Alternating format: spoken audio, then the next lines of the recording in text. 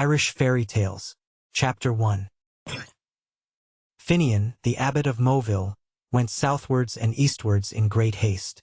News had come to him in Donegal that there were yet people in his own province who believed in gods that he did not approve of, and the gods that we do not approve of are treated scurvily, even by saintly men. He was told of a powerful gentleman who observed neither saint's day nor Sunday. "A powerful person," said Finian. "All that," was the reply. "We shall try this person's power," said Finian. "He is reputed to be a wise and hardy man," said his informant. "We shall test his wisdom and his hardihood." "He is," that gossip whispered. "He is a magician." "I will magician him," cried Finian angrily. "Where does that man live?"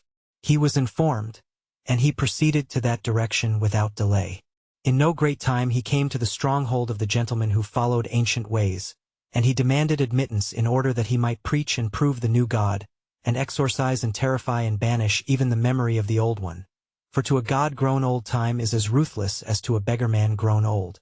But the Ulster gentleman refused Finian admittance.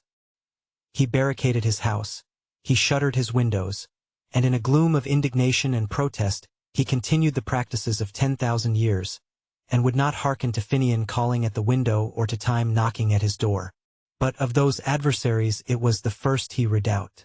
Finian loomed on him as a portent and a terror, but he had no fear of time. Indeed, he was the foster-brother of time, and so disdainful of the bitter god that he did not even disdain him. He leaped over the scythe, he dodged under it, and the sole occasions on which time laughs is when he chances on Tuan, the son of Carol, the son of Muirdac Redneck. Irish Fairy Tales. Chapter 2. Now Finian could not abide that any person should resist both the gospel and himself, and he proceeded to force the stronghold by peaceful but powerful methods. He fasted on the gentleman, and he did so to such purpose that he was admitted to the house, for to an hospitable heart the idea that a stranger may expire on your doorstep from sheer famine cannot be tolerated. The gentleman, however, did not give in without a struggle. He thought that when Finian had grown sufficiently hungry he would lift the siege and take himself off to some place where he might get food. But he did not know Finian. The great abbot sat down on a spot just beyond the door and composed himself to all that might follow from his action. He bent his gaze on the ground between his feet and entered into a meditation from which he would only be released by admission or death. The first day passed quietly. Often the gentleman would send a servitor to spy if that deserter of the gods was still before his door, and each time the servant replied that he was still there. "He will be gone in the morning," said the hopeful master. On the morrow the state of siege continued, and through that day the servants were sent many times to observe through spy-holes. "Go," he would say, "and find out if the worshipper of new gods has taken himself away." But the servants returned each time with the same information. "The new druid is still there," they said. All through that day no one could leave the stronghold, and the enforced seclusion wrought on the minds of the servants, while the cessation of all work banded them together in small groups that whispered and discussed and disputed. Then these groups would disperse to peep through the spy-hole at the patient, immobile figure seated before the door, wrapped in a meditation that was timeless and unconcerned. They took fright at the spectacle, and once or twice a woman screamed hysterically and was bundled away with a companion's hand clapped on her mouth so that the ear of their master should not be affronted. "He has his own troubles," they said. "It is a combat of the gods that is taking place." So much for the women, but the men also were uneasy. They prowled up and down, tramping from the spy-hole to the kitchen, and from the kitchen to the turreted roof. And from the roof they would look down on the motionless figure below and speculate on many things, including the staunchness of man, the qualities of their master, and even the possibility that the new gods might be as powerful as the old. From these peepings and discussions they would return languid and discouraged. "If," said one irritable guard, "if we buzzed a spear at the persistent stranger, or if one slung at him with a jagged pebble." "What," his master demanded wrathfully, "is a spear to be thrown at an unarmed stranger? And from this house?" And he soundly cuffed that indelicate servant. "Be at peace all of you," he said, "for hunger has a whip, and he will drive the stranger away in the night." The household retired to wretched beds, but for the master of the house there was no sleep. He marched his halls all night, going often to the spy-hole to see if that shadow was still sitting in the shade, and pacing thence, tormented, preoccupied, refusing even the nose of his favorite dog as it pressed lovingly into his closed palm. On the morrow he gave in. The great door was swung wide, and 2 of his servants carried Finian into the house, for the saint could no longer walk or stand upright by reason of the hunger and exposure to which he had submitted. But his frame was tough as the unconquerable spirit that dwelt within it, and in no long time he was ready for whatever might come of dispute or anathema.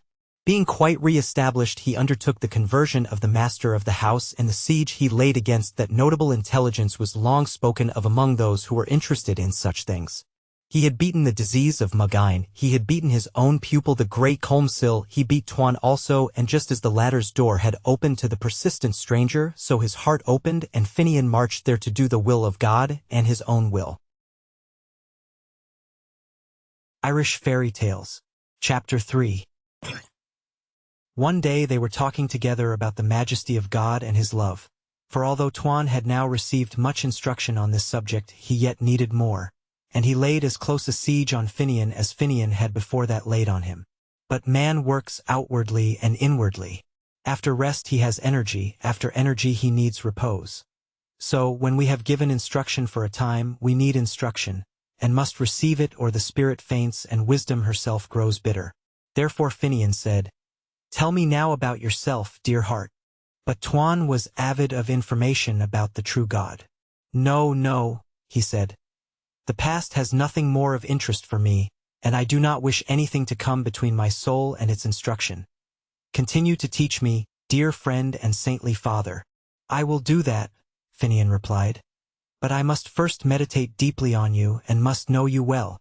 Tell me your past, my beloved, for a man is his past, and is to be known by it." But Tuan pleaded, "Let the past be content with itself, for man needs forgetfulness as well as memory." "My son," said Finian, "all that has ever been done has been done for the glory of God, and to confess our good and evil deeds is part of instruction. For the soul must recall its acts and abide by them, or renounce them by confession and penitence. Tell me your genealogy first, and by what descent you occupy these lands and stronghold, and then I will examine your acts and your conscience." Tuan replied obediently, "I am known as Tuan, son of Carol, son of Murdak Redneck, and these are the hereditary lands of my father." The saint nodded. "I am not as well acquainted with Ulster genealogies as I should be, yet I know something of them. I am by blood a Leinsterman," he continued. "Mine is a long pedigree," Tuan murmured. Finian received that information with respect and interest. "I also," he said, "have an honorable record." His host continued, "I am indeed Tuan, the son of Starn, the son of Sarah, who was brother to Partholin." "But," said Finian in bewilderment, "there is an error here, for you have recited 2 different genealogies." "Different genealogies, indeed," replied Tuan thoughtfully, "but they are my genealogies." "I do not understand this," Finian declared roundly. "I am now known as Tuan Mac Carroll," the other replied, "but in the days of old I was known as Tuan Mac Starn Mac Sarah." "The brother of Partholin," the saint gasped. "That is my pedigree," Tuan said. "But," Finian objected in bewilderment, "Partholin came to Ireland not long after the flood." "I came with him," said Tuan mildly. The saint pushed his chair back hastily, and sat staring at his host, and as he stared the blood grew chill in his veins, and his hair crept along his scalp and stood on end. Irish Fairy Tales. Chapter 4. But Finian was not one who remained long in bewilderment. He thought on the might of God, and he became that might and was tranquil. He was one who loved God and Ireland, and to the person who could instruct him in these great themes, he gave all the interest of his mind and the sympathy of his heart.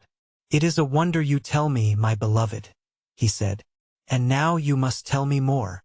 "What must I tell?" asked Tuan resignedly. "Tell me of the beginning of time in Ireland, and of the bearing of Partholin, the son of Noah's son." "I have almost forgotten him," said Tuan. "A greatly bearded, greatly shouldered man he was, a man of sweet deeds and sweet ways." "Continue, my love," said Finian. "He came to Ireland in a ship. 24 men and 24 women came with him. But before that time no man had come to Ireland, and in the western parts of the world no human being lived or moved. As we drew on Ireland from the sea, the country seemed like an unending forest. Far as the eye could reach, and in whatever direction, there were trees. And from these there came the unceasing singing of birds. Over all that land the sun shone warm and beautiful, so that to our sea-weary eyes, our wind-tormented ears, it seemed as if we were driving on paradise. We landed and we heard the rumble of water going gloomily through the darkness of the forest. Following the water we came to a glade where the sun shone and where the earth was warmed, and there Partholon rested with his 24 couples, and made a city and a livelihood. There were fish in the rivers of Era, there were animals in her coverts. Wild and shy and monstrous creatures ranged in her plains and forests. Creatures that one could see through and walk through. Long we lived in ease and we saw new animals grow. The bear, the wolf, the badger, the deer, and the boar. Partholon's people increased until from 24 couples there came 5,000 people, who lived in amity and contentment although they had no wits. They had no wits, Finian commented. They had no need of wits, Tuan said. I have heard that the firstborn were mindless, said Finian. Continue your story, my beloved. Then, sudden as a rising wind, between one night and a morning, there came a sickness that bloated the stomach and purpled the skin. And on the 7th day all of the race of Partholon were dead, save one man only. There always escapes one man, said Finian thoughtfully. And I am that man, his companion affirmed. Tuan shaded his brow with his hand, and he remembered backwards through incredible ages to the beginning of the world and the first days of Era. And Finian, with his blood again running chill and his scalp crawling uneasily, stared backwards with him. Irish Fairy Tales. Chapter 5. Tell on, my love, Finian murmured. I was alone, said Tuan. I was so alone that my own shadow frightened me. I was so alone that the sound of a bird in flight or the creaking of a dew-drenched bough whipped me to cover as a rabbit is scared to his burrow. The creatures of the forest scented me and knew I was alone. They stole with silken pad behind my back and snarled when I faced them. The long, gray wolves with hanging tongues and staring eyes chased me to my cleft rock. There was no creature so weak but it might hunt me. There was no creature so timid but it might outface me. And so I lived for 2 years and 2 years until I knew all that a beast surmises and had forgotten all that a man had known. I could pad as gently as any, I could run as tirelessly. I could be invisible and patient as a wild cat crouching among leaves. I could smell danger in my sleep and leap at it with wakeful claws. I could bark and growl and clash with my teeth and tear with them. Tell on, my beloved, said Finian, you shall rest in God, dear heart. At the end of that time, said Tuan, Nem the son of Egnomen came to Ireland with a fleet of 34 barks, and in each bark there were 30 couples of people.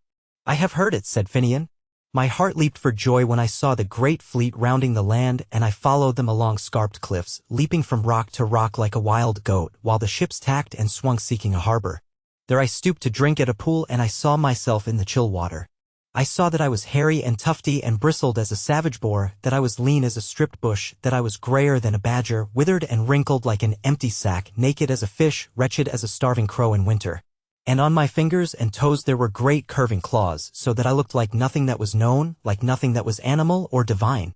And I sat by the pool weeping my loneliness and wildness and my stern old age, and I could do no more than cry and lament between the earth and the sky while the beasts that tracked me listened from behind the trees, or crouched among bushes to stare at me from their drowsy covert. A storm arose, and when I looked again from my tall cliff I saw that great fleet rolling as in a giant's hand. At times they were pitched against the sky and staggered aloft, spinning gustily there like wind-blown leaves. Then they were hurled from these dizzy tops to the flat, moaning gulf, to the glassy, inky horror that swirled and whirled between 10 waves. At times a wave leaped howling under a ship and with a buffet dashed it into air and chased it upwards with thunderstroke on stroke and followed again, close as a chasing wolf, trying with hammering on hammering to beat in the wide-wombed bottom and suck out the frightened lives through one black gape. A wave fell on a ship and sunk it down with a thrust, stern as though a whole sky had tumbled at it, and the bark did not cease to go down until it crashed and sank in the sand at the bottom of the sea. The night came, and with it 1,000 darknesses fell from the screeching sky. Not a round-eyed creature of the night might pierce an inch of that multiplied gloom. Not a creature dared creep or stand.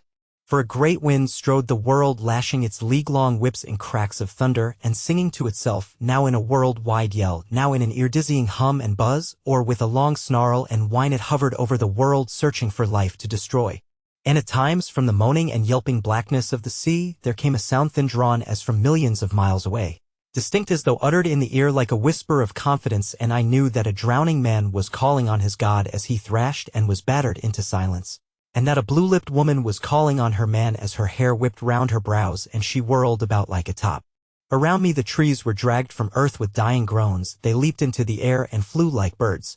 Great waves whizzed from the sea, spinning across the cliffs and hurtling to the earth in monstrous clots of foam. The very rocks came trundling and sidling and grinding among the trees, and in that rage and in that horror of blackness I fell asleep. Or I was beaten into slumber. Irish Fairy Tales. Chapter 6. There I dreamed, and I saw myself changing into a stag in dream, and I felt in dream the beating of a new heart within me, and in dream I arched my neck and braced my powerful limbs. I awoke from the dream, and I was that which I had dreamed. I stood a while stamping upon a rock, with my bristling head swung high, breathing through wide nostrils all the savor of the world. For I had come marvelously from decrepitude to strength. I had writhed from the bonds of age and was young again. I smelled the turf and knew for the first time how sweet that smelled. And like lightning my moving nose sniffed all things to my heart and separated them into knowledge. Long I stood there, ringing my iron hoof on stone and learning all things through my nose. Each breeze that came from the right hand or the left brought me a tale. A wind carried me the tang of wolf, and against that smell I stared and stamped. And on a wind there came the scent of my own kind, and at that I belled. Oh, loud and clear and sweet was the voice of the great stag. With what ease my lovely note went lilting. With what joy I heard the answering call. With what delight I bounded, bounded, bounded, light as a bird's plume, powerful as a storm, untiring as the sea. Here now was ease in 10-yard springings, with a swinging head, with the rise and fall of a swallow, with the curve and flow and urge of an otter of the sea. What a tingle dwelt about my heart! What a thrill spun to the lofty points of my antlers! How the world was new! How the sun was new! How the wind caressed me! With unswerving forehead and steady eye I met all that came. The old lone wolf leaped sideways, snarling, and slunk away. The lumbering bear swung his head of hesitations and thought again. He trotted his small red eye away with him to a nearby brake. The stags of my race fled from my rocky forehead or were pushed back and back until their legs broke under them and I trampled them to death. I was the beloved, the well-known, the leader of the herds of Ireland. And at times I came back from my boundings about Era, for the strings of my heart were drawn to Ulster, and, standing away, my wide nose took the air, while I knew with joy, with terror, that men were blown on the wind. A proud head hung to the turf then, and the tears of memory rolled from a large, bright eye. At times I drew near, delicately, standing among thick leaves or crouched in long-grown grasses, and I stared and mourned as I looked on men. For Nemd and 4 couples had been saved from that fierce storm, and I saw them increase and multiply until 4,000 couples lived and laughed and were riotous in the sun, for the people of Nemd had small minds but great activity. They were savage fighters and hunters. But one time I came, drawn by that intolerable anguish of memory, and all of these people were gone. The place that knew them was silent. In the land where they had moved there was nothing of them but their bones that glinted in the sun. Old age came on me there. Among these bones weariness crept into my limbs. My head grew heavy, my eyes dim, my knees jerked and trembled, and there the wolves dared chase me. I went again to the cave that had been my home when I was an old man. One day I stole from the cave to snatch a mouthful of grass, for I was closely besieged by wolves. They made the rush, and I barely escaped from them. They sat beyond the cave staring at me. I knew their tongue. I knew all that they said to each other, and all that they said to me. But there was yet a thud left in my forehead, a deadly trample in my hoof. They did not dare come into the cave. Tomorrow, they said, we will tear out your throat and gnaw on your living haunch. Irish Fairy Tales. Chapter 7. Then my soul rose to the height of doom, and I intended all that might happen to me and agreed to it. Tomorrow, I said, I will go out among ye, and I will die, and at that the wolves howled joyfully, hungrily, impatiently. I slept, and I saw myself changing into a boar in dream, and I felt in dream the beating of a new heart within me, and in dream I stretched my powerful neck and braced my eager limbs. I awoke from my dream, and I was that which I had dreamed. The night wore away, the darkness lifted, the day came, and from without the cave the wolves called to me, Come out, O skinny stag. Come out and die. And I, with joyful heart, thrust a black bristle through the hole of the cave, and when they saw that wriggling snout, those curving tusks, that red fierce eye, the wolves fled yelping, tumbling over each other, frantic with terror, and I behind them, a wild cat for leaping. A giant for strength, a devil for ferocity, a madness and gladness of lusty, unsparing life, a killer, a champion, a boar who could not be defied. I took the lordship of the boars of Ireland. Wherever I looked among my tribes I saw love and obedience. Whenever I appeared among the strangers they fled away. And the wolves feared me then, and the great, grim bear went bounding on heavy paws. I charged him at the head of my troop and rolled him over and over, but it is not easy to kill the bear, so deeply is his life packed under that stinking pelt. He picked himself up and ran, and was knocked down, and ran again blindly, butting into trees and stones. Not a claw did the big bear flash, not a tooth did he show, as he ran whimpering like a baby, or as he stood with my nose rammed against his mouth, snarling up into his nostrils. I challenged all that moved. All creatures but one. For men had again come to Ireland. Simeon, the son of Stereath, with his people, from whom the men of Domnan and the Firbolg and the Galliewan are descended. These I did not chase, and when they chased me I fled. Often I would go, drawn by my memoried heart, to look at them as they moved among their fields, and I spoke to my mind in bitterness. When the people of Partholin were gathered in council my voice was heard, it was sweet to all who heard it. And the words I spoke were wise. The eyes of women brightened and softened when they looked at me. They loved to hear him when he sang who now wanders in the forest with a tusky herd. Irish Fairy Tales. Chapter 8. Old age again overtook me. Weariness stole into my limbs, and anguish dozed into my mind. I went to my Ulster cave and dreamed my dream, and I changed into a hawk. I left the ground. The sweet air was my kingdom, and my bright eye stared on 100 miles. I soared, I swooped. I hung motionless as a living stone over the abyss. I lived in joy and slept in peace, and had my fill of the sweetness of life. During that time Beathach, the son of Yarbanel the prophet, came to Ireland with his people, and there was a great battle between his men and the children of Simeon. Long I hung over that combat, seeing every spear that hurtled, every stone that whizzed from a sling, every sword that flashed up and down, and the endless glittering of the shields. And at the end I saw that the victory was with Yarbanel. And from his people the Tuatha and the Andi came, although their origin is forgotten, and learned people, because of their excellent wisdom and intelligence, say that they came from heaven. These are the people of Faerie. All these are the gods. For long, long years I was a hawk. I knew every hill and stream, every field and glen of Ireland. I knew the shape of cliffs and coasts, and how all places looked under the sun or moon. And I was still a hawk when the sons of Mill drove the Tuatha de Danann under the ground, and held Ireland against arms or wizardry. And this was the coming of men and the beginning of genealogies. Then I grew old, and in my Ulster cave close to the sea I dreamed my dream, and in it I became a salmon. The green tides of ocean rose over me and my dream, so that I drowned in the sea and did not die, for I awoke in deep waters, and I was that which I dreamed. I had been a man, a stag, a boar, a bird, and now I was a fish. In all my changes I had joy and fullness of life. But in the water joy lay deeper, life pulsed deeper. For on land or air there is always something excessive and hindering, as arms that swing at the sides of a man, and which the mind must remember. The stag has legs to be tucked away for sleep, and untucked for movement, and the bird has wings that must be folded and pecked and cared for. But the fish has but one piece from his nose to his tail. He is complete, single and unencumbered. He turns in one turn and goes up and down and round in one sole movement. How I flew through the soft element! How I joyed in the country where there is no harshness, in the element which upholds and gives way, which caresses and lets go, and will not let you fall. For man may stumble in a furrow, the stag tumble from a cliff, the hawk, wing-weary and beaten, with darkness around him and the storm behind, may dash his brains against a tree. But the home of the salmon is his delight, and the sea guards all her creatures. Irish Fairy Tales.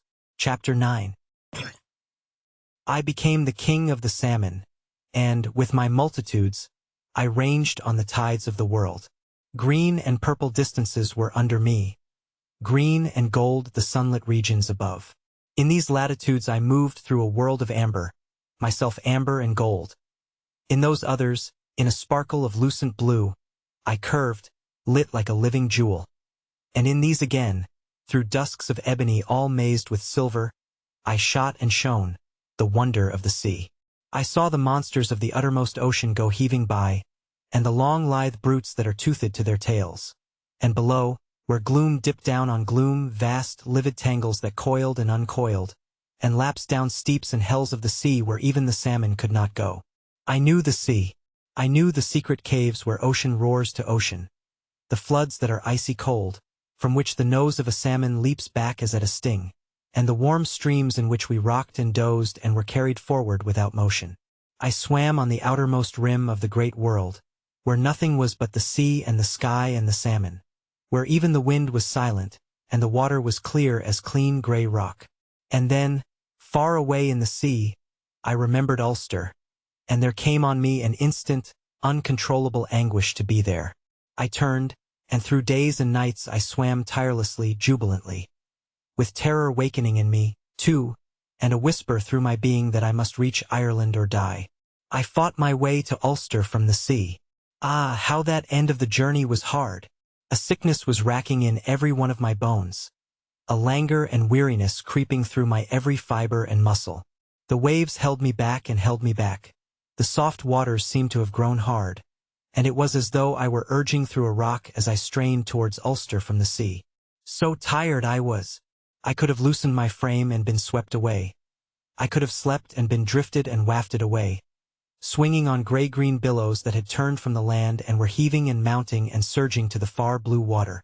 Only the unconquerable heart of the salmon could brave that end of toil. The sound of the rivers of Ireland racing down to the sea came to me in the last numb effort. The love of Ireland bore me up. The gods of the rivers trod to me in the white-curled breakers, so that I left the sea at long, long last. And I lay in sweet water in the curve of a crannied rock, exhausted, 3 parts dead, triumphant. Irish Fairy Tales. Chapter 10. Delight and strength came to me again, and now I explored all the inland ways, the great lakes of Ireland and her swift brown rivers. What a joy to lie under an inch of water basking in the sun, or beneath a shady ledge to watch the small creatures that speed like lightning on the rippling top. I saw the dragonflies flash and dart and turn, with a poise, with a speed that no other winged thing knows. I saw the hawk hover and stare and swoop. He fell like a falling stone, but he could not catch the king of the salmon. I saw the cold-eyed cat stretching along a bough level with the water, eager to hook and lift the creatures of the river. And I saw men. They saw me also. They came to know me and look for me. They lay in wait at the waterfalls up which I leaped like a silver flash. They held out nets for me, they hid traps under leaves, they made cords of the color of water, of the color of weeds, but the salmon had a nose that knew how a weed felt and how a string they drifted meat on a sightless string, but I knew of the hook. They thrust spears at me and threw lances which they drew back again with a cord. Many a wound I got from men, many a sorrowful scar.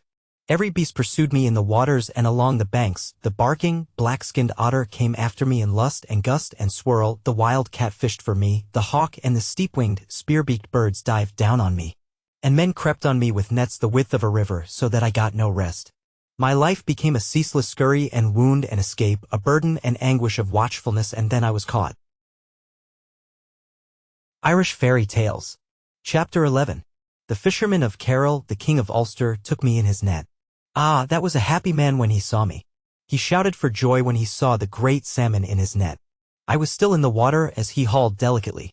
I was still in the water as he pulled me to the bank. My nose touched air and spun from it as from fire, and I dived with all my might against the bottom of the net, holding yet to the water, loving it, mad with terror that I must quit that loveliness. But the net held and I came up.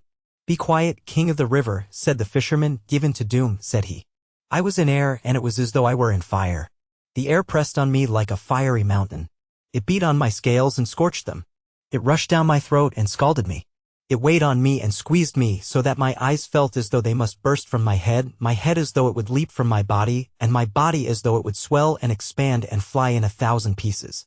The light blinded me, the heat tormented me, the dry air made me shrivel and gasp, and, as he lay on the grass, the great salmon whirled his desperate nose once more to the river and leaped, even under the mountain of air.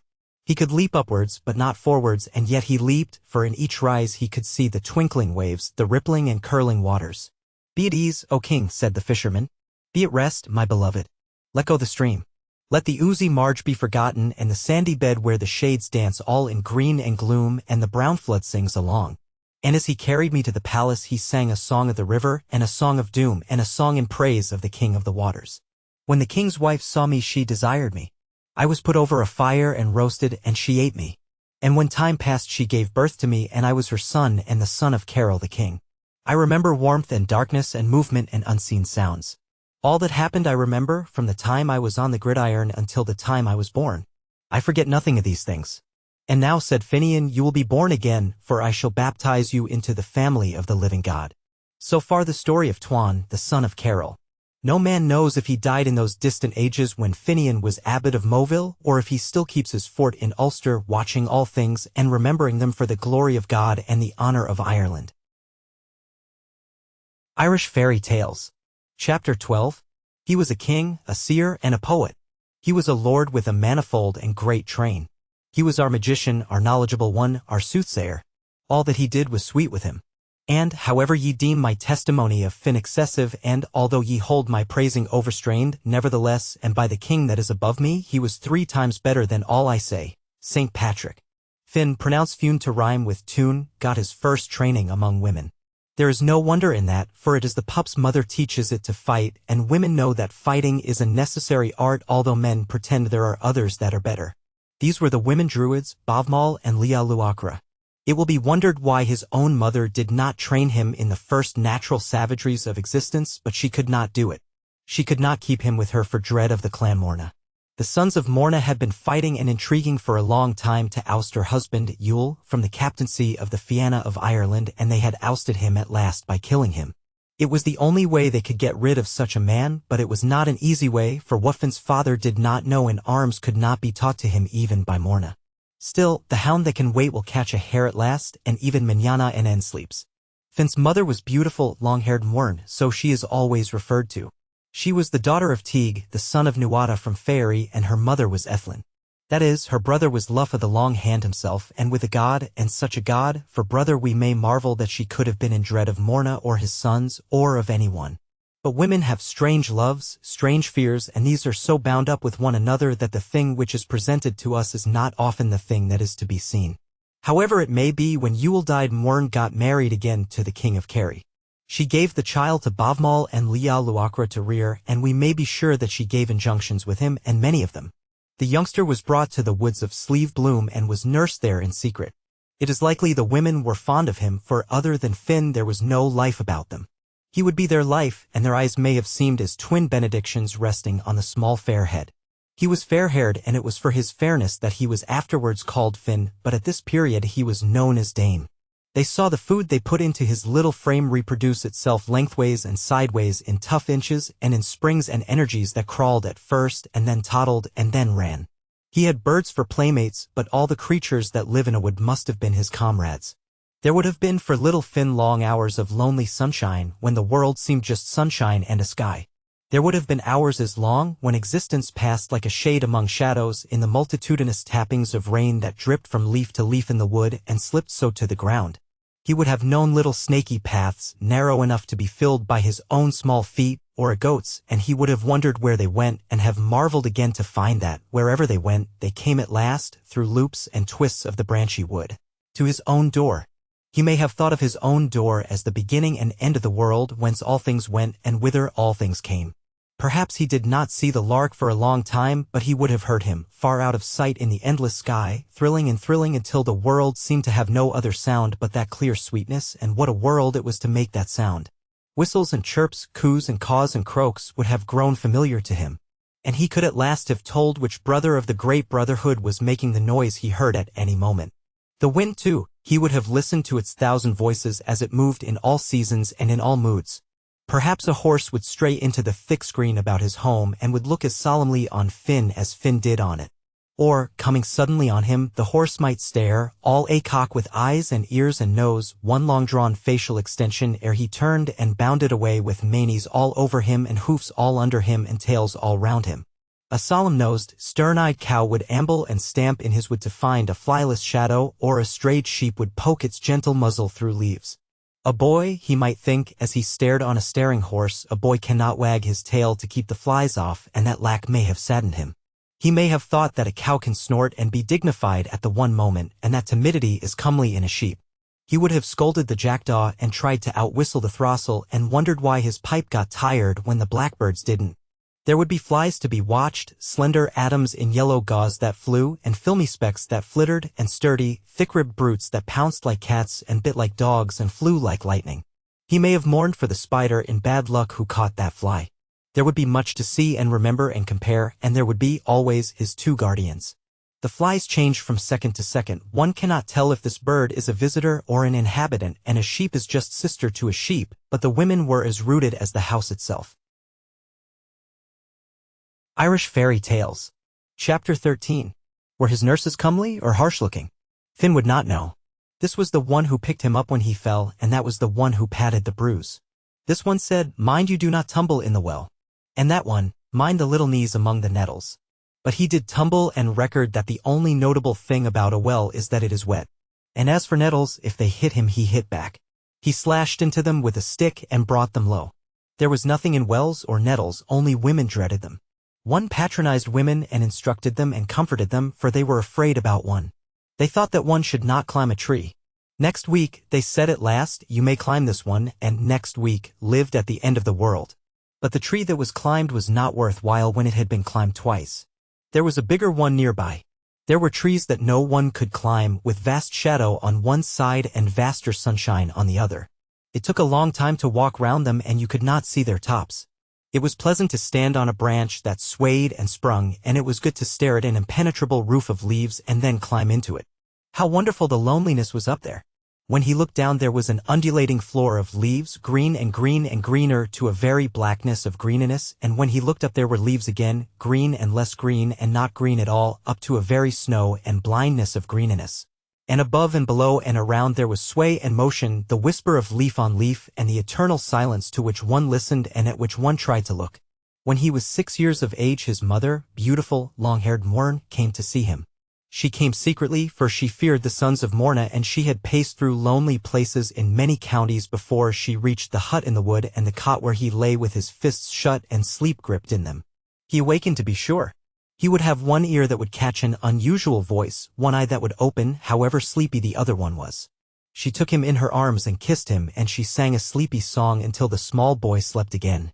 We may be sure that the eye that could stay open stayed open that night as long as it could, and that the one ear listened to the sleepy song until the song got too low to be heard, until it was too tender to be felt vibrating along those soft arms, until Finn was asleep again with a new picture in his little head and a new notion to ponder on. The mother of himself. His own mother. But when he awakened she was gone. She was going back secretly, in dread of the sons of Morna, slipping through gloomy woods, keeping away from habitations, getting by desolate and lonely ways to her lord in Kerry. Perhaps it was he that was afraid of the sons of Morna, and perhaps she loved him. Irish Fairy Tales. Chapter 14. The women Druids, his guardians, belonged to his father's people. Bavmal was Yule's sister, and, consequently, Finn's aunt. Only such a blood tie could have bound them to the clan Baskin, for it is not easy, having moved in the world of court and camp, to go hide with a baby in a wood, and to live as they must have lived in terror. What stories they would have told the child of the sons of Morna himself, the huge-shouldered, stern-eyed, violent Connachtman, and of his son's young Gaul Mac Morna in particular, as huge-shouldered as his father, as fierce in the onset, but merry-eyed when the other was grim, and bubbling with a laughter that made men forgive even his butcheries. Of Conan Mac Morna his brother, gruff as a badger, bearded like a boar, bald as a crow, and with a tongue that could manage an insult where another man would not find even a stammer. His boast was that when he saw an open door he went into it, and when he saw a closed door he went into it. When he saw a peaceful man he insulted him, and when he met a man who was not peaceful he insulted him. There was Gara Dove Mac Morna, and savage Art Og, who cared as little for their own skins as they did for the next man's, and Gara must have been rough indeed to have earned in that clan the name of the rough Mac Morna. There were others. Wild Connachtmen, all as untamable, as unaccountable as their own wonderful countryside. Finn would have heard much of them, and it is likely that he practiced on a nettle at taking the head off Gaul, and that he hunted a sheep from cover in the implacable manner he intended later on for Conan the Swearer. But it is of Yule Mac Baskin he would have heard most. With what a dilation of spirit the ladies would have told tales of him, Finn's father. How their voices would have become a chant as feat was added to feat, glory piled on glory. The most famous of men and the most beautiful, the hardest fighter, the easiest giver, the kingly champion, the chief of the Fianna na Éireann. Tales of how he had been waylaid and got free, of how he had been generous and got free, of how he had been angry and went marching with the speed of an eagle and the direct onfall of a storm, while in front and at the sides, angled from the prow of his terrific advance, were fleeing multitudes who did not dare to wait and scarce had time to run. And of how at last, when the time came to quell him, nothing less than the whole might of Ireland was sufficient for that great downfall. We may be sure that on these adventures Finn was with his father, going step for step with the long-striding hero, and heartening him mightily. Irish Fairy Tales. Chapter 15. He was given good training by the women in running and leaping and swimming. One of them would take a thorn switch in her hand, and Finn would take a thorn switch in his hand, and each would try to strike the other running round a tree. You had to go fast to keep away from the switch behind, and a small boy feels a switch. Finn would run his best to get away from that prickly stinger, but how he would run when it was his turn to deal the strokes. With reason too, for his nurses had suddenly grown implacable. They pursued him with a savagery which he could not distinguish from hatred, and they swished him well whenever they got the chance. Finn learned to run. After a while he could buzz around a tree like a maddened fly, and oh, the joy when he felt himself drawing from the switch and gaining from behind on its bearer. How he strained and panted to catch on that pursuing person and pursue her and get his own switch into action. He learned to jump by chasing hares in a bumpy field.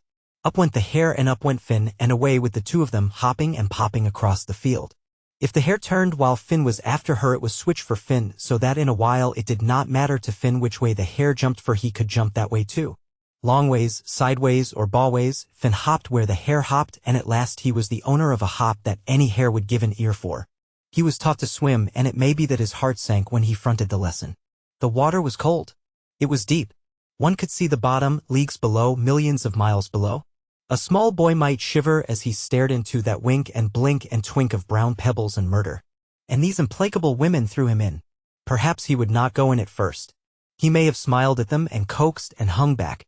It was a leg and an arm grip, then a swing for Finn, and out and away with him, plop and flop for him, down into chill deep death for him, and up with a splutter, with a sob, with a grasp at everything that caught nothing, with a wild flurry, with a raging despair, with a bubble and snort as he was hauled again down and down and down, and found as suddenly that he had been hauled out. Finn learned to swim until he could pop into the water like an otter and slide through it like an eel. He used to try to chase a fish the way he chased hares in the bumpy field, but there are terrible spurts in a fish. It may be that a fish cannot hop, but he gets there in a flash, and he isn't there in another. Up or down, sideways or endways, it is all one to a fish. He goes and is gone. He twists this way and disappears the other way. He is over you when he ought to be under you, and he is biting your toe when you thought you were biting his tail. You cannot catch a fish by swimming, but you can try, and Finn tried. He got a grudging commendation from the terrible women when he was able to slip noiselessly in the tide, swim under water to where a wild duck was floating, and grip it by the leg. "Shoo," said the duck, and he disappeared before he had time to get the ack out of him. So the time went, and Finn grew long and straight and tough like a sapling, limber as a willow, and with the flirt and spring of a young bird. One of the ladies may have said, "He is shaping very well, my dear," and the other replied, "As is the morose privilege of an ant, he will never be as good as his father," but their hearts must have overflowed in the night, in the silence, in the darkness, when they thought of the living swiftness they had fashioned and that dear fair head. Irish Fairy Tales. Chapter 16. One day his guardians were agitated. They held confabulations at which Finn was not permitted to assist. A man who passed by in the morning had spoken to them. They fed the man, and during his feeding Finn had been shooed from the door as if he were a chicken. When the stranger took his road, the women went with him a short distance. As they passed, the man lifted a hand and bent a knee to Finn. "My soul to you, young master," he said, and as he said it, Finn knew that he could have the man's soul or his boots or his feet or anything that belonged to him. When the women returned, they were mysterious and whispery. They chased Finn into the house, and when they got him in they chased him out again. They chased each other around the house for another whisper. They calculated things by the shape of clouds, by lengths of shadows, by the flight of birds, by two flies racing on a flat stone, by throwing bones over their left shoulders, and by every kind of trick and game and chance that you could put a mind to. They told Finn he must sleep in a tree that night, and they put him under bonds not to sing or whistle or cough or sneeze until the morning. Finn did sneeze. He never sneezed so much in his life. He sat up in his tree and nearly sneezed himself out of it. Flies got up his nose, 2 at a time, 1 up each nose, and his head nearly fell off the way he sneezed. "You are doing that on purpose," said a savage whisper from the foot of the tree. But Finn was not doing it on purpose. He tucked himself into a fork the way he had been taught, and he passed the crawliest, tickliest night he had ever known. After a while he did not want to sneeze, he wanted to scream, and in particular he wanted to come down from the tree. But he did not scream, nor did he leave the tree. His word was passed, and he stayed in his tree as silent as a mouse and as watchful, until he fell out of it. In the morning a band of traveling poets were passing, and the women handed Finn over to them. This time they could not prevent him overhearing. "The sons of Morna," they said, and Finn's heart might have swelled with rage, but that it was already swollen with adventure. And also the expected was happening. Behind every hour of their day and every moment of their lives lay the sons of Morna. Finn had run after them as deer. He jumped after them as hares. He dived after them as fish. They lived in the house with him. They sat at the table and ate his meat. One dreamed of them, and they were expected in the morning as the sun is. They knew only too well that the son of Yule was living, and they knew that their own sons would know no ease while that son lived. For they believed in those days that like breeds like, and that the son of Yule would be Yule with additions. His guardians knew that their hiding place must at last be discovered, and that, when it was found, the sons of Morna would come. They had no doubt of that, and every action of their lives was based on that certainty. For no secret can remain secret. Some broken soldier tramping home to his people will find it out. A herd seeking his strayed cattle or a band of traveling musicians will get the wind of it. How many people will move through even the remotest wood in a year? The crows will tell a secret if no one else does. And under a bush, behind a clump of bracken, what eyes may there not be? But if your secret is legged like a young goat, if it is tongued like a wolf, one can hide a baby, but you cannot hide a boy. He will rove unless you tie him to a post, and he will whistle then. The sons of Morna came, but there were only 2 grim women living in a lonely hut to greet them. We may be sure they were well greeted. One can imagine Gall's merry stare taking in all that could be seen. Conan's grim eye raking the women's faces while his tongue raked them again. The rough Mac Morna shouldering here and there in the house and about it, with maybe a hatchet in his hand, and Art Og coursing further afield and vowing that if the cub was there he would find him. Irish Fairy Tales, Chapter 17.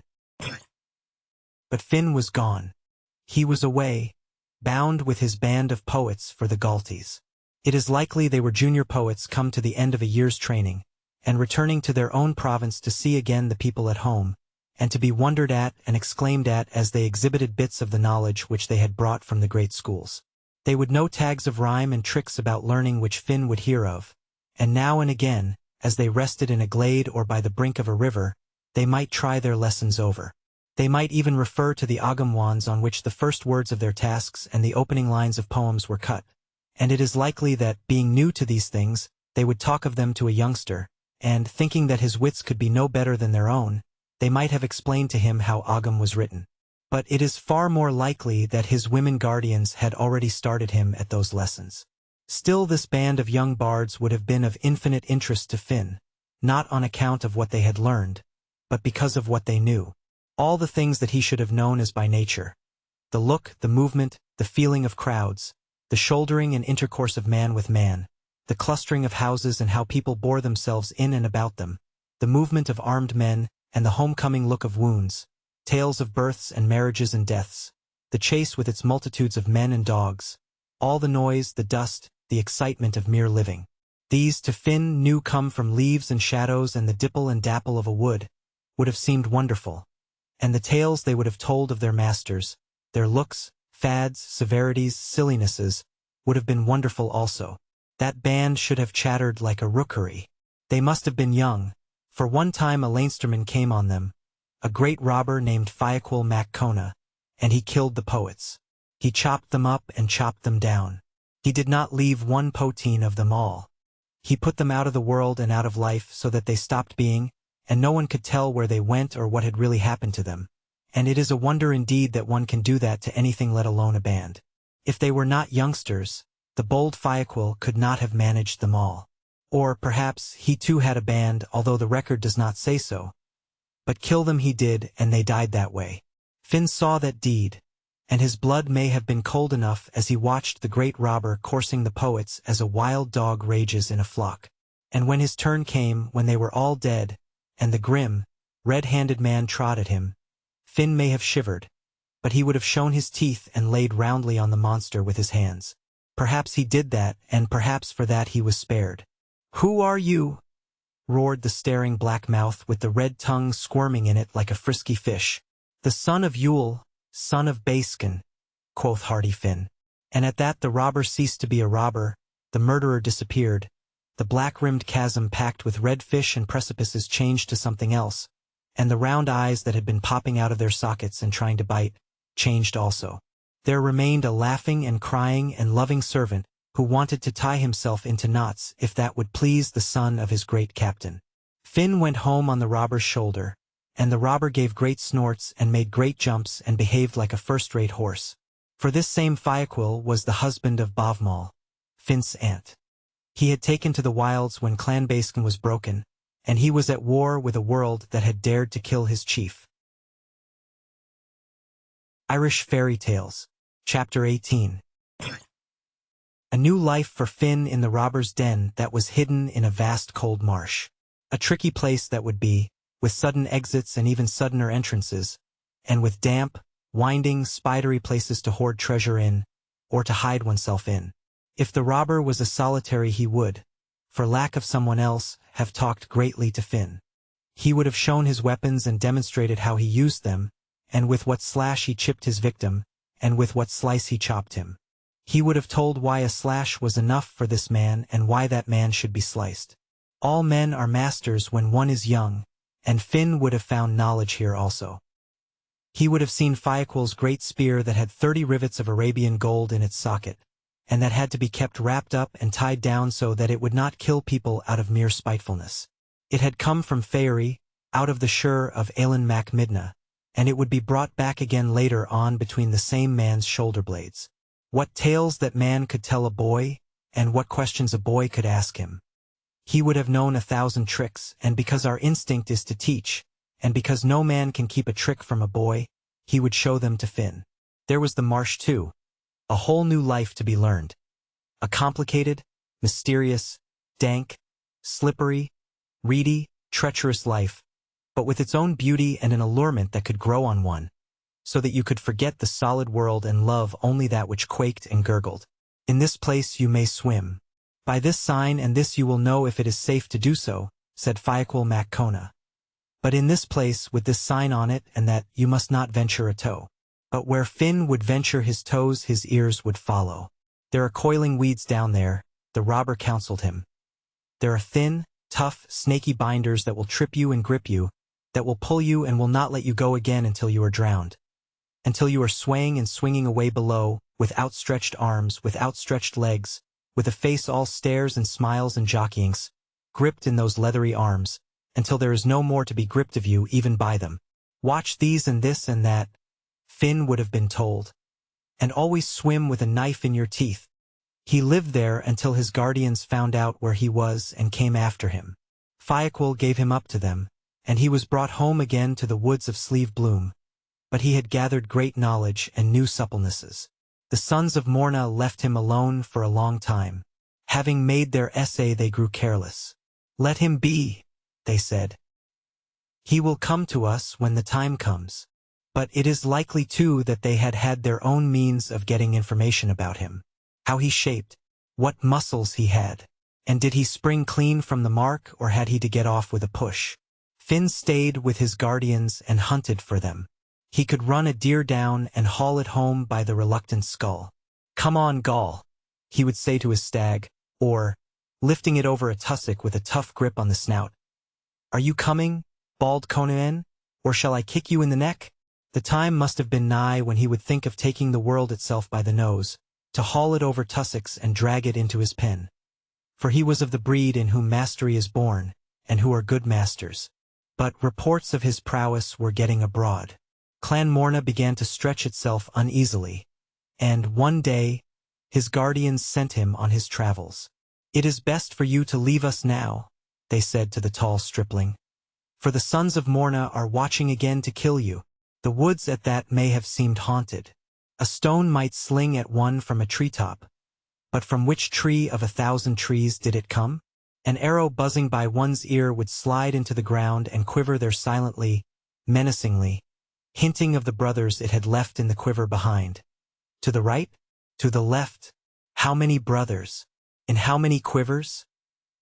Finn was a woodsman, but he had only 2 eyes to look with, one set of feet to carry him in one sole direction. But when he was looking to the front, what or how many whats could be staring at him from the back? He might face in this direction, away from, or towards a smile on a hidden face and a finger on a string. A lance might slide at him from this bush or from the one yonder. In the night he might have fought them, his ears against theirs, his noiseless feet against their lurking ones, his knowledge of the wood against their legion, but during the day he had no chance. Finn went to seek his fortune, to match himself against all that might happen, and to carve a name for himself that will live while time has an ear and knows an Irishman. Irish Fairy Tales. Chapter 19. Finn went away and now he was alone. But he was as fitted for loneliness as the crane is that haunts the solitudes and bleak wastes of the sea, for the man with a thought has a comrade, and Finn's mind worked as featly as his body did. To be alone was no trouble to him who, however surrounded, was to be lonely his life long, for this will be said of Finn when all is said, that all that came to him went from him, and that happiness was never his companion for more than a moment. But he was not now looking for loneliness. He was seeking the instruction of a crowd, and therefore when he met a crowd he went into it. His eyes were skilled to observe in the moving dusk and dapple of greenwoods. They were trained to pick out of shadows birds that were themselves dun-colored shades, and to see among trees the animals that are colored like the bark of trees. The hare crouching in the fronds was visible to him, and the fish that swayed invisibly in the sway and flicker of a green bank. He would see all that was to be seen, and he would see all that is passed by the eye that is half blind from use and won't. At Moy Life, he came on lads swimming in a pool, and, as he looked on them sporting in the flush tide, he thought that the tricks they performed were not hard for him, and that he could have shown them new ones. Boys must know what another boy can do, and they will match themselves against everything. They did their best under these observing eyes, and it was not long until he was invited to compete with them and show his mettle. Such an invitation is a challenge. It is almost, among boys, a declaration of war. But Finn was so far beyond them in swimming that even the word master did not apply to that superiority. While he was swimming, one remarked, "He is fair and well-shaped," and thereafter he was called Finn, or the Fair One. His name came from boys, and will, perhaps, be preserved by them. He stayed with these lads for some time, and it may be that they idolized him at first, for it is the way with boys to be astounded and enraptured by feats, but in the end, and that was inevitable, they grew jealous of the stranger. Those who had been the champions before he came would marshal each other, and, by social pressure, would muster all the others against him, so that in the end not a friendly eye was turned on Finn in that assembly. For not only did he beat them at swimming, he beat their best at running and jumping, and when the sport degenerated into violence, as it was bound to, the roughness of Finn would be 10 times as rough as the roughness of the roughest rough they could put forward. Bravery is pride when one is young, and Finn was proud. There must have been anger in his mind as he went away, leaving that lake behind him and those snarling and scowling boys, but there would have been disappointment also, for his desire at this time should have been towards friendliness. He went thence to Loch Lewin and took service with the king of Fintray. That kingdom may have been thus called from Finn himself, and would have been known by another name when he arrived there. He hunted for the king of Fintray, and it soon grew evident that there was no hunter in his service to equal Finn. More, there was no hunter of them all who even distantly approached him in excellence. The others ran after deer, using the speed of their legs, the noses of their dogs, and 1,000 well-worn tricks to bring them within reach, and often enough the animal escaped them. But the deer that Finn got the track of did not get away, and it seemed even that the animals sought him, so many did he catch. The king marveled at the stories that were told of this new hunter, but as kings are greater than other people, so they are more curious, and being on the plane of excellence, they must see all that is excellently told of. The king wished to see him, and Finn must have wondered what the king thought as that gracious lord looked on him. Whatever was thought, what the king said was as direct in utterance as it was in observation. "If you're the son of Baskin has a son," said the king, "you would surely be that son." We are not told if the king of Fintrace said anything more, but we know that Finn left his service soon afterwards. He went southwards and was next in the employment of the king of Kerry, the same lord who had married his own mother. In that service he came to such consideration that we hear of him as playing a match of chess with the king, and by this game we know that he was still a boy in his mind, however mightily his limbs were spreading. Able as he was in sports and huntings, he was yet too young to be politic, but he remained impolitic to the end of his days, for whatever he was able to do he would do, no matter who was offended thereat. And whatever he was not able to do he would do also. That was Finn. Once, as they rested on a chase, a debate arose among the Fianna Finn as to what was the finest music in the world. "Tell us that," said Finn, turning to Oisien, pronounced Ushin. "The cuckoo calling from the tree that is highest in the hedge," cried his merry son. "A good sound," said Finn. "And you, Oscar," he asked, "what is to your mind the finest of music?" "The top of music is the ring of a spear on a shield," cried the stout lad. "It is a good sound," said Finn.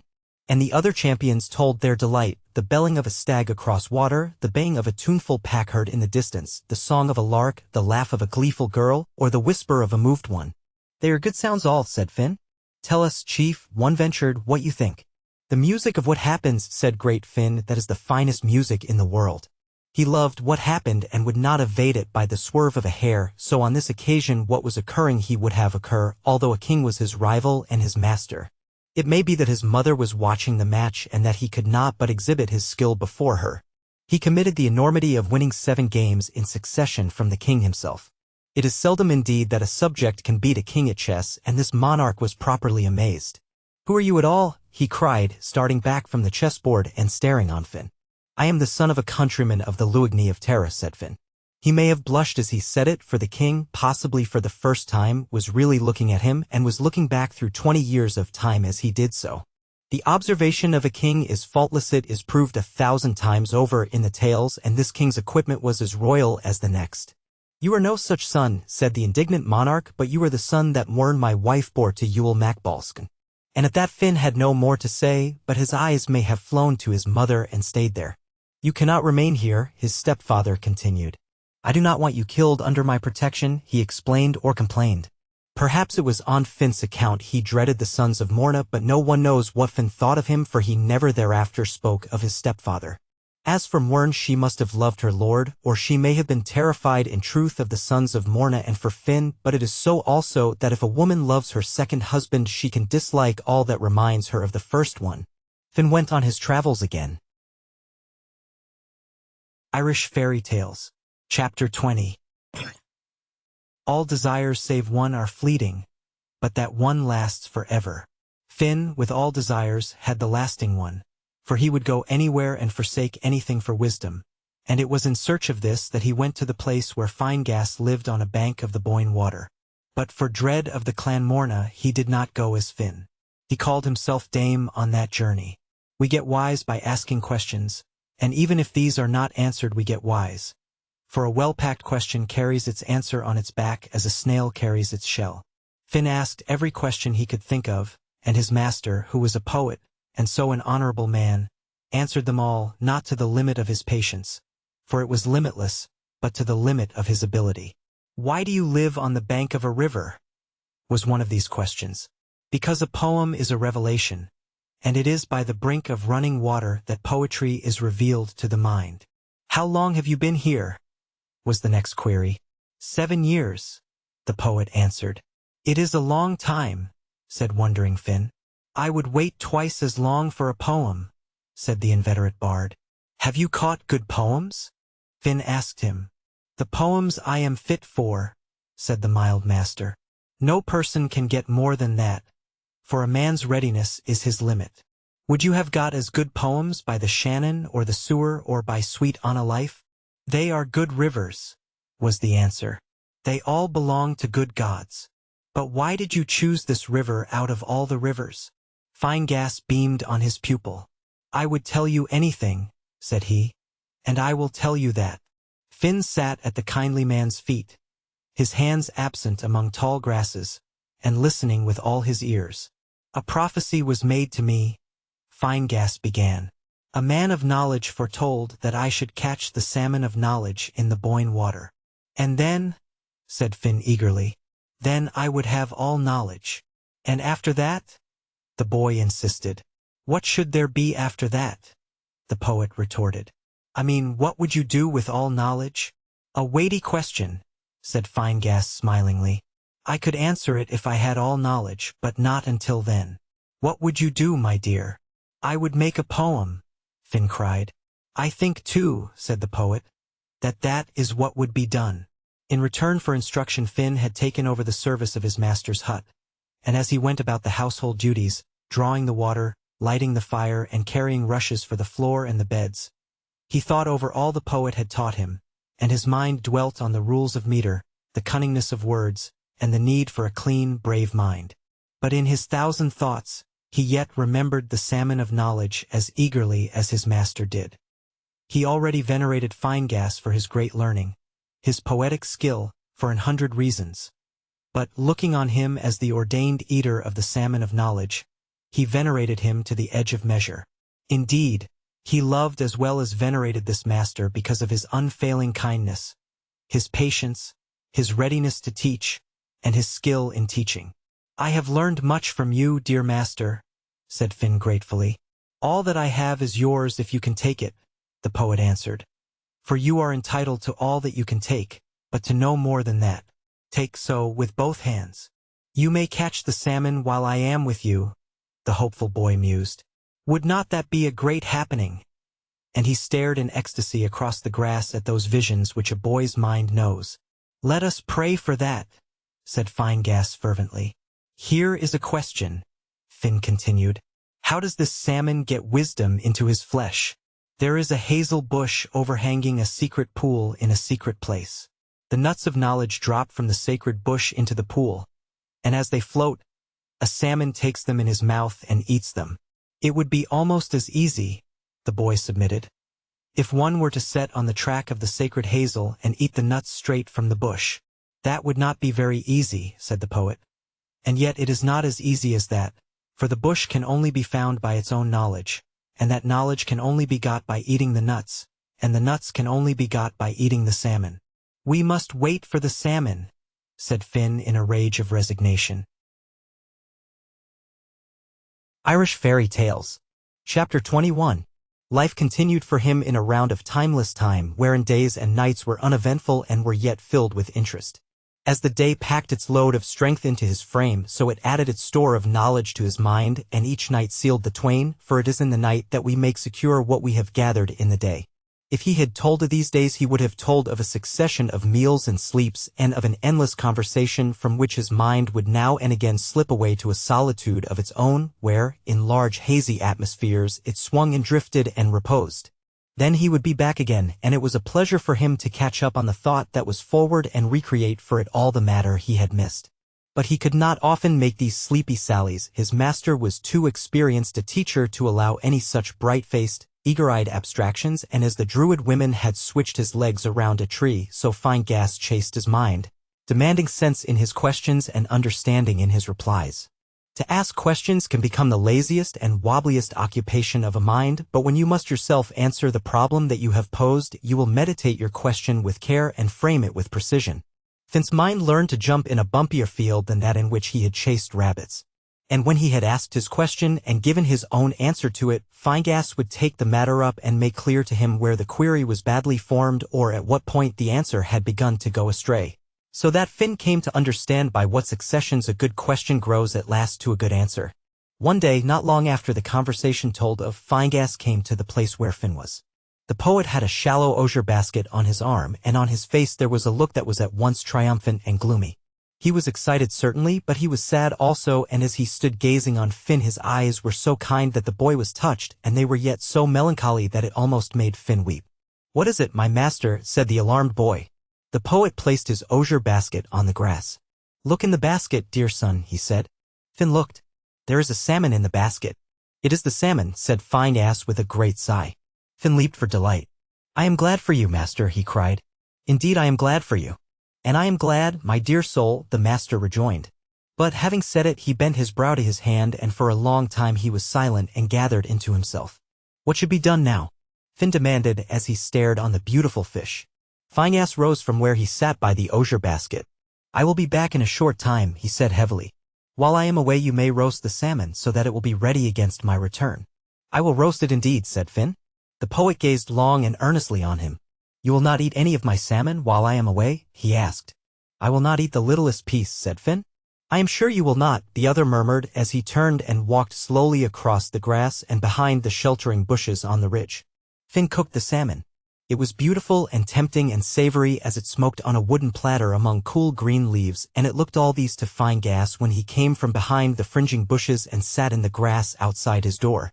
He gazed on the fish with more than his eyes. He looked on it with his heart, with his soul in his eyes, and when he turned to look on Finn the boy did not know whether the love that was in his eyes was for the fish or for himself. Yet he did know that a great moment had arrived for the poet. "So," said Phineas, "you did not eat it on me after all? Did I not promise?" Finn replied. "And yet," his master continued, "I went away so that you might eat the fish if you felt you had to." "Why should I want another man's fish?" said proud Finn. "Because young people have strong desires. I thought you might have tasted it and then you would have eaten it on me." "I did taste it by chance," Finn laughed, "for while the fish was roasting a great blister rose on its skin. I did not like the look of that blister, and I pressed it down with my thumb. That burned my thumb, so I popped it in my mouth to heal the smart. If your salmon tastes as nice as my thumb did," he laughed, "it will taste very nice." "What did you say your name was, dear heart?" the poet asked. "I said my name was Dame." "Your name is not Dame," said the mild man, "your name is Finn." "That is true," the boy answered, "but I do not know how you know it. Even if I have not eaten the salmon of knowledge, I have some small science of my own." "It is very clever to know things as you know them," Finn replied wonderingly. "What more do you know of me, dear master?" "I know that I did not tell you the truth," said the heavy-hearted man. "What did you tell me instead of it?" "I told you a lie." "It is not a good thing to do," Finn admitted. "What sort of a lie was the lie, master?" "I told you that the salmon of knowledge was to be caught by me according to the prophecy." "Yes. That was true indeed, and I have caught the fish. But I did not tell you that the salmon was not to be eaten by me, although that also was in the prophecy, and that omission was the lie." "It is not a great lie," said Finn soothingly. "It must not become a greater one," the poet replied sternly. "Who was the fish given to?" his companion wondered. "It was given to you," Phineas answered. "It was given to Finn, the son of Yule, the son of Baskn, and it will be given to him." "You shall have a half of the fish," cried Finn. "I will not eat a piece of its skin that is as small as the point of its smallest bone," said the resolute and trembling bard. "Let you now eat up the fish, and I shall watch you and give praise to the gods of the underworld and of the elements." Finn then ate the salmon of knowledge, and when it had disappeared a great jollity and tranquility and exuberance returned to the poet. "Ah," said he, "I had a great combat with that fish." "Did it fight for its life?" Finn inquired. "It did, but that was not the fight I meant."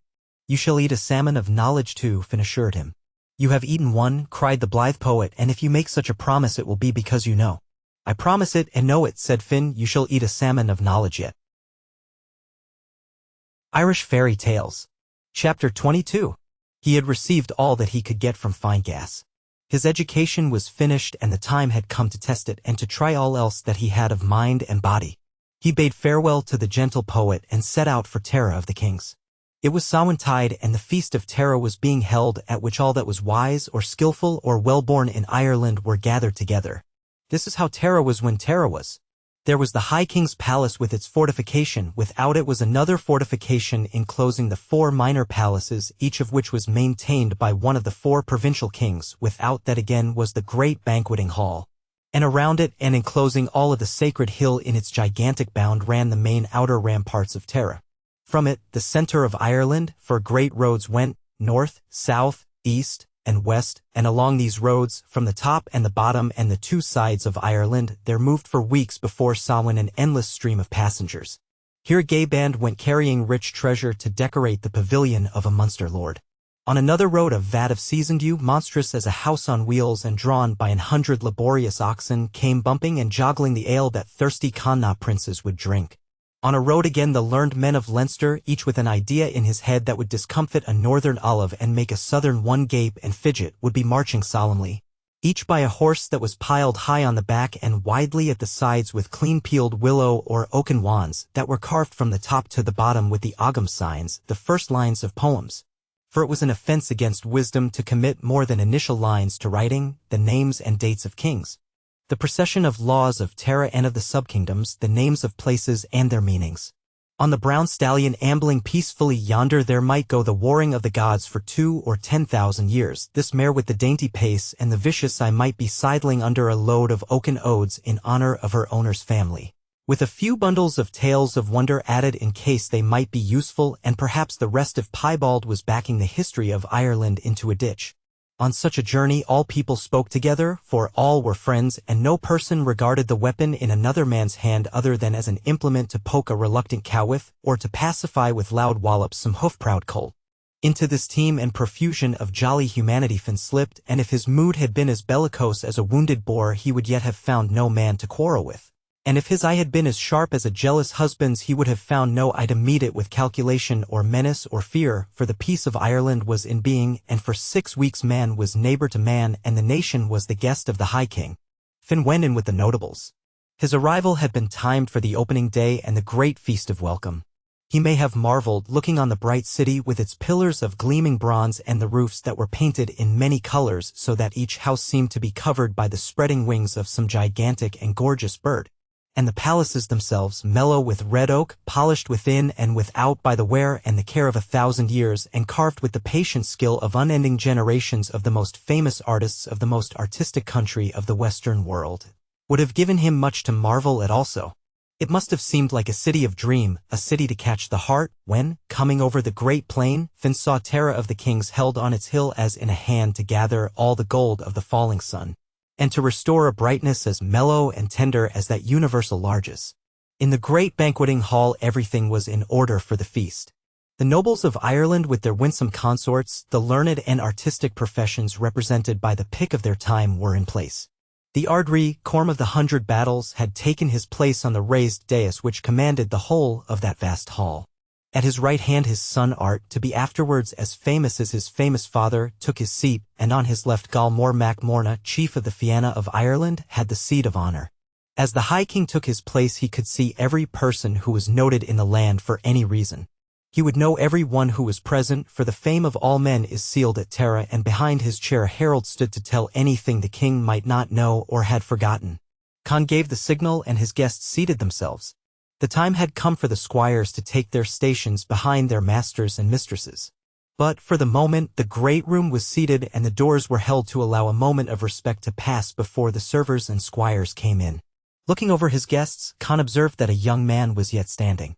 "There is a gentleman," he murmured, "for whom no seat has been found." We may be sure that the master of the banquet blushed at that. And the king continued, "I do not seem to know the young man. Nor did his herald, nor did the unfortunate master, nor did anybody, for the eyes of all were now turned where the kings went. "Give me my horn," said the gracious monarch. The horn of state was put to his hand. "Young gentleman," he called to the stranger, "I wish to drink to your health and to welcome you to Tara." The young man came forward then, greater-shouldered than any mighty man of that gathering, longer and cleaner-limbed, with his fair curls dancing about his beardless face. The king put the great horn into his hand. "Tell me your name," he commanded gently. "I am Finn, the son of Yule, the son of Baisken," said the youth. And at that saying a touch as of lightning went through the gathering so that each person quivered, and the son of the great, murdered captain looked by the king's shoulder into the twinkling eye of Gaul. But no word was uttered, no movement made except the movement and the utterance of the Ardrí. "You are the son of a friend," said the great-hearted monarch.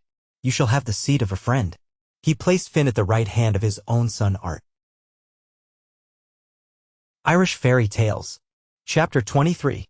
It is to be known that on the night of the Feast of Samhain the doors separating this world and the next one are opened, and the inhabitants of either world can leave their respective spheres and appear in the world of the other beings. Now there was a grandson to the Dagda Mór, the lord of the underworld, and he was named Alan Mac Midna out of Sure Finicky, and this Alan bore an implacable enmity to Tara and the Ardrí. As well as being monarch of Ireland, her High King was chief of the people learned in magic, and it is possible that at some time Khan had adventured into Tir na Anoji, the land of the young, and had done some deed or misdeed in Aelin's lordship or in his family. It must have been an ill deed in truth, for it was in a very rage of revenge that Aelin came yearly at the permitted time to ravage Tara. 9 times he had come on this mission of revenge, but it is not to be supposed that he could actually destroy the holy city. The Ardri and magicians could prevent that. But he could yet do a damage so considerable that it was worth Khan's while to take special extra precautions against him, including the precaution of chance. Therefore, when the feast was over and the banquet had commenced, the 100 fighters stood from his throne and looked over his assembled people. The chain of silence was shaken by the attendant whose duty and honor was the silver chain, and at that delicate chime the halt went silent, and a general wonder ensued as to what matter the High King would submit to his people. "Friends and heroes," said Khan, "Aelin, the son of Midna, will come tonight from Sleeve feud with occult, terrible fire against our city. Is there among you one who loves Tara and the king, and who will undertake our defense against that being?" He spoke in silence, and when he had finished he listened to the same silence, but it was now deep, ominous, agonized. Each man glanced uneasily on his neighbor and then stared at his wine cup or his fingers. The hearts of young men went hot for a gallant moment and were chilled in the succeeding one, for they had all heard of Aelin out of Shl Finicky in the north. The lesser gentlemen looked under their brows at the greater champions, and these peered furtively at the greatest of all. Art Og Macmorna of the hard strokes fell to biting his fingers, Conan the swearer and Gara Macmorna grumbled irritably to each other and at their neighbors. Even Kelt, the son of Ronan, looked down into his own lap. And Galmor sipped at his wine without any twinkle in his eye. A horrid embarrassment came into the great hall, and as the High King stood in that palpitating silence his noble face changed from kindly to grave, and from that to a terrible sternness. In another moment, to the undying shame of every person present, he would have been compelled to lift his own challenge and declare himself the champion of Tara for that night, but the shame that was on the faces of his people would remain in the heart of their king. Thal's merry mind would help him to forget, but even his heart would be wrung by a memory that he would not dare to face. It was at that terrible moment that Finn stood up. "What," said he, "will be given to the man who undertakes this defense?" "All that can be rightly asked will be royally bestowed," was the king's answer. "Who are the sureties?" said Finn. "The kings of Ireland and Red Sith with his magicians." "I will undertake the defense," said Finn. And on that, the kings and magicians who were present bound themselves to the fulfillment of the bargain. Finn marched from the banqueting hall, and as he went, all who were present of nobles and retainers and servants acclaimed him and wished him luck. But in their hearts they were bidding him goodbye, for all were assured that the lad was marching to a death so unescapable that he might already be counted as a dead man. It is likely that Finn looked for help to the people of the Shur themselves, for, through his mother, he belonged to the tribes of Dana, although, on the father's side, his blood was well compounded with mortal clay. It may be, too, that he knew how events would turn, for he had eaten the salmon of knowledge. Yet it is not recorded that on this occasion he invoked any magical art as he did on other adventures. Finn's way of discovering whatever was happening and hidden was always the same and is many times referred to. A shallow, oblong dish of pure, pale gold was brought to him. This dish was filled with clear water. Then Finn would bend his head and stare into the water, and as he stared he would place his thumb in his mouth under his tooth of knowledge, his wisdom tooth. Knowledge, may it be said, is higher than magic and is more to be sought. It is quite possible to see what is happening and yet not know what is forward, for while seeing is believing, it does not follow that either seeing or believing is knowing. Many a person can see a thing and believe a thing and know just as little about it as the person who does neither. But Finn would see and know, or he would understand a decent ratio of his visions. That he was versed in magic is true, for he was ever known as the knowledgeable man, and later he had 2 magicians in his household named Dyram and Macreath to do the rough work of knowledge for their busy master. It was not from the Shur, however, that assistance came to Finn. Irish Fairy Tales. Chapter 24. He marched through the successive fortifications until he came to the outer, great wall, the boundary of the city, and when he had passed this he was on the wide plain of Tara. Other than himself no person was abroad, for on the night of the feast of Samhain none but a mad Anne would quit the shelter of a house even if it were on fire, for whatever disasters might be within a house would be as nothing to the calamities without it. The noise of the banquet was not now audible to Finn. It is possible, however, that there was a shamefaced silence in the great hall, and the lights of the city were hidden by the successive great ramparts. The sky was over him, the earth under him, and then there was nothing, or there was but the darkness and the wind. But darkness was not a thing to terrify him, bred in the nightness of a wood and the very fosterling of gloom, nor could the wind afflict his ear or his heart. There was no note in its orchestra that he had not brooded on and become, which becoming is magic. The long-drawn moan of it, the thrilling whisper and hush, the shrill, sweet whistle, so thin it can scarcely be heard, and is taken more by the nerves than by the ear, the screech, sudden as a devil's yell and loud as 10 thunders, the cry as of one who flies with backward look to the shelter of leaves and darkness, and the sob as of one stricken with an age-long misery only at times remembered, but remembered then with what a pang. His ear knew by what successions they arrived and by what stages they grew and diminished. Listening in the dark to the bundle of noises which make a noise, he could disentangle them and assign a place and a reason to each gradation of sound that formed the chorus. There was the patter of a rabbit, and there the scurrying of a hare, a bush rustled yonder. But that brief rustle was a bird, that pressure was a wolf, and this hesitation a fox. The scraping yonder was but a rough leaf against bark, and the scratching beyond it was a ferret's claw. Fear cannot be where knowledge is, and Finn was not fearful. His mind, quietly busy on all sides, picked up one sound and dwelt on it. A man, said Finn, and he listened in that direction, back towards the city. A man it was, almost as skilled in darkness as Finn himself. This is no enemy, Finn thought. His walking is open. Who comes? He called. A friend, said the newcomer. Give a friend's name, said Finn. Fiaquil Macona was the answer. Ah, my pulse and heart, cried Finn, and he strode a few paces to meet the great robber who had fostered him among the marshes. So you are not afraid, he said joyfully. I am afraid in good truth, Fiaquil whispered, and the minute my business with you is finished I will trot back as quick as legs will carry me. May the gods protect my going as they protected my coming, said the robber piously. Amen, said Finn, and now tell me what you have come for? Have you any plan against this lord of the SHL? Fiaquil whispered. I will attack him, said Finn.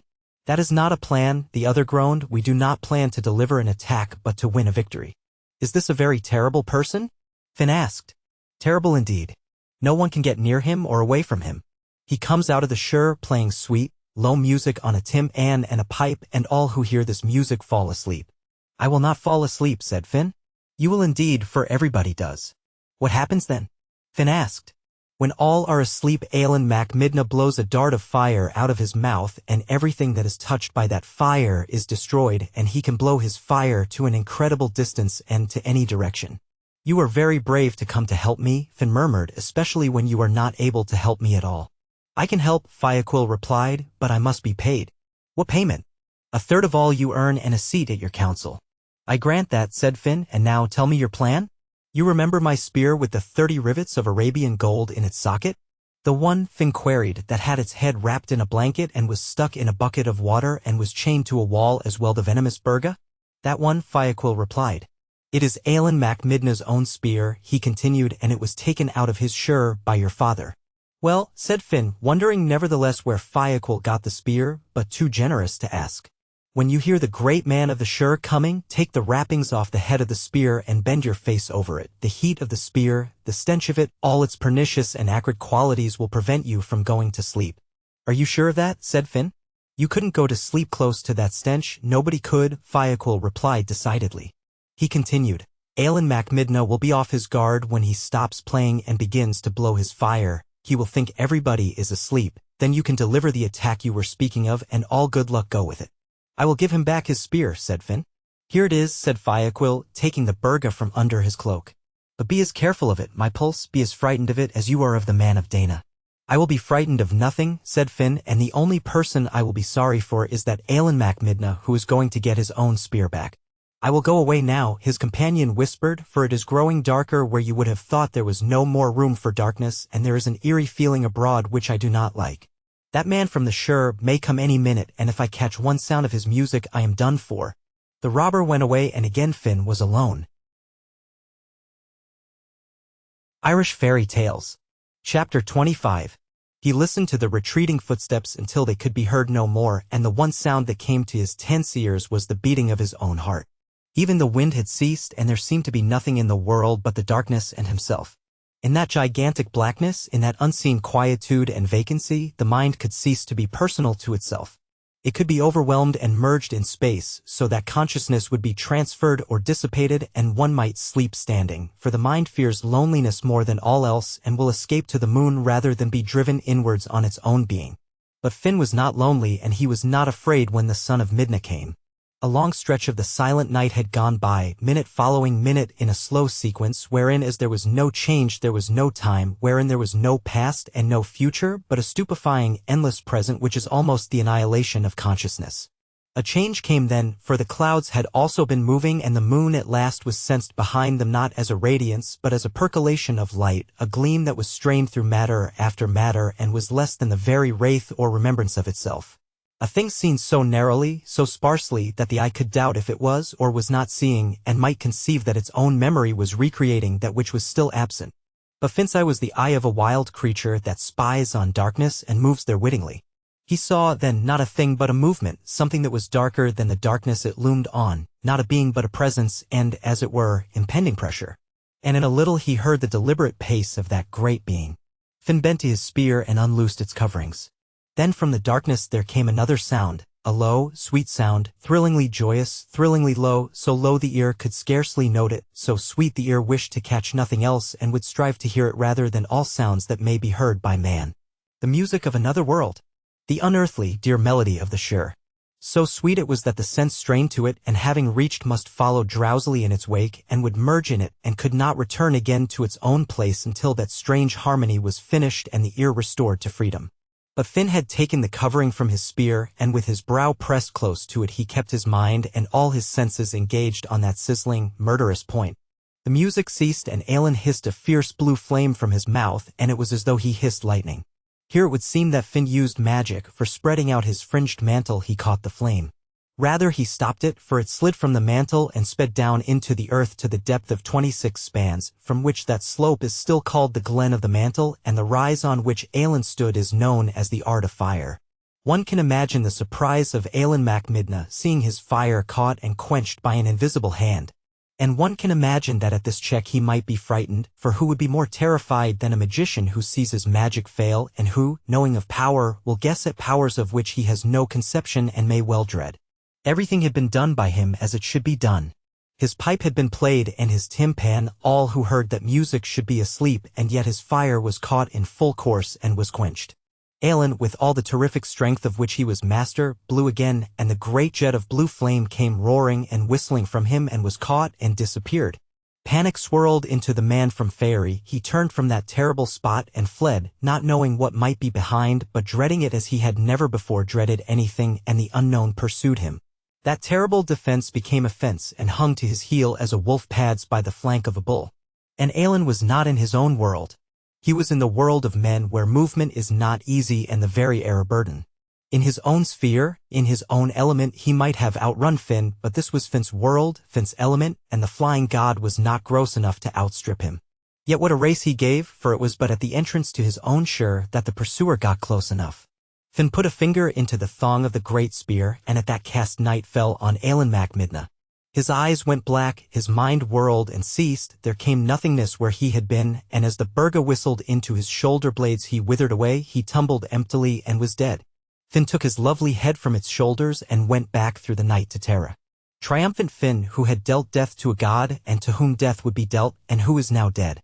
He reached the palace at sunrise. On that morning all were astir early. They wished to see what destruction had been wrought by the great being, but it was young Finn they saw, and that redoubtable head swinging by its hair. "What is your demand?" said the Ardri. "The thing that it is right I should ask," said Finn, "the command of the Fianna of Ireland." "Make your choice," said Contegal More. "You will leave Ireland, or you will place your hand in the hand of this champion and be his man." Gaul could do a thing that would be hard for another person, and he could do it so beautifully that he was not diminished by any action. "Here is my hand," said Gaul. And he twinkled at the stern, young eyes that gazed on him as he made his submission. Irish Fairy Tales. Chapter 26. There are people who do not like dogs a bit. They are usually women, but in this story there is a man who did not like dogs. In fact, he hated them. When he saw one he used to go black in the face, and he threw rocks at it until it got out of sight. But the power that protects all creatures had put a squint into this man's eye, so that he always threw crooked. This gentleman's name was Fergus Fionleath, and his stronghold was near the harbour of Galway. Whenever a dog barked, he would leap out of his seat, and he would throw everything that he owned out of the window in the direction of the bark. He gave prizes to servants who disliked dogs, and when he heard that a man had drowned a litter of pups, he used to visit that person and try to marry his daughter. Now Finn, the son of Yule, was the reverse of Fergus Fionlioth in this matter, for he delighted in dogs, and he knew everything about them, from the setting of the first little white tooth to the rocking of the last long yellow one. He knew the affections and antipathies which are proper in a dog, the degree of obedience to which dogs may be trained without losing their honorable qualities or becoming servile and suspicious. He knew the hopes that animate them, the apprehensions which tingle in their blood, and all that is to be demanded from or forgiven in a paw, an ear, a nose, an eye, or a tooth, and he understood these things because he loved dogs, for it is by love alone that we understand anything. Among the 300 dogs which Finn owned, there were 2 to whom he gave an especial tenderness, and who were his daily and nightly companions. These 2 were Bran and Ceolan, but if a person were to guess for 20 years, he would not find out why Finn loved these 2 dogs and why he would never be separated from them. Finn's mother, Muirn, went to Wide Allen of Leinster to visit her son, and she brought her young sister Twyron with her. The mother and aunt of the great captain were well treated among the Fianna, first, because they were parents to Finn, and second, because they were beautiful and noble women. No words can describe how delightful Muirn was. She took the branch, and as to Twyron, a man could not look at her without becoming angry or dejected. Her face was fresh as a spring morning, her voice more cheerful than the cuckoo calling from the branch that is highest in the hedge, and her form swayed like a reed and flowed like a river, so that each person thought she would surely flow to him. Men who had wives of their own grew moody and downcast because they could not hope to marry her, while the bachelors of the Fianna stared at each other with truculent, bloodshot eyes. And then they gazed on Twyron so gently that she may have imagined she was being beamed on by the mild eyes of the dawn. It was to an Ulster gentleman, Eolan Eachtack, that she gave her love, and this chief stated his rights and qualities and asked for her in marriage. Now Finn did not dislike the man of Ulster, but either he did not know them well or else he knew them too well, for he made a curious stipulation before consenting to the marriage. He bound Eolan to return the lady if there should be occasion to think her unhappy, and Eolan agreed to do so. The sureties to this bargain were Celt Mac Ronan, Gal Mac Morna, and Lugade. Lugade himself gave the bride away, but it was not a pleasant ceremony for him, because he also was in love with the lady, and he would have preferred keeping her to giving her away. When she had gone, he made a poem about her, beginning, "There is no more light in the sky." And hundreds of sad people learned the poem by heart. Irish Fairy Tales. Chapter 27. When Eolan and Twyron were married, they went to Ulster, and they lived together very happily. But the law of life is change. Nothing continues in the same way for any length of time. Happiness must become unhappiness and will be succeeded again by the joy it had displaced. The past also must be reckoned with. It is seldom as far behind us as we could wish. It is more often in front, blocking the way, and the future trips over it just when we think that the road is clear and joy our own. Eolan had a past. He was not ashamed of it. He merely thought it was finished, although in truth it was only beginning, for it is that perpetual beginning of the past that we call the future. Before he joined the Fianna, he had been in love with a lady of the Sher, named Uchtdil Fairbreast, and they had been sweethearts for years. How often he had visited his sweetheart in Faery. With what eagerness and anticipation he had gone there. The lover's whistle that he used to give was known to every person in that Sher, and he had been discussed by more than one of the delicate sweet ladies of Faery. "That is your whistle, Fairbreast," her sister of the Sher would say. And Uchtdil would reply, "Yes, that is my mortal, my lover, my pulse, and my one treasure." She laid her spinning aside, or her embroidery if she was at that, or if she were baking a cake of fine wheaten bread mixed with honey, she would leave the cake to bake itself and fly to Eolan. Then they went hand in hand in the country that smells of apple blossom and honey, looking on heavy-bowed trees and on dancing and beaming clouds. Or they stood dreaming together, locked in a clasping of arms and eyes, gazing up and down on each other, Eolan staring down into sweet grey wells that peeped and flickered under thin brows, and Uchtdil looking up into great black ones that went dreamy and went hot in endless alternation. Then Eolan would go back to the world of men, and Uchtdil would return to her occupations in the land of the ever-young. "What did he say?" her sister of the Sher would ask. "He said I was the berry of the mountain, the star of knowledge, and the blossom of the raspberry." "They always say the same thing," her sister pouted. "But they look other things," Uchtdil insisted. "They feel other things," she murmured, and an endless conversation recommenced. Then for some time Ialin did not come to Fairy, and Uchtdilv marveled at that, while her sister made 100 surmises, each one worse than the last. "He is not dead, or he would be here," she said. "He has forgotten you, my darling." News was brought to Tlr Na Nog of the marriage of Ialin and Twyron, and when Uchtdilv heard that news her heart ceased to beat for a moment, and she closed her eyes. "Now," said her sister of the Shire, "that is how long the love of a mortal lasts," she added, in the voice of sad triumph which is proper to sisters. But on Uchtdilv there came a rage of jealousy and despair such as no person in the Shire had ever heard of, and from that moment she became capable of every ill deed, for there are two things not easily controlled, and they are hunger and jealousy. She determined that the woman who had supplanted her in Ialin's affections should rue the day she did it. She pondered and brooded revenge in her heart, sitting in thoughtful solitude and bitter collectedness until at last she had a plan.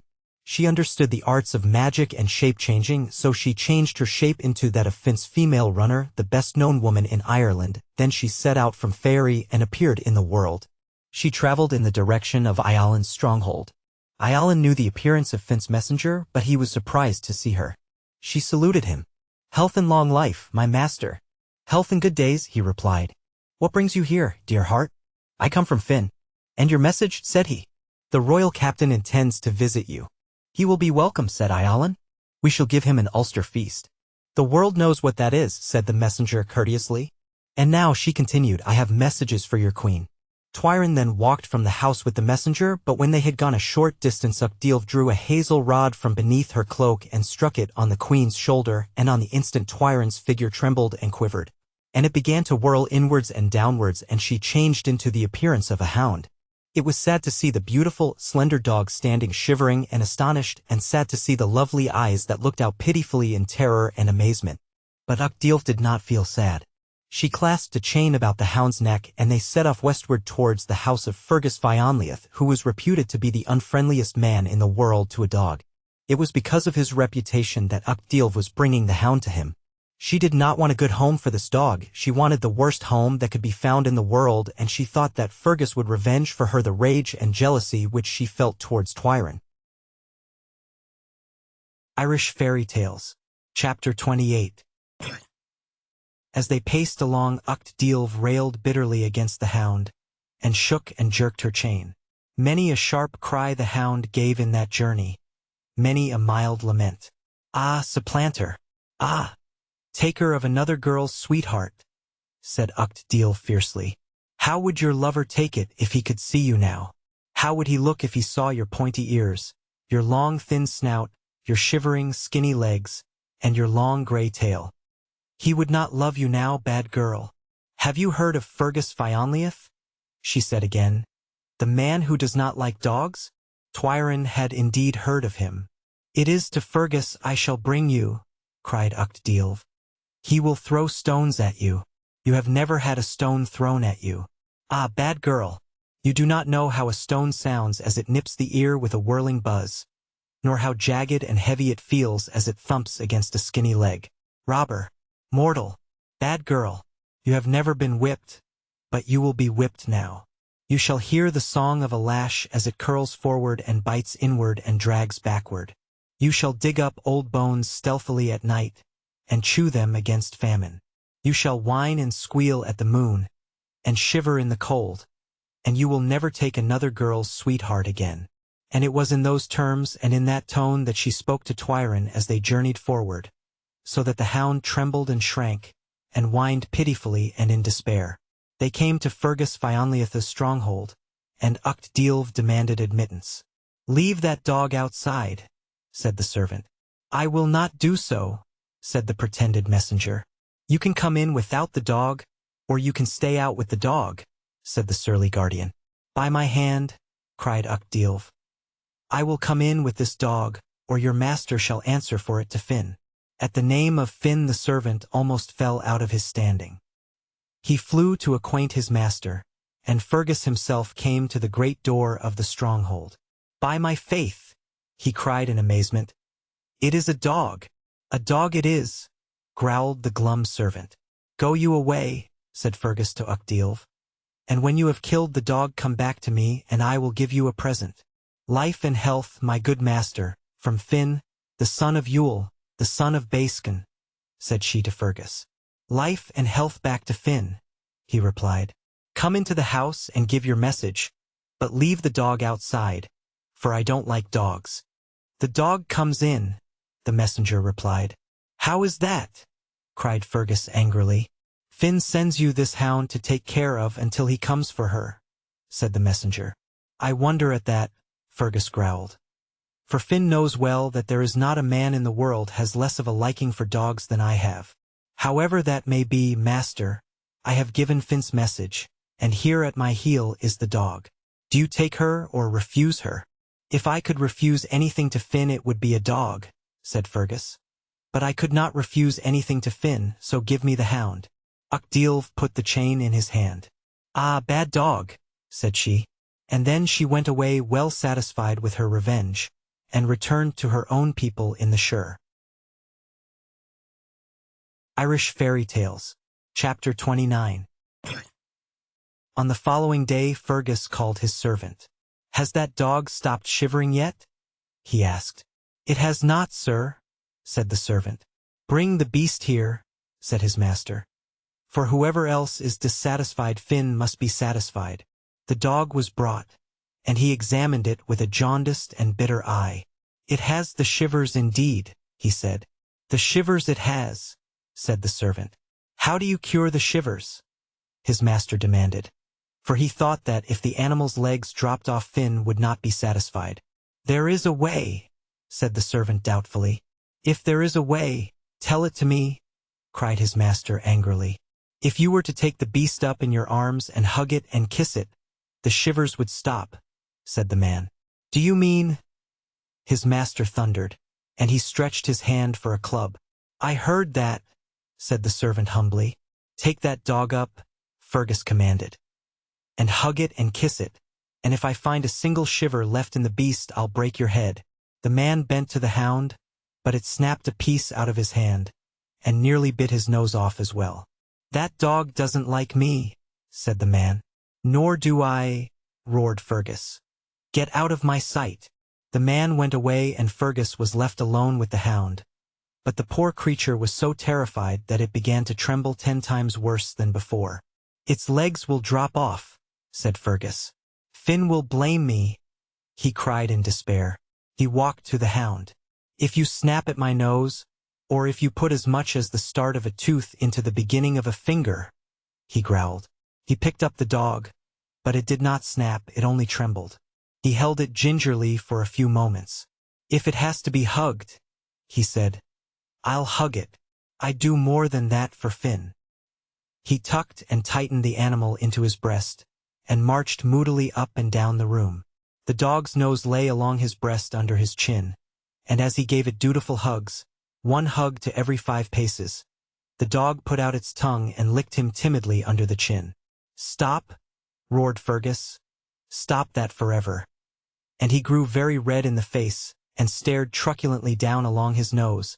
A soft brown eye looked up at him, and the shy tongue touched again on his chin. "If it has to be kissed," said Fergus gloomily, "I'll kiss it. I'd do more than that for Finn," he groaned. He bent his head, shut his eyes, and brought the dog's jaw against his lips.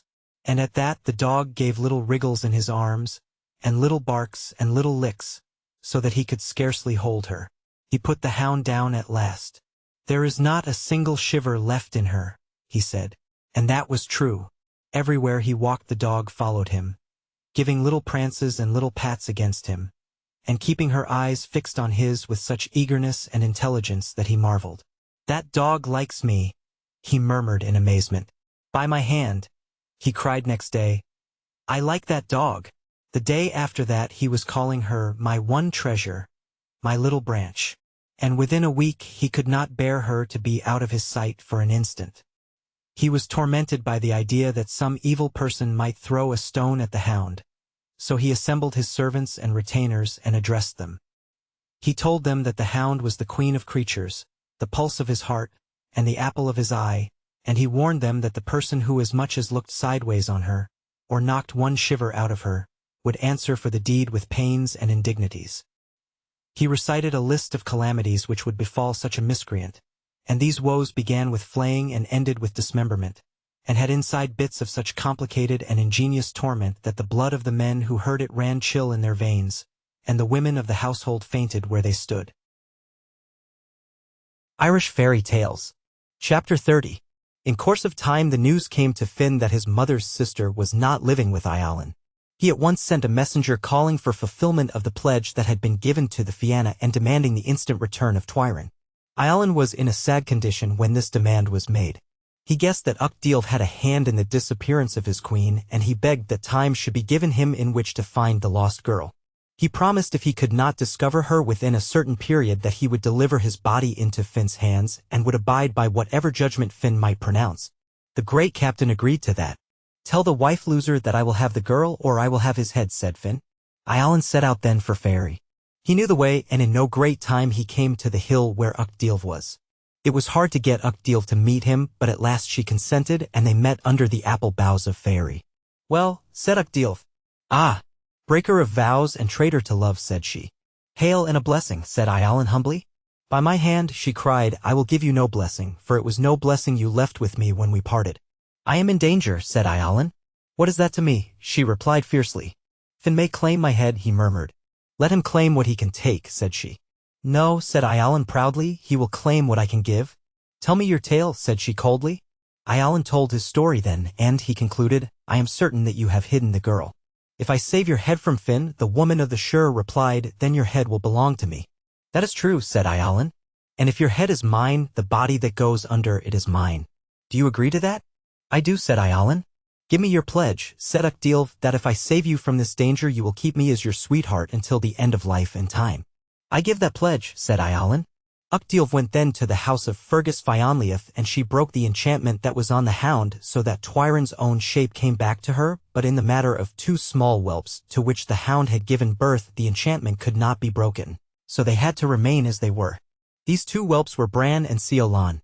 They were sent to Finn, and he loved them forever after, for they were loyal and affectionate as only dogs can be, and they were as intelligent as human beings.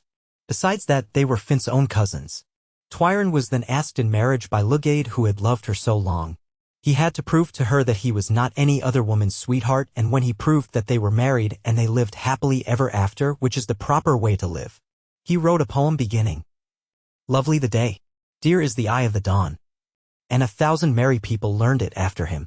But as to Fergus Fionlleith, he took to his bed, and he stayed there for a year and a day suffering from blighted affection, and he would have died in the bed only that Finn sent him a special pup. And in a week that young hound became the star of fortune and the very pulse of his heart, so that he got well again, and he also lived happily ever after. Irish Fairy Tales. Chapter 31. Evening was drawing nigh, and the Fianna Finn had decided to hunt no more that day. The hounds were whistled to heel, and a sober homeward march began.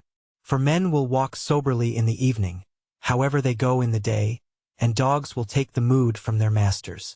They were pacing so, through the golden-shafted, tender-colored eve, when a fawn leaped suddenly from covert, and with that leap, all quietness vanished. The men shouted, the dogs gave tongue, and a furious chase commenced.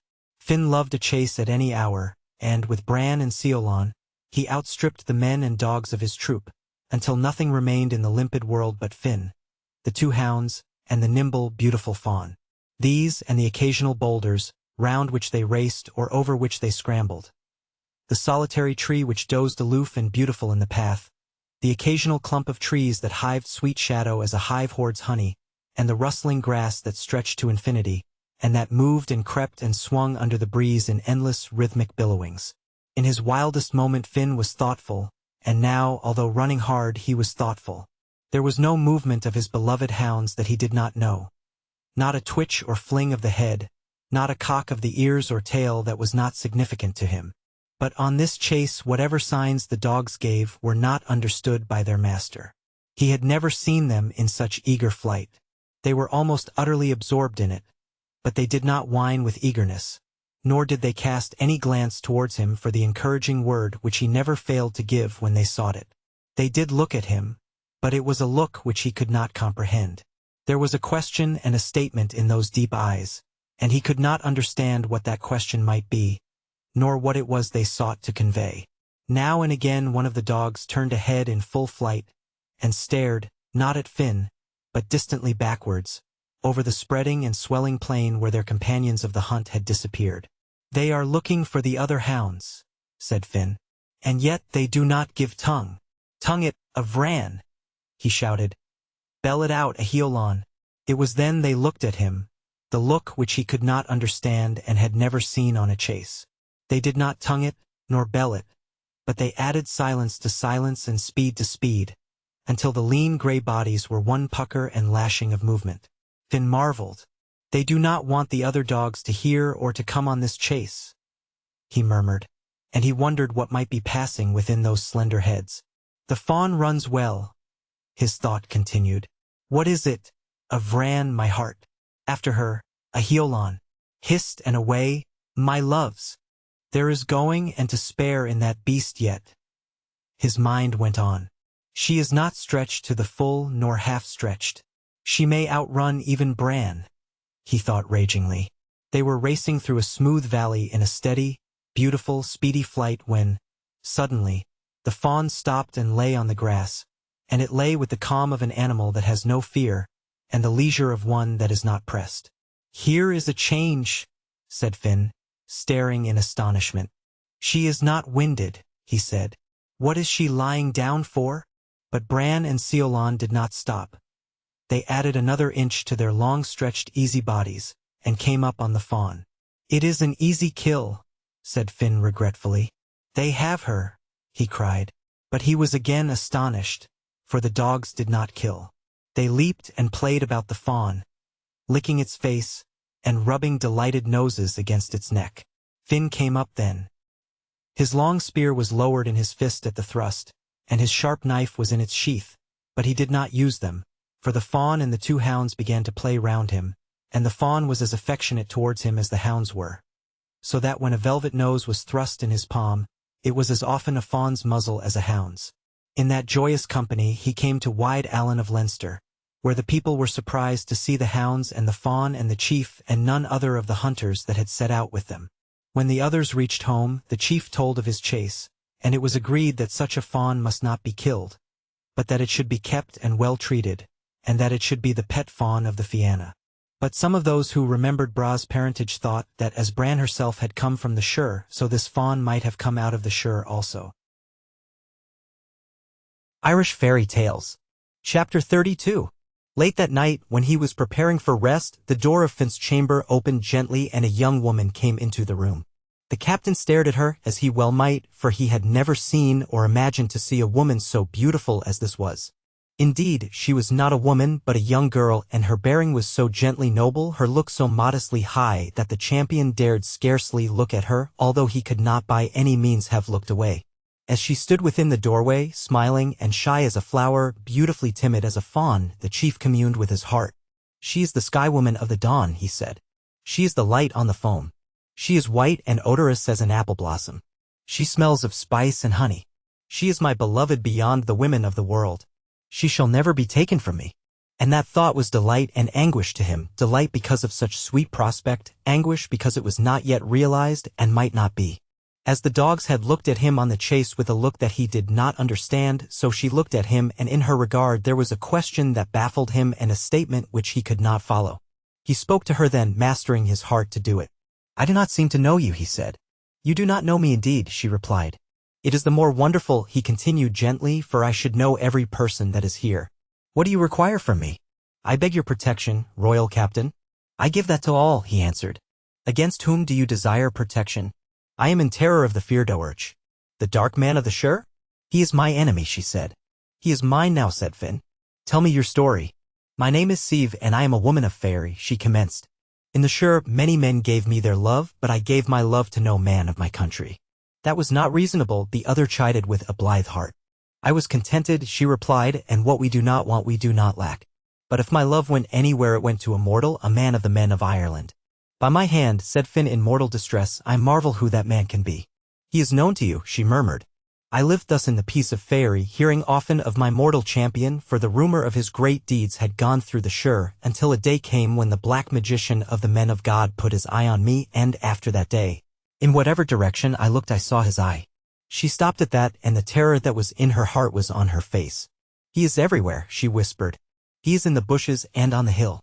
He looked up at me from the water, and he stared down on me from the sky. His voice commands out of the spaces, and it demands secretly in the heart. He is not here or there, he is in all places at all times. I cannot escape from him," she said, "and I am afraid," and at that she wept noiselessly and stared on Finn. "He is my enemy," Finn growled. "I name him as my enemy." "You will protect me," she implored. "Where I am let him not come," said Finn. "I also have knowledge. I am Finn, the son of Yule, the son of Baskin, a man among men and a god where the gods are.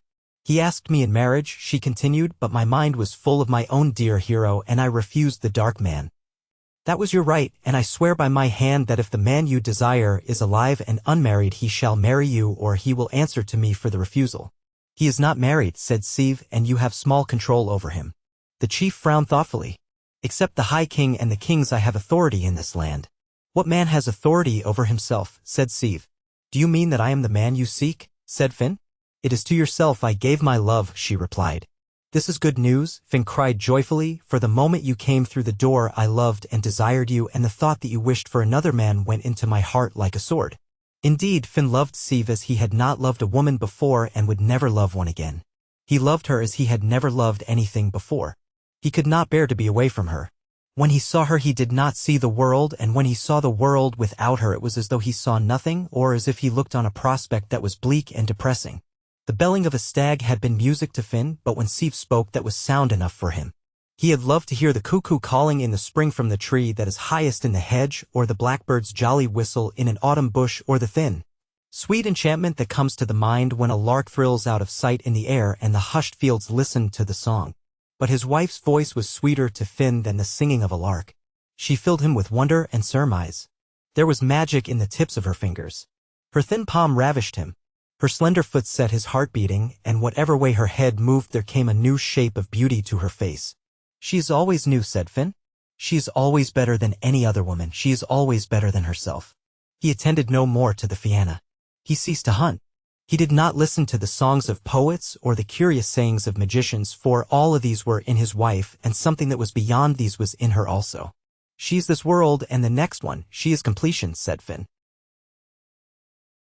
Irish Fairy Tales. Chapter 33. It happened that the men of Lochlan came on an expedition against Ireland. A monstrous fleet rounded the bluffs of Benadair, and the Danes landed there to prepare an attack which would render them masters of the country. Finn and the Fianna marched against them. He did not like the men of Lochlan at any time, but this time he moved against them in wrath, for not only were they attacking Ireland, but they had come between him and the deepest joy his life had known. It was a hard fight, but a short one. The Lochlanacs were driven back to their ships, and within a week the only Danes remaining in Ireland were those that had been buried there. That finished, he left the victorious Fianna and returned swiftly to the plain of Allen, for he could not bear to be one unnecessary day parted from Siv. "You are not leaving us," exclaimed Gall Mac Morna. "I must go," Finn replied. "You will not desert the victory feast," Conan reproached him. "Stay with us, chief," Celt begged. "What is a feast without Finn?" they complained. But he would not stay. "By my hand," he cried, "I must go. She will be looking for me from the window." "That will happen indeed," Gall admitted. "That will happen," cried Finn. "And when she sees me far out on the plain, she will run through the great gate to meet me." "It would be the queer wife would neglect that run," Conan growled. "I shall hold her hand again," Finn entrusted to Celt's ear. "You will do that, surely?" "I shall look into her face," his lord insisted. But he saw that not even beloved Celt understood the meaning of that, and he knew sadly and yet proudly that what he meant could not be explained by anyone and could not be comprehended by anyone. "You are in love, dear heart," said Celt. "In love he is," Conan grumbled. "A cordial for women, a disease for men, a state of wretchedness." "Wretched in truth," the chief murmured. "Love makes us poor. We have not eyes enough to see all that is to be seen, nor hands enough to seize the tenth of all we want. When I look in her eyes I am tormented because I am not looking at her lips, and when I see her lips my soul cries out, 'Look at her eyes, look at her eyes.'" "That is how it happens," said Gall rememberingly. "That way and no other," Celt agreed. And the champions looked backwards in time on these lips and those, and knew their chief would go. When Finn came in sight of the great keep his blood and his feet quickened, and now and again he waved a spear in the air. "She does not see me yet," he thought mournfully. "She cannot see me yet," he amended, reproaching himself. But his mind was troubled, for he thought also, or he felt without thinking, that had the positions been changed he would have seen her at twice the distance. She thinks I have been unable to get away from the battle, or that I was forced to remain for the feast. And, without thinking it, he thought that had the positions been changed he would have known that nothing could retain the one that was absent. Women, he said, are shamefaced, they do not like to appear eager when others are observing them. But he knew that he would not have known if others were observing him, and that he would not have cared about it if he had known. And he knew that his sieve would not have seen, and would not have cared for any eyes than his.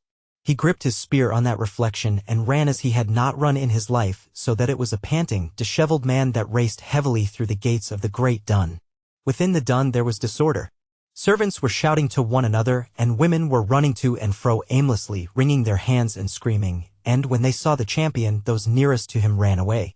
And there was a general effort on the part of every person to get behind every other person. But Finn caught the eye of his butler, Ger of Cronaen, the rough buzzer, and held it. "Come you here," he said. And the rough buzzer came to him without a single buzz in his body. "Where's the flower of Allen?" his master demanded. "I do not know, master," the terrified servant replied. "You do not know," said Finn. "Tell what you do know." And the man told him the story. Irish Fairy Tales. Chapter 34. When you had been away for a day, the guards were surprised. They were looking from the heights of the dun, and the flower of Allen was with them. She, for she had a quest's eye, called out that the master of the Fianna was coming over the ridges to the dun, and she ran from the keep to meet you. "It was not I," said Finn. "It bore your shape," replied Ger of Cronin. "It had your armor and your face, and the dogs, Bran and Seolan, were with it." "They were with me," said Finn. "They seemed to be with it," said the servant humbly. "Tell us this tale," cried Finn. "We were distrustful," the servant continued. "We had never known Finn to return from a combat before it had been fought, and we knew you could not have reached Ben Eder or encountered the Lachlannax. So we urged Our Lady to let us go out to meet you, but to remain herself in the dun." "It was good urging," Finn assented. "She would not be advised," the servant wailed. "She cried to us, 'Let me go to meet my love.'" "Alas," said Finn. "She cried on us, 'Let me go to meet my husband, the father of the child that is not born.'" "Alas," groaned deep-wounded Finn. "She ran towards your appearance that had your arms stretched out to her." At that wise Finn put his hand before his eyes, seeing all that happened. "Tell on your tale," said he. She ran to those arms, and when she reached them the figure lifted its hand. It touched her with a hazel rod, and while we looked, she disappeared, and where she had been there was a fawn standing and shivering. The fawn turned and bounded towards the gate of the dun, but the hounds that were by flew after her. Finn stared on him like a lost man. "They took her by the throat," the shivering servant whispered. "Ah!" cried Finn in a terrible voice. "And they dragged her back to the figure that seemed to be Finn. 3 times she broke away and came bounding to us, and 3 times the dogs took her by the throat and dragged her back." "You stood to look," the chief snarled. "No, master, we ran, but she vanished as we got to her. The great hounds vanished away, and that being that seemed to be Finn disappeared with them. We were left in the rough grass, staring about us and at each other, and listening to the moan of the wind and the terror of our hearts." "Forgive us, dear master," the servant cried. But the great captain made him no answer.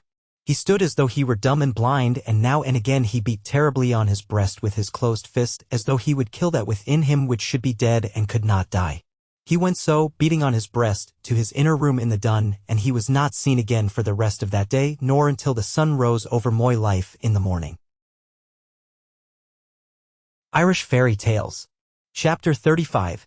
For many years after that time, when he was not fighting against the enemies of Ireland, Finn was searching and hunting through the length and breadth of the country in the hope that he might again chance on his lovely lady from the shore. Through all the time he slept in misery each night, and he rose each day to grief. Whenever he hunted he brought only the hounds that he trusted, Bran and Seolan, Lomire, Broad, and Lomlu, for if a fawn was chased each of these 5 great dogs would know if that was a fawn to be killed or one to be protected. And so there was small danger to Sieve and a small hope of finding her. Once, when 7 years had passed in fruitless search, Finn and the chief nobles of the Fianna were hunting Ben Gulbane. All the hounds of the Fianna were out, for Finn had now given up hope of encountering the flower of Allen. As the hunt swept along the sides of the hill there arose a great outcry of hounds from a narrow place high on the slope, and over all that uproar there came the savage baying of Finn's own dogs. "What is this for?" said Finn, and with his companions he pressed to the spot whence the noise came.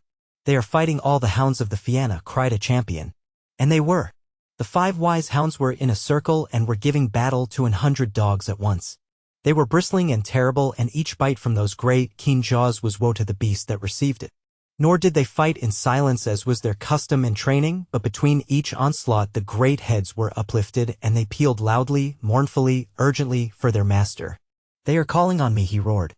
And with that he ran as he had only once before run, and the men who were nigh to him went racing as they would not have run for their lives. They came to the narrow place on the slope of the mountain, and they saw the 5 great hounds in a circle keeping off the other dogs, and in the middle of the ring a little boy was standing. He had long, beautiful hair, and he was naked. He was not daunted by the terrible combat and clamor of the hounds. He did not look at the hounds, but he stared like a young prince at Finn and the champions as they rushed towards him, scattering the pack with the butts of their spears.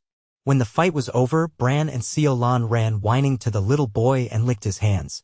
"They do that to no one," said a bystander. "What new master is this they have found?" Finn bent to the boy. "Tell me, my little prince and pulse, what your name is and how you have come into the middle of a hunting pack and why you are naked?"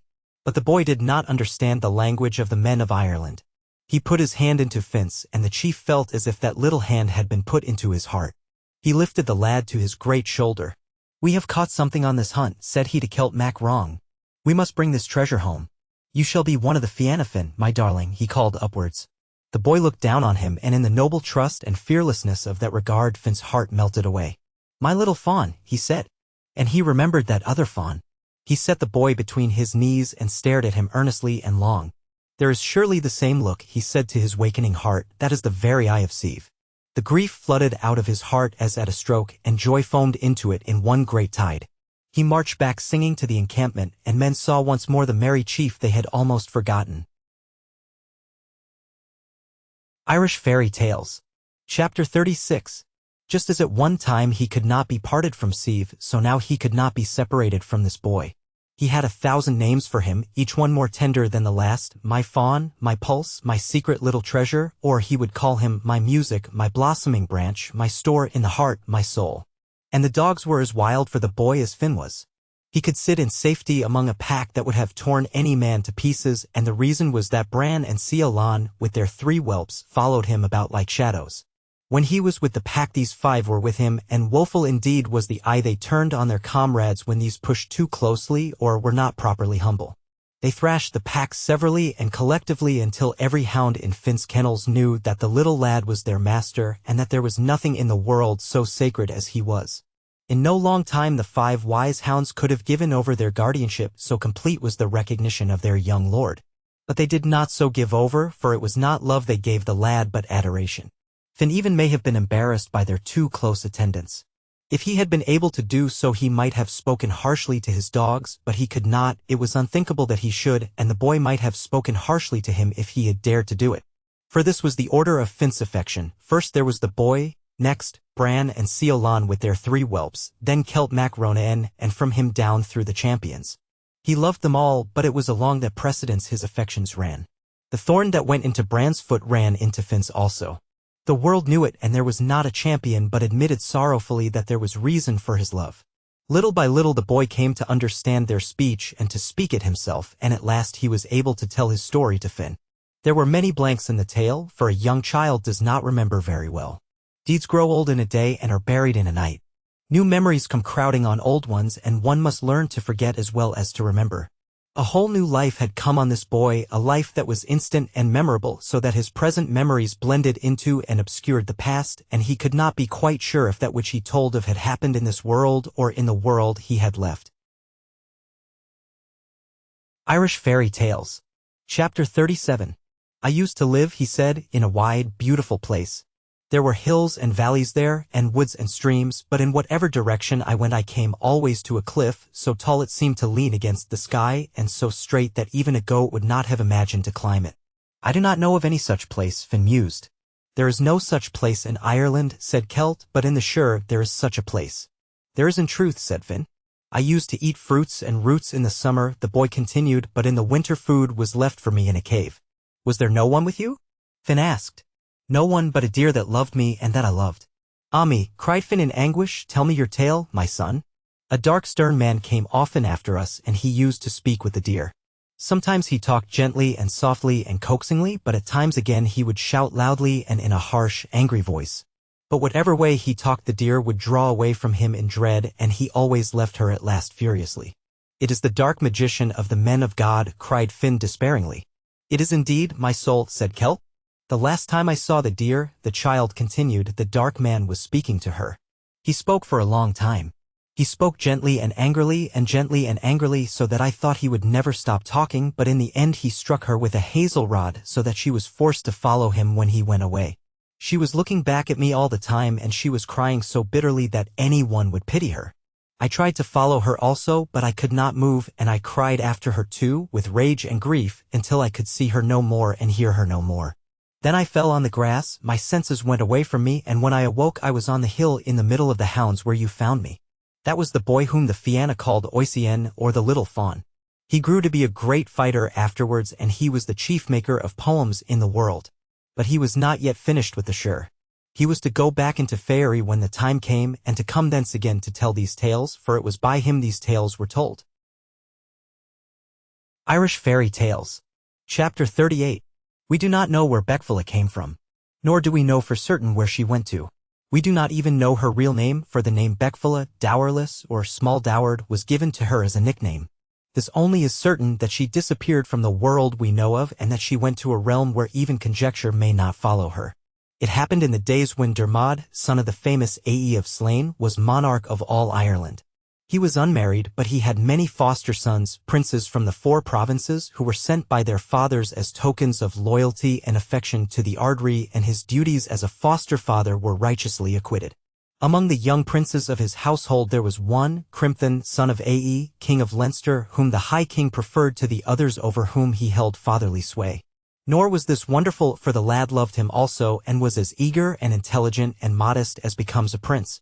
The High King and Crimthan would often set out from Tara to hunt and hawk, sometimes unaccompanied even by a servant, and on these excursions the king imparted to his foster son his own wide knowledge of forest craft, and advised him generally as to the bearing and duties of a prince, the conduct of a court, and the care of a people. Dermod Mac Ae delighted in these solitary adventures, and when he could steal a day from policy and affairs he would send word privily to Crimthan. The boy, having donned his hunting gear, would join the king at a place arranged between them, and then they ranged abroad as chance might direct. On one of these adventures, as they searched a flooded river to find the ford, they saw a solitary woman in a chariot driving from the west. "I wonder what that means," the king exclaimed thoughtfully. "Why should you wonder at a woman in a chariot?" his companion inquired, for Crimthan loved and would have knowledge. "Good, my treasure," Dermod answered, "our minds are astonished when we see a woman able to drive a cow to pasture, for it has always seemed to us that they do not drive well." Crimthan absorbed instruction like a sponge and digested it as rapidly. "I think that is justly said," he agreed. "But," Dermod continued, "when we see a woman driving a chariot of 2 horses, then we are amazed indeed. When the machinery of anything is explained to us we grow interested," and Crimthan became, by instruction, as astonished as the king was. "In good truth," said he, "the woman is driving 2 horses. "Had you not observed it before?" his master asked with kindly malice. "I had observed but not noticed," the young man admitted. "Further," said the king, "surmise is aroused in us when we discover a woman far from a house, for you will have both observed and noticed that women are home-dwellers, and that a house without a woman or a woman without a house are imperfect objects, and although they be but half observed, they are noticed on the double." "There is no doubting it," the prince answered from a knitted and thought-tormented brow. "We shall ask this woman for information about herself," said the king decidedly. "Let us do so," his ward agreed. "The King's Majesty uses the words we and us when referring to the King's Majesty," said Dermod, "but princes who do not yet rule territories must use another form of speech when referring to themselves." "I am very thoughtless," said Crimthan humbly. The king kissed him on both cheeks. "Indeed, my dear heart and my son, we are not scolding you, but you must try not to look so terribly thoughtful when you think. It is part of the art of a ruler." "I shall never master that hard art," lamented his fosterling. "We must all master it," Dermod replied. "We may think with our minds and with our tongues, but we should never think with our noses and with our eyebrows." The woman in the chariot had drawn nigh to the ford by which they were standing, and, without pause, she swung her steeds into the shallows and came across the river in a tumult of foam and spray. "Does she not drive well?" cried Crimthan admiringly. "When you are older," the king counseled him, "you will admire that which is truly admirable, for although the driving is good the lady is better." He continued with enthusiasm. "She is in truth a wonder of the world and an endless delight to the eye." She was all that and more, and as she took the horses through the river and lifted them up the bank, her flying hair and parted lips and all the young strength and grace of her body went into the king's eye and could not easily come out again. Nevertheless, it was upon his ward that the lady's gaze rested, and if the king could scarcely look away from her, she could, but only with an equal effort, look away from Crimthan. "Halt there," cried the king. "Who should I halt for?" the lady demanded, halting all the same, as is the manner of women who rebel against command and yet receive it. "Halt for Dermod. There are Dermods and Dermods in this world," she quoted. "There is yet but one Ardri," the monarch answered. She then descended from the chariot and made her reverence. "I wish to know your name," said he. But at this demand the lady frowned and answered decidedly. "I do not wish to tell it. I wish to know also where you come from and to what place you are going. I do not wish to tell any of these things. Not to the king. I do not wish to tell them to anyone." Crimthan was scandalized. "Lady," he pleaded, "you will surely not withhold information from the Ardri?" But the lady stared as royally on the High King as the High King did on her, and whatever it was he saw in those lovely eyes, the king did not insist. He drew Crimthan apart, for he withheld no instruction from that lad. "My heart," he said, "we must always try to act wisely, and we should only insist on receiving answers to questions in which we are personally concerned." Crimthan imbibed all the justice of that remark. "Thus I do not really require to know this lady's name, nor do I care from what direction she comes." "You do not?" Crimthan asked. "No, but what I do wish to know is, will she marry me?" "By my hand, that is a notable question," his companion stammered. "It is a question that must be answered," the king cried triumphantly. "But," he continued, "to learn what woman she is or where she comes from might bring us torment as well as information. Who knows in what adventures the past has engaged her?" And he stared for a profound moment on disturbing, sinister horizons, and Crimthan meditated there with him. "The past is hers," he concluded, "but the future is ours, and we shall only demand that which is pertinent to the future." He returned to the lady. "We wish you to be your wife," he said. And he gazed on her benevolently and firmly and carefully when he said that, so that her regard could not stray otherwhere. Yet, even as he looked, a tear did well into those lovely eyes, and behind her brow a thought moved of the beautiful boy who was looking at her from the king's side. But when the High King of Ireland asks us to marry him, we do not refuse, for it is not a thing that we shall be asked to do every day in the week, and there is no woman in the world but would love to rule it in terror. No second tear crept on the lady's lashes, and, with her hand in the king's hand, they paced together towards the palace, while behind them, in melancholy mood, Crimthan Mac Ae led the horses and the chariot. Irish Fairy Tales. Chapter 39. They were married in a haste which equaled the king's desire, and as he did not again ask her name, and as she did not volunteer to give it, and as she brought no dowry to her husband and received none from him, she was called Beckfula the Dowerless. Time passed, and the king's happiness was as great as his expectation of it had promised. But on the part of Beckfula no similar tidings can be given. There are those whose happiness lies in ambition and station, and to such a one the fact of being queen to the High King of Ireland is a satisfaction at which desire is sated. But the mind of Beckfula was not of this temperate quality, and lacking Crimthan, it seemed to her that she possessed nothing. For to her mind he was the sunlight in the sun, the brightness in the moonbeam, he was the savor in fruit and the taste in honey, and when she looked from Crimthan to the king she could not but consider that the right man was in the wrong place. She thought that crowned only with his curls Crimthan Mac Ae was more nobly diademed than are the masters of the world, and she told him so. His terror on hearing this unexpected news was so great that he meditated immediate flight from Tara, but when a thing has been uttered once it is easier said the second time, and on the third repetition it is patiently listened to. After no great delay Crimthan Mac Ae agreed and arranged that he and Beckfula should fly from Tara, and it was part of their understanding that they should live happily ever after. One morning, when not even a bird was astir, the king felt that his dear companion was rising. He looked with one eye at the light that stole grayly through the window and recognized that it could not in justice be called light. "There is not even a bird up," he murmured. And then to Beckfula, "What is the early rising for, dear heart?" "An engagement I have," she replied. "This is not a time for engagements," said the calm monarch. "Let it be so," she replied, and she dressed rapidly. "And what is the engagement?" he pursued. "Raiment that I left at a certain place and must have. 8 silken smocks embroidered with gold, 8 precious brooches of beaten gold, 3 diadems of pure gold." "At this hour," said the patient king, "the bed is better than the road."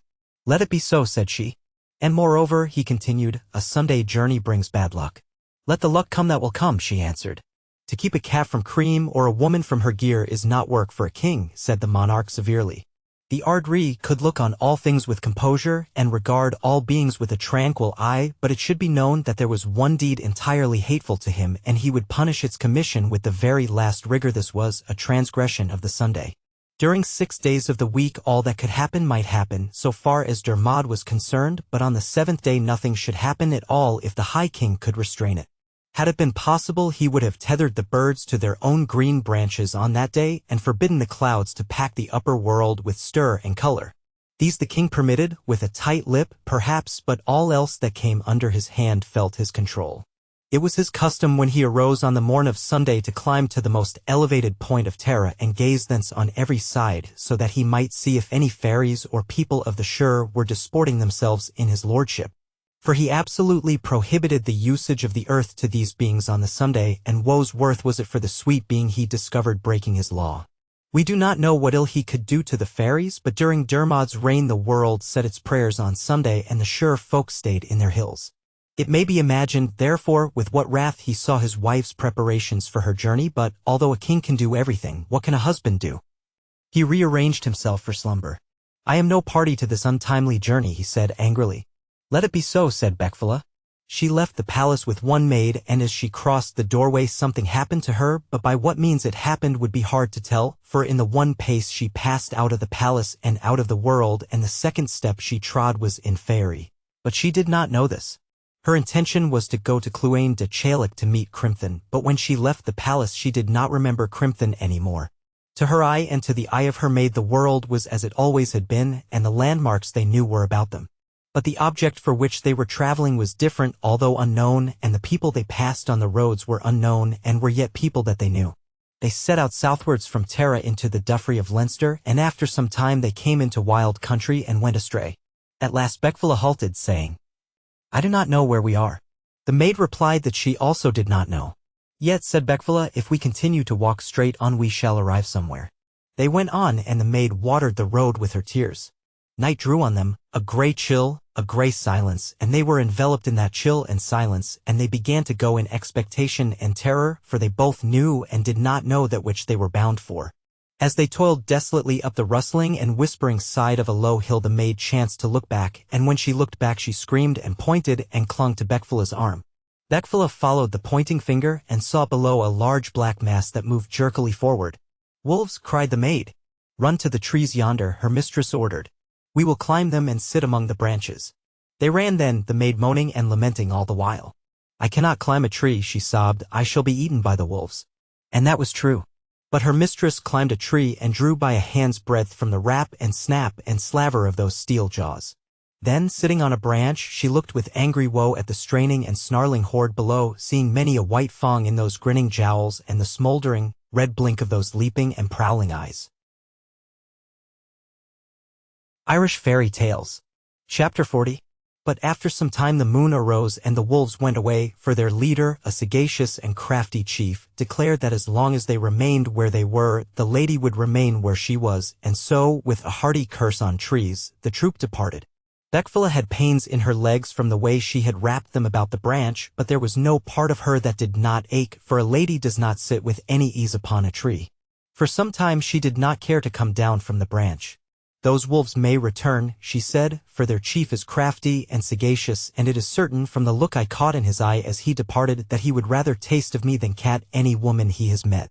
She looked carefully in every direction to see if one might discover them in hiding. She looked closely and lingeringly at the shadows under distant trees to see if these shadows moved, and she listened on every wind to try if she could distinguish a yap or a yawn or a sneeze.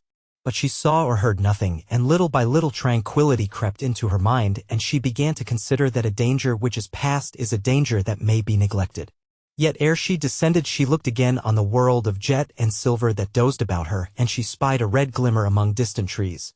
"There is no danger where there is light," she said, and she thereupon came from the tree and ran in the direction that she had noted. In a spot between 3 great oaks she came upon a man who was roasting a wild boar over a fire.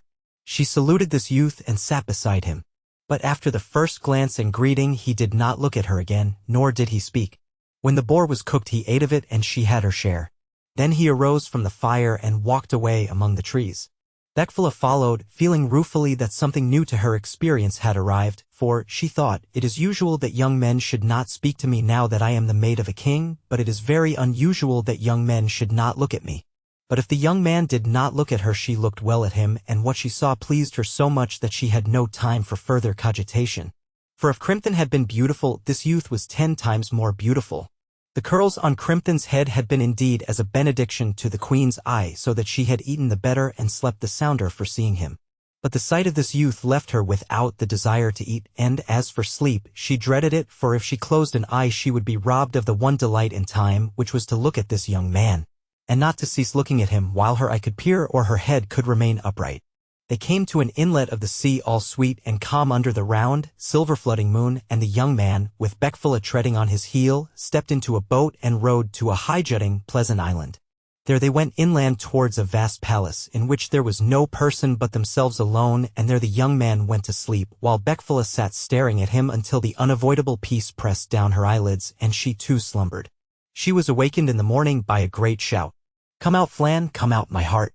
The young man leaped from his couch, girded on his harness, and strode out. 3 young men met him, each in battle harness, and these 4 advanced to meet 4 other men who awaited them at a little distance on the lawn. Then these 2 sets of 4 fought together with every warlike courtesy but with every warlike severity, and at the end of that combat there was but 1 man standing, and the other 7 lay tossed in death. Beckfula spoke to the youth. "Your combat has indeed been gallant," she said. "Alas," he replied, "if it has been a gallant deed it has not been a good one, for my 3 brothers are dead and my 4 nephews are dead." "Ah me," cried Beckfula, "why did you fight that fight?" "For the lordship of this island, the Isle of Fidach, son of Dali." But, although Beckfula was moved and horrified by this battle, it was in another direction that her interest lay, therefore she soon asked the question which lay next her heart. "Why would you not speak to me or look at me? Until I have won the kingship of this land from all claimants, I am no match for the maid of the High King of Ireland," he replied. And that reply was balm to the heart of Beckfula. "What shall I do?" she inquired radiantly. "Return to your home," he counseled. "I will escort you there with your maid, for she is not really dead, and when I have won my lordship I will go seek you in Tara." "You will surely come," she insisted. "By my hand," quoth he, "I will come." These 3 returned then, and at the end of a day and night they saw far off the mighty roofs of Tara massed in the morning haze. The young man left them, and with many a backward look and with dragging, reluctant feet, Beckfula crossed the threshold of the palace, wondering what she should say to Dermod and how she could account for an absence of 3 days' duration. Irish Fairy Tales. Chapter 41. It was so early that not even a bird was yet awake, and the dull gray light that came from the atmosphere enlarged and made indistinct all that one looked at, and swathed all things in a cold and livid gloom. As she trod cautiously through dim corridors, Beckfula was glad that, saving the guards, no creature was astir, and that for some time yet she need account to no person for her movements. She was glad also of a respite which would enable her to settle into her home and draw about her the composure which women feel when they are surrounded by the walls of their houses, and can see about them the possessions which, by the fact of ownership, have become almost a part of their personality. Sundered from her belongings, no woman is tranquil, her heart is not truly at ease, however her mind may function, so that under the broad sky or in the house of another she is not the competent, precise individual which she becomes when she sees again her household in order and her domestic requirements at her hand. Beckfula pushed the door of the king's sleeping chamber and entered noiselessly. Then she sat quietly in a seat gazing on the recumbent monarch, and prepared to consider how she should advance to him when he awakened, and with what information she might stay his inquiries or reproaches. "I will reproach him," she thought. "I will call him a bad husband and astonish him, and he will forget everything but his own alarm and indignation." But at that moment the king lifted his head from the pillow and looked kindly at her. Her heart gave a great throb, and she prepared to speak at once and in great volume before he could formulate any question. But the king spoke first, and what he said so astonished her that the explanation and reproach with which her tongue was thrilling fled from it at a stroke, and she could only sit staring and bewildered and tongue-tied. "Well, my dear heart," said the king, "have you decided not to keep that engagement?" Aye, Beckfula stammered. "It is truly not an hour for engagements," Dermod insisted. "For not a bird of the birds has left his tree, and," he continued maliciously, The light is such that you could not see an engagement even if you met one. I, Beckfula gasped. A Sunday journey, he went on, is a notorious bad journey. No good can come from it. You can get your smocks and diadems tomorrow. But at this hour a wise person leaves engagements to the bats and the staring owls and the round-eyed creatures that prowl and sniff in the dark. Come back to the warm bed, sweet woman, and set on your journey in the morning. Such a load of apprehension was lifted from Beckfula's heart that she instantly did as she had been commanded, and such a bewilderment had yet possession of her faculties that she could not think or utter a word on any subject. Yet the thought did come into her head as she stretched in the warm gloom that Crimthan the son of Ae must be now attending her at Cluain de Chalik, and she thought of that young man as of something wonderful and very ridiculous, and the fact that he was waiting for her troubled her no more than if a sheep had been waiting for her or a roadside bush. She fell asleep. Irish Fairy Tales. Chapter 42. In the morning as they sat at breakfast 4 clerics were announced, and when they entered the king looked on them with stern disapproval. "What is the meaning of this journey on Sunday?" he demanded. A lank-jawed, thin-browed brother, with uneasy, intertwining fingers, and a deep-set, venomous eye, was the spokesman of those 4. "Indeed," he said, and the fingers of his right hand strangled and did to death the fingers of his left hand. "Indeed, we have transgressed by order." "Explain that." "We have been sent to you hurriedly by our master, Molasius of Devenish." "A pious, a saintly man," the king interrupted, "and one who does not countenance transgressions of the Sunday." "We were ordered to tell you as follows," said the grim cleric, and he buried the fingers of his right hand in his left fist, so that one could not hope to see them resurrected again. "It was the duty of one of the brothers of Devenish," he continued, "to turn out the cattle this morning before the dawn of day, and that brother, while in his duty, saw 8 comely young men who fought together." "On the morning of Sunday," Dermod exploded. The cleric nodded with savage emphasis. "On the morning of this self-same and instant sacred day." "Tell on," said the king wrathfully, but terror gripped with sudden fingers at Beckfula's heart. "Do not tell horrid stories on the Sunday," she pleaded. "No good can come to anyone from such a tale." "Nay, this must be told, sweet lady," said the king. But the cleric stared at her glumly, forbiddingly, and resumed his story at a gesture. "Of these 8 men, 7 were killed." "They are in hell," the king said gloomily. "In hell they are," the cleric replied with enthusiasm. "And the one that was not killed?" "He is alive," that cleric responded. "He would be," the monarch assented. "Tell your tale." Molasius had those 7 miscreants buried, and he took from their unhallowed necks and from their lewd arms and from their unblessed weapons the load of 2 men in gold and silver treasure. "2 men's load," said Dermod thoughtfully. "That much," said the lean cleric. "No more, no less. And he has sent us to find out what part of that hellish treasure belongs to the brothers of Devenish, and how much is the property of the king." Beckfula again broke in, speaking graciously, regally, hastily. "Let those brothers have the entire of the treasure, for it is Sunday treasure, and as such it will bring no luck to anyone." The cleric again looked at her coldly, with a harsh-lidded, small-set, gray-eyed glare, and waited for the king's reply. Dermod pondered, shaking his head as to an argument on his left side, and then nodding it again as to an argument on his right. "It shall be done as this sweet queen advises. Let a reliquary be formed with cunning workmanship of that gold and silver, dated with my date and signed with my name, to be in memory of my grandmother who gave birth to a lamb, to a salmon, and then to my father, the Ardri.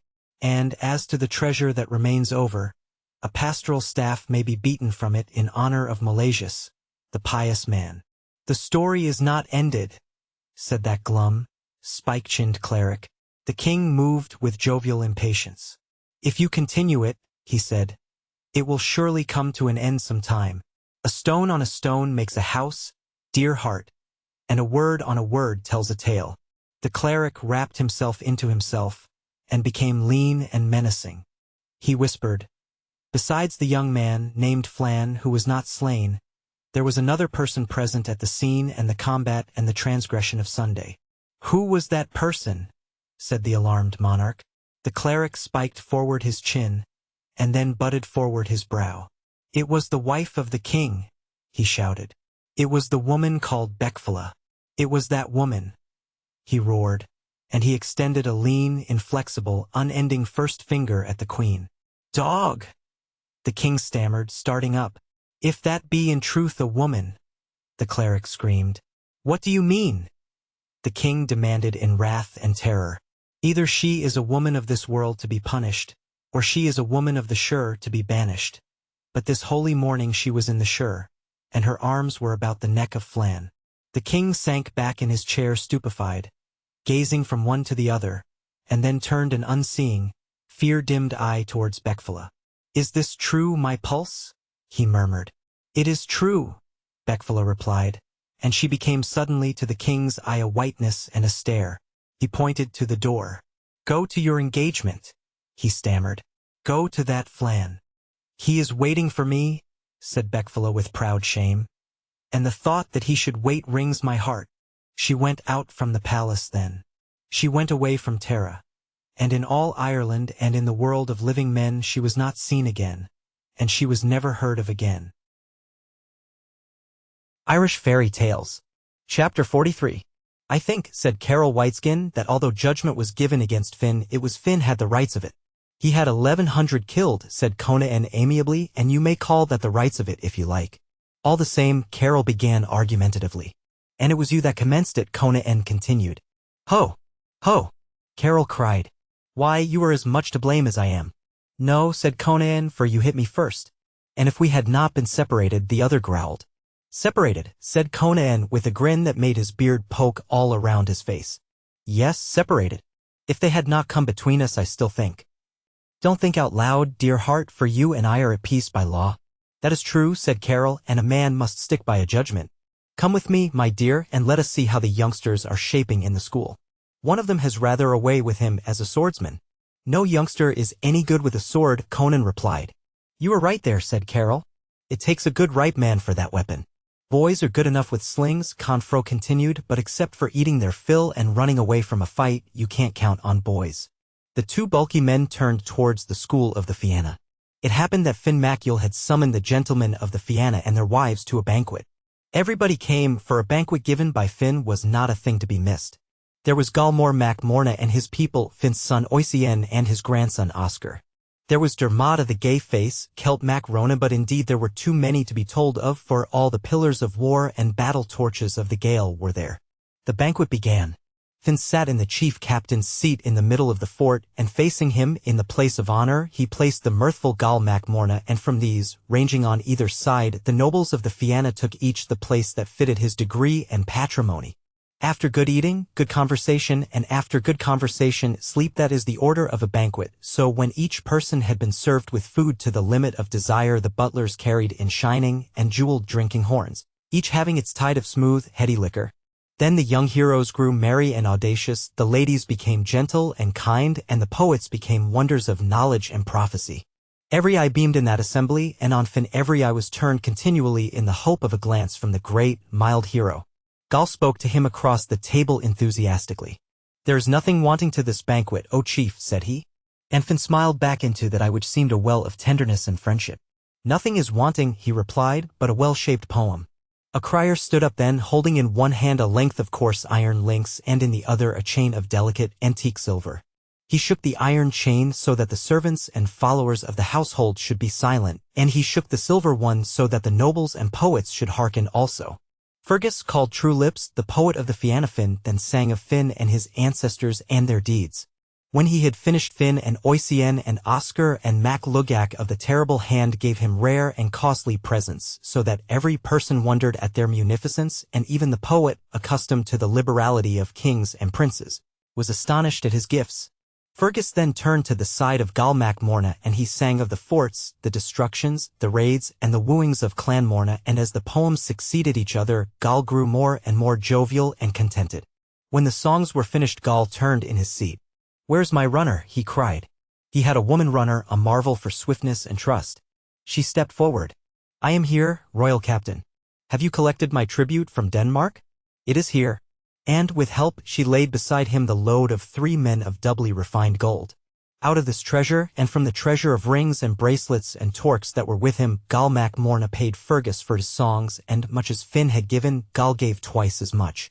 But, as the banquet proceeded, Gal gave, whether it was to harpers or prophets or jugglers, more than anyone else gave, so that Finn became displeased, and as the banquet proceeded he grew stern and silent. Irish Fairy Tales. Chapter 44. This version of the death of Yule is not correct. Also Nocha is not in Lachlan but in Ireland.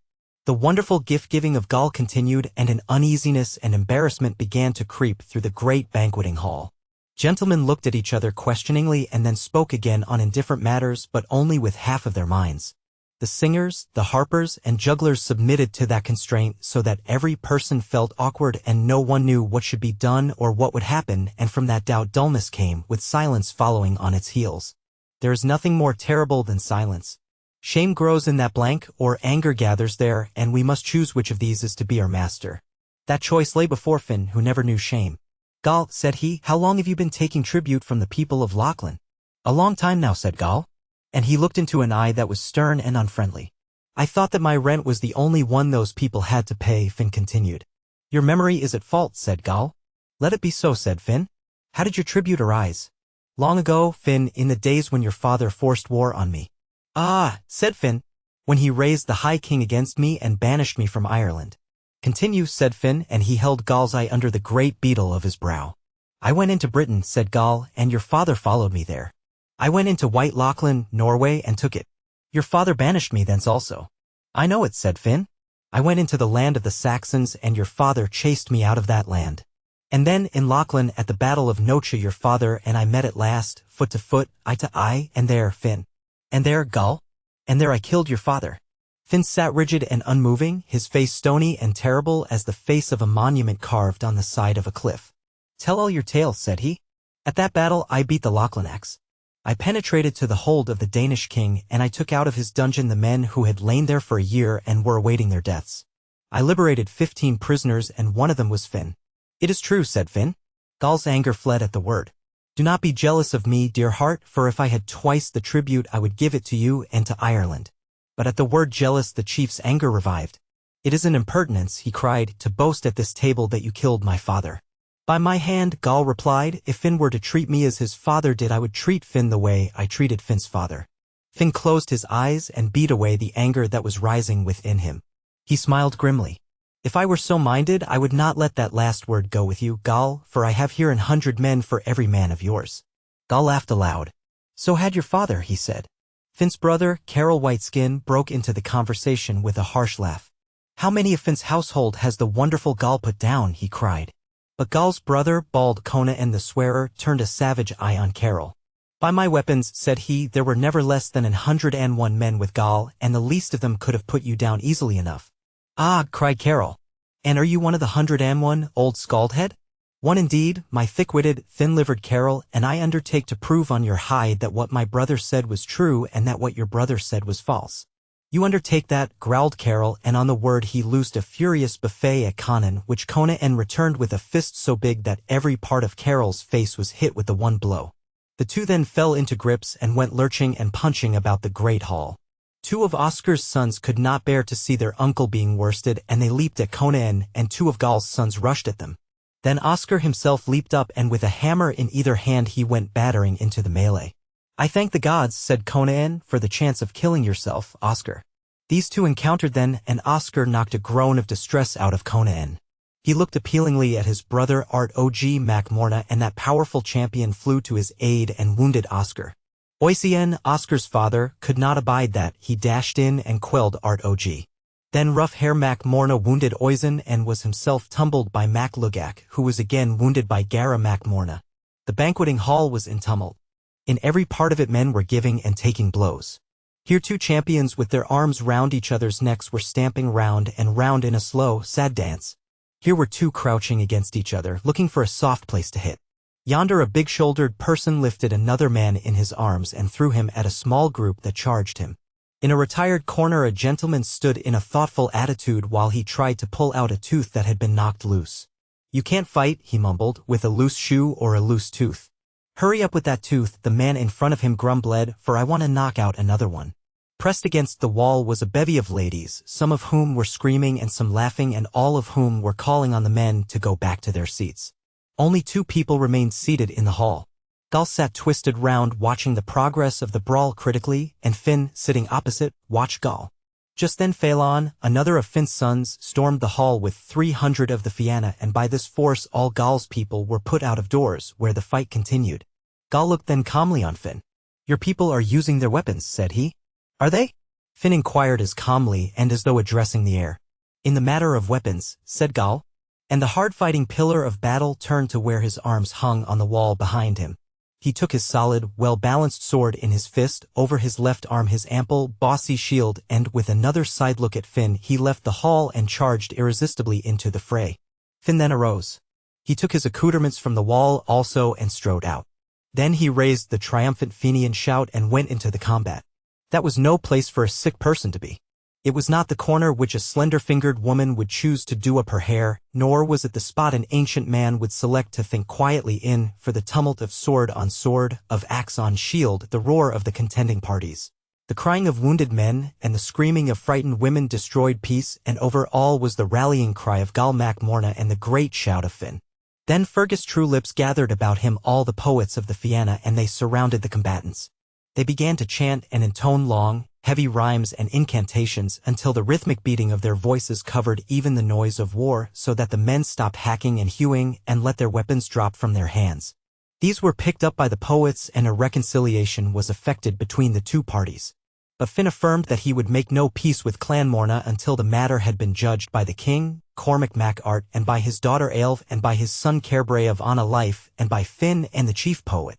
Gal agreed that the affair should be submitted to that court, and a day was appointed, a fortnight from that date, to meet at Tara of the Kings for judgment. Then the hall was cleansed and the banquet recommenced. Of Finn's people 1,100 of men and women were dead, while of Gal's people 11 men and 50 women were dead. But it was through fright the women died, for not one of them had a wound or a bruise or a mark. Irish Fairy Tales. Chapter 45. At the end of a fortnight Finn and Gal and the chief men of the Fianna attended at Tara. The king, his son and daughter, with Flari, Fihal, and Finn and Macbachna sat in the place of judgment, and Cormac called on the witnesses for evidence. Finn stood up, but the moment he did so Gal Mac Morna arose also. "I object to Finn giving evidence," said he. "Why so?" the king asked. "Because in any matter that concerned me Finn would turn a lie into truth and the truth into a lie." "I do not think that is so," said Finn. "You see, he has already commenced it," cried Gal. "If you object to the testimony of the chief person present, in what way are we to obtain evidence?" the king demanded. "I," said Gal, "will trust to the evidence of Fergus Truelips. He is Finn's poet and will tell no lie against his master. He is a poet and will tell no lie against anyone." "I agree to that," said Finn. "I require, nevertheless," Gal continued, "that Fergus should swear before the court, by his gods, that he will do justice between us." Fergus was accordingly sworn and gave his evidence. He stated that Finn's brother Carol struck Conan Mac Morna, that Gal's 2 sons came to help Conan, that Oscar went to help Carol, and with that Finn's people and the clan Morna rose at each other.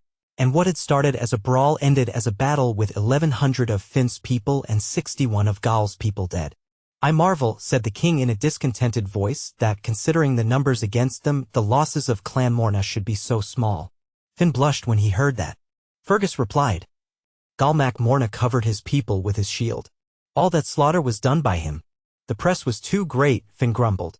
"I could not get at him in time or—" "Or what?" said Gal with a great laugh. Finn shook his head sternly and said no more. "What is your judgment?" Cormac demanded of his fellow judges. Flari pronounced first. "I give damages to Clan Morna." "Why?" said Cormac. "Because they were attacked first." Cormac looked at him stubbornly. "I do not agree with your judgment," he said. "What is there faulty in it?" Flari asked. "You have not considered," the king replied, "that a soldier owes obedience to his captain, and that, given the time and the place, Finn was the captain and Gal was only a simple soldier." Flari considered the king's suggestion. That, he said, would hold good for the white striking or blows of fists, but not for the red striking or sword strokes. "What is your judgment?" the king asked Fihal. Fihal then pronounced, "I hold that Clan Morna were attacked first and that they are to be free from payment of damages." "And as regards Finn?" said Cormac. I hold that on account of his great losses Finn is to be exempt from payment of damages and that his losses are to be considered as damages. I agree in that judgment, said Finn, and the king and his son also agreed, and the decision was imparted to the Fianna. One must abide by a judgment, said Finn. Do you abide by it? Gall demanded. I do, said Finn. Gall and Finn then kissed each other, and thus peace was made. For, notwithstanding the endless bicker of these two heroes, they loved each other well. Yet, now that the years have gone by, I think the fault lay with Gall and not with Finn, and that the judgment given did not consider everything. For at that table Gall should not have given greater gifts than his master and host did, and it was not right of Gall to take by force the position of greatest gift-giver of the Fianna, for there was never in the world one greater at giving gifts, or giving battle, or making poems than Finn was. That side of the affair was not brought before the court. But perhaps it was suppressed out of delicacy for Finn, for if Gall could be accused of ostentation, Finn was open to the uglier charge of jealousy. It was, nevertheless, Gall's forward and impish temper which commenced the brawl, and the verdict of time must be to exonerate Finn and to let the blame go where it is merited. There is, however, this to be added and remembered, that whenever Finn was in a tight corner it was Gall that plucked him out of it, and, later on, when time did his worst on them all and the Fianna were sent to hell as unbelievers, it was Gall Mac Morna who assaulted hell with a chain in his great fist and 3 iron balls swinging from it, and it was he who attacked the hosts of great devils and brought Finn and the Fianna Finn out with him. Irish Fairy Tales. Chapter 46. One day something happened to Finn, the son of Yule. That is, he departed from the world of men, and was set wandering in great distress of mind through Faerie. He had days and nights there and adventures there, and was able to bring back the memory of these. That, by itself, is wonderful, for there are few people who remember that they have been to Faerie or aught of all that happened to them in that state. In truth, we do not go to Faerie, we become Faerie, and in the beating of a pulse we may live for a year or 1,000 years. But when we return the memory is quickly clouded, and we seem to have had a dream or seen a vision, although we have verily been in Faerie. It was wonderful, then, that Finn should have remembered all that happened to him in that wide-spun moment. But in this tale there is yet more to marvel at. For not only did Finn go to Faerie, but the great army which he had marshaled to Ben-Adair, the Hill of Hoth, were translated also, and neither he nor they were aware that they had departed from the world until they came back to it. 14 battles, 7 of the reserve and 7 of the regular Fianna, had been taken by the chief on a great march and maneuver. When they reached Ben-Adair it was decided to pitch camp so that the troops might rest in view of the warlike plan which Finn had imagined for the morrow. The camp was chosen, and each squadron and company of the host were lodged into an appropriate place, so there was no overcrowding and no halt or interruption of the march. For where a company halted that was its place of rest, and in that place it hindered no other company, and was at its own ease. When this was accomplished the leaders of battalions gathered on a level, grassy plateau overlooking the sea, where a consultation began as to the next day's maneuvers, and during this discussion they looked often on the wide water that lay wrinkling and twinkling below them. A roomy ship under great press of Sol was bearing on Ben-Adair from the east. Now and again, in a lull of the discussion, a champion would look and remark on the hurrying vessel, and it may have been during one of these moments that the adventure happened to Finn and the Fianna. "I wonder where that ship comes from?" said Conan idly. But no person could surmise anything about it beyond that it was a vessel well equipped for war. As the ship drew by the shore the watchers observed a tall man swing from the side by means of his spear shafts, and in a little while this gentleman was announced to Finn, and was brought into his presence. A sturdy, bellicose, forthright personage he was indeed. He was equipped in a wonderful solidity of armor, with a hard, carven helmet on his head, a splendid red-bossed shield swinging on his shoulder, a wide-grooved, straight sword clashing along his thigh. On his shoulders under the shield he carried a splendid scarlet mantle. Over his breast was a great brooch of burnt gold, and in his fist he gripped a pair of thick-shafted, unburnished spears. Finn and the champions looked on this gentleman, and they admired exceedingly his bearing and equipment. "Of what blood are you, young gentleman?" Finn demanded. "And from which of the 4 corners of the world do you come?" "My name is Cale of the Iron," the stranger answered, "and I am son to the king of Thessaly. What errand has brought you here?" "I do not go on errands," the man replied sternly, "but on the affairs that please me." "Be it so. What is the pleasing affair which brings you to this land? Since I left my own country I have not gone from a land or an island until it paid tribute to me and acknowledged my lordship. And you have come to this realm? Cried Finn, doubting his ears. For tribute and sovereignty, growled that other, and he struck the haft of his spear violently on the ground. By my hand, said Conan. We have never heard of a warrior, however great, but his peer was found in Ireland, and the funeral songs of all such have been chanted by the women of this land. By my hand and word, said the harsh stranger. Your talk makes me think of a small boy or of an idiot. Take heed, sir, said Finn. For the champions and great dragons of the Gale are standing by you, and around us there are 14 battles of the Fianna of Ireland. If all the Fianna who have died in the last 7 years were added to all that are now here, the stranger asserted, I would treat all of these and those grievously, and would curtail their limbs and their lives. It is no small boast, Conan murmured, staring at him. It is no boast at all, said Cale. And, to show my quality and standing, I will propose a deed to you. Give out your deed, Finn commanded. Thus, said Cale with cold savagery, if you can find a man among your 14 battalions who can outrun or outwrestle or outfight me, I will take myself off to my own country, and will trouble you no more. And so harshly did he speak, and with such a belligerent eye did he stare, that dismay began to seize on the champions, and even Finn felt that his breath had halted.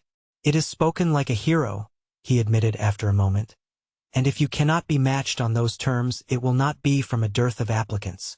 In running alone, Finn continued thoughtfully, we have a notable champion, Celt Mac Ronaen. This son of Ronaen will not long be notable, the stranger asserted. He can outstrip the red deer, said Conan. He can outrun the wind, cried Finn.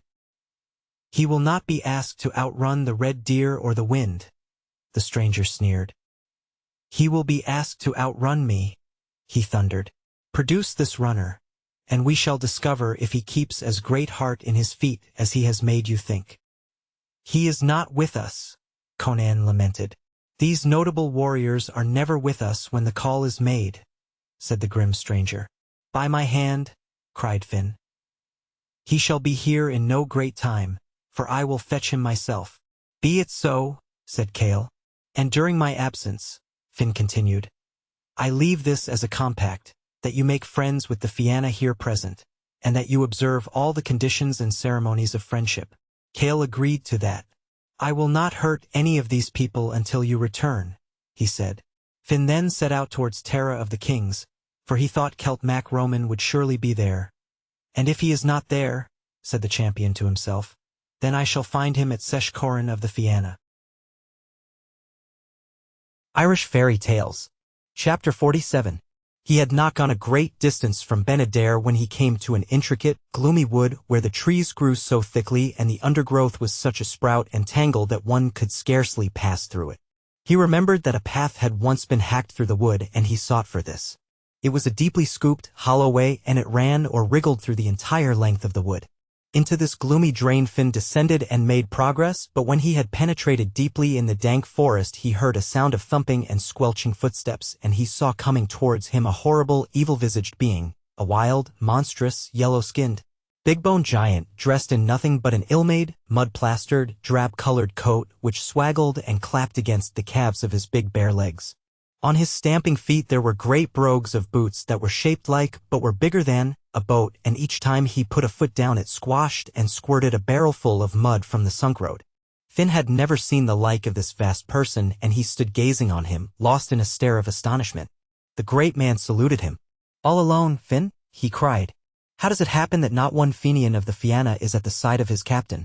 At this inquiry Finn got back his wits. That is too long a story, and it is too intricate and pressing to be told, also I have no time to spare now. Yet tell it now, the monstrous man insisted. Finn, thus pressed, told of the coming of Cale of the Iron, of the challenge the latter had issued, and that he, Finn, was off to Terra of the Kings to find Celt Mac Ronaen. I know that foreigner well, the big man commented. Is he the champion he makes himself out to be? Finn inquired. He can do twice as much as he said he would do, the monster replied. He won't outrun Celt Mac Ronaen, Finn asserted. The big man jeered. Say that he won't outrun a hedgehog, dear heart. This Kale will end the course by the time your Celt begins to think of starting. Then said Finn, I no longer know where to turn or how to protect the honor of Ireland. I know how to do these things, the other man commented with a slow nod of the head. If you do, Finn pleaded, tell it to me upon your honor. I will do that, the man replied. Do not look any further for the rusty kneed, slow-trotting son of Rona, he continued, but ask me to run your race, and, by this hand, I will be first at the post. At this the chief began to laugh. My good friend, you have work enough to carry the 2 tons of mud that are plastered on each of your coat-tails, to say nothing of your weighty boots. By my hand, the man cried, there is no person in Ireland but myself can win that race. I claim a chance. Finn agreed then. Be it so, said he. And now tell me your name? I am known as the Carl of the Drabcoat. All names are names, Finn responded, and that also is a name. They returned then to Ben-Adair. Irish Fairy Tales. Chapter 48. When they came among the host, the men of Ireland gathered about the vast stranger, and there were some who hid their faces in their mantles so that they should not be seen to laugh, and there were some who rolled along the ground in merriment. And there were others who could only hold their mouths open and crook their knees and hang their arms and stare dumbfoundedly upon the stranger, as though they were utterly dazed. Cale of the Iron came also on the scene, and he examined the stranger with close and particular attention. What in the name of the devil is this thing? He asked of Finn. Dear heart, said Finn, this is the champion I am putting against you in the race. Cale of the Iron grew purple in the face, and he almost swallowed his tongue through wrath. Until the end of eternity, he roared, and until the very last moment of doom I will not move 1 foot in a race with this greasy, big-hoofed, ill-assembled resemblance of a beggar man. But at this the Carl burst into a roar of laughter so that the eardrums of the warriors present almost burst inside of their heads. Be reassured, my darling, I am no beggar man, and my quality is not more gross than is the blood of the most delicate prince in this assembly. You will not evade your challenge in that way, my love, and you shall run with me, or you shall run to your ship with me behind you. What length of course do you propose, dear heart? I never run less than 60 miles, Cale replied sullenly. It is a small run, said the Carl, but it will do. From this place to the Hill of the Rushes, Sleeve-Luachra of Munster, is exactly 60 miles. Will that suit you? I don't care how it is done, Cale answered. Then, said the Carl, we may go off to Sleeve-Luachra now, and in the morning we can start our race there to here. Let it be done that way, said Cale. These two set out then for Munster, and as the sun was setting they reached Sleeve-Luachra and prepared to spend the night there. Irish Fairy Tales. Chapter 49. Cale, my pulse, said the Carl. We had better build a house or a hut to pass the night in. I'll build nothing, Cale replied, looking on the Carl with great disfavor. No, I won't build house or hut for the sake of passing one night here, for I hope never to see this place again. I'll build a house myself, said the Carl, and the man who does not help in the building can stay outside of the house. The Carl stumped to a nearby wood, and he never rested until he had felled and tied together 24 couples of big timber. He thrust these under one arm, and under the other he tucked a bundle of rushes for his bed, and with that one load he rushed up a house, well thatched and snug, and with the timber that remained over he made a bonfire on the floor of the house. His companion sat at a distance regarding the work with rage and aversion. Now, Cale, my darling, said the Carl, if you are a man, help me to look for something to eat, for there is game here. Help yourself, roared Cale. For all that I want is not to be near you. The tooth that does not help gets no helping, the other replied. In a short time the Carl returned with a wild boar which he had run down. He cooked the beast over his bonfire and ate 1/2 of it, leaving the other half for his breakfast. Then he lay down on the rushes, and in 2 turns he fell asleep. But Cale lay out on the side of the hill, and if he went to sleep that night he slept fasting. It was he, however, who awakened the Carl in the morning. Get up, beggar man, if you are going to run against me. The Carl rubbed his eyes. I never get up until I have had my fill of sleep, and there is another hour of it due to me. But if you are in a hurry, my delight, you can start running now with a blessing. I will trot on your track when I waken up.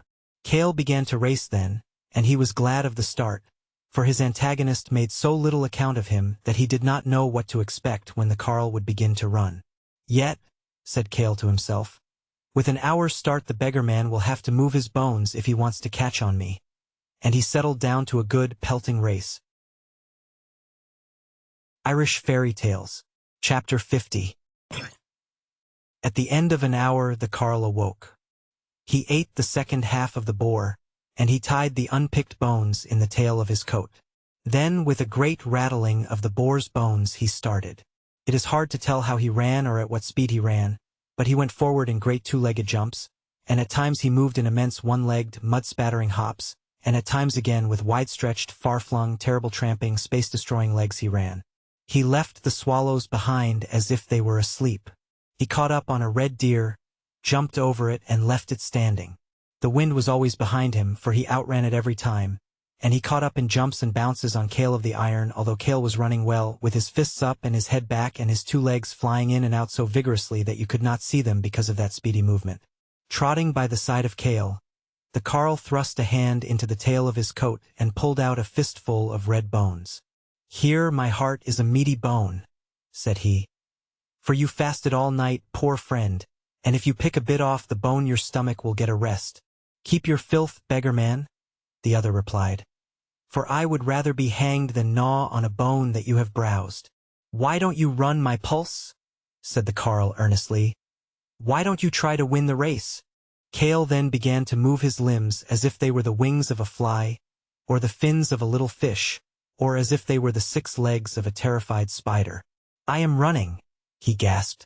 "But try and run like this," the carle admonished, and he gave a wriggling bound and a sudden outstretching and scurrying of shanks, and he disappeared from Cale's sight in one wild spatter of big boots. Despair fell on Cale of the Iron, but he had a great heart. "I will run until I burst," he shrieked. "And when I burst, may I burst to a great distance, and may I trip that beggar man up with my burstings and make him break his leg." He settled then to a determined, savage, implacable trot. He caught up on the carle at last, for the latter had stopped to eat blackberries from the bushes on the road, and when he drew nigh, Cale began to jeer and sneer angrily at the carle. "Who lost the tails of his coat?" he roared. "Don't ask riddles of a man that's eating blackberries," the carle rebuked him. "The dog without a tail and the coat without a tail," cried Cale. "I give it up," the carle mumbled. "It's yourself, beggar man," jeered Cale. "I am myself," the carle gurgled through a mouthful of blackberries. "And as I am myself, how can it be myself?" "That is a silly riddle," he burbled. "Look at your coat. Tub of grease?" The carle did so. "My faith," said he, "where are the 2 tails of my coat?" "I could smell one of them, and it wrapped around a little tree 30 miles back," said Cale. "And the other one was dishonoring a bush 10 miles behind that." "It is bad luck to be separated from the tails of your own coat," the carle grumbled. "I'll have to go back for them. Wait here, beloved, and eat blackberries until I come back, and we'll both start fair." "Not half a second will I wait," Cale replied, and he began to run towards Ben Adair as a lover runs to his maiden or as a bee flies to his hive. "I haven't had half my share of blackberries either," the carle lamented as he started to run backwards for his coat-tails.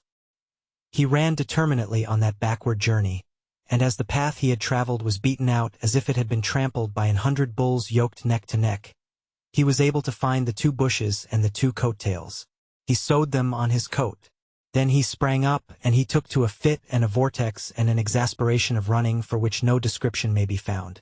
The thumping of his big boots grew as continuous as the pattering of hailstones on a roof, and the wind of his passage blew trees down.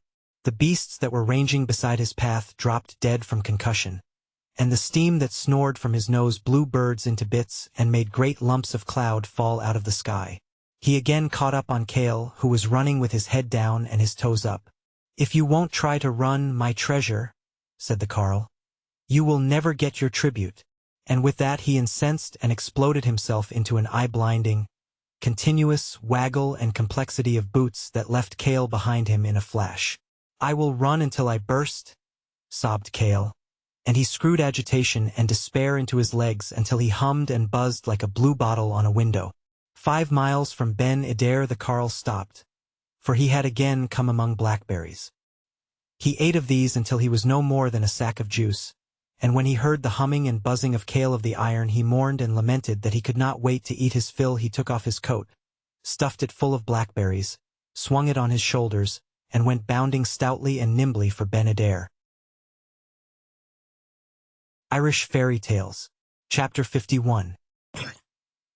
It would be hard to tell of the terror that was in Finn's breast and in the hearts of the Fianna while they attended the conclusion of that race.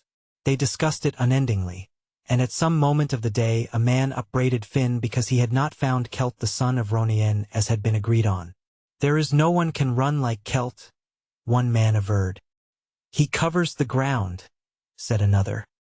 "He is light as a feather, swift as a stag, lunged like a bull, legged like a wolf. He runs." These things were said to Finn, and Finn said these things to himself.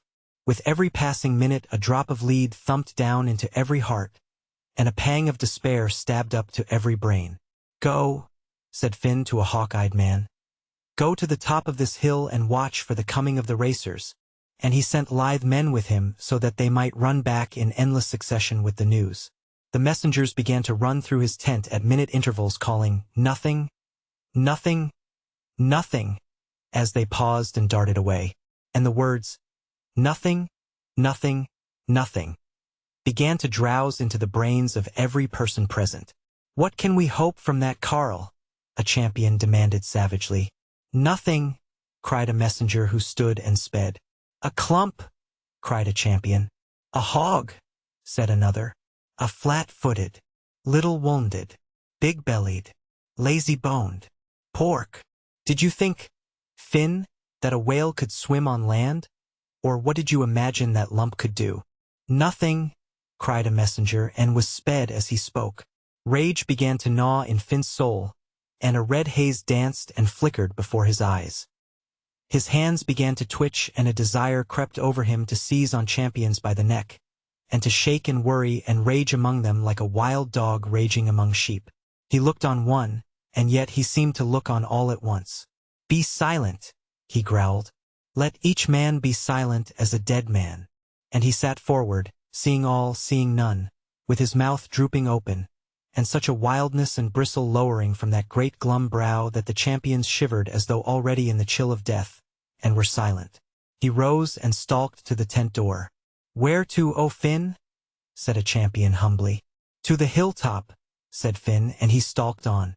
They followed him, whispering among themselves, keeping their eyes on the ground as they climbed. Irish Fairy Tales. Chapter 52. "What do you see?" Finn demanded of the watcher. "Nothing," that man replied. "Look again," said Finn. The eagle-eyed man lifted a face, thin and sharp as though it had been carven on the wind, and he stared forward with an immobile intentness.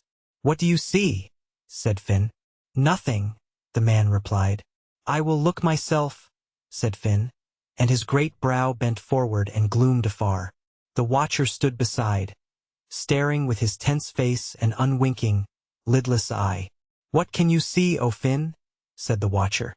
"I can see nothing," said Finn, and he projected again his grim, gaunt forehead, for it seemed as if the watcher stared with his whole face, eye, and with his hands. But Finn brooded weightedly on distance with his puckered and crannied brow. They looked again.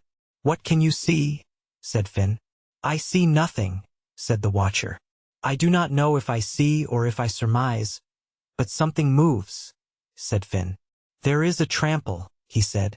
The watcher became then an eye, a rigidity, an intense outthrusting and ransacking of thin-spun distance.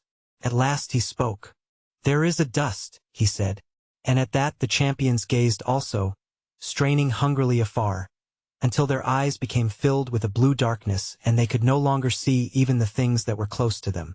"I," cried Conan triumphantly, "I see a dust." "And I," cried another. "And I see a man," said the eagle-eyed watcher.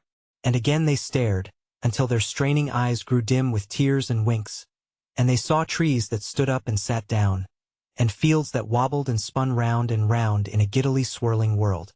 "There is a man," Conan roared. "A man there is," cried another. "And he is carrying a man on his back," said the watcher. "It is Cale of the Iron carrying the carle on his back," he groaned. "The great pork," a man gritted. "The no-good," sobbed another. "The lean-hearted, thick-thighed, ramshackle, muddle-headed, hog," screamed a champion, and he beat his fists angrily against a tree. But the eagle-eyed watcher watched until his eyes narrowed and became pinpoints, and he ceased to be a man and became an optic. "Wait," he breathed. "Wait until I screw into one other inch of sight." And they waited, looking no longer on that scarcely perceptible speck in the distance, but straining upon the eye of the watcher as though they would penetrate it and look through it. "It is the Carl," he said, "carrying something on his back, and behind him again there is a dust." "Are you sure?" said Finn in a voice that rumbled and vibrated like thunder. "It is the Carl," said the watcher. "And the dust behind him is Cale of the Iron trying to catch him up." Then the Fianna gave a roar of exultation, and each man seized his neighbor and kissed him on both cheeks. And they gripped hands about Finn, and they danced round and round in a great circle, roaring with laughter and relief, in the ecstasy which only comes where grisly fear has been and whence that bony jowl has taken itself away. Irish Fairy Tales. Chapter 53. The Carl of the drab coat came bumping and stumping and clumping into the camp and was surrounded by a multitude that adored him and hailed him with tears. "Meal," he bawled, "meal for the love of the stars." And he bawled, "Meal, meal," until he bawled everybody into silence. Finn addressed him. "What for the meal, dear heart?" "For the inside of my mouth," said the Carl, "for the recesses and crannies and deep-down profundities of my stomach." "Meal, meal," he lamented. Meal was brought. The Carl put his coat on the ground, opened it carefully, and revealed a store of blackberries, squashed, crushed, mangled, democratic, ill-looking. "The meal," he groaned, "the meal." It was given to him. "What of the race, my pulse?" said Finn. "Wait, wait," cried the Carl. I die for meal and blackberries."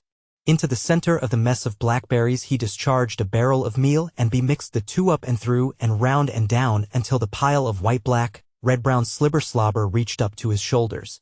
Then he commenced to paw and impel and project and cram the mixture into his mouth, and between each mouthful he sighed a contented sigh, and during every mouthful he gurgled an oozy gurgle.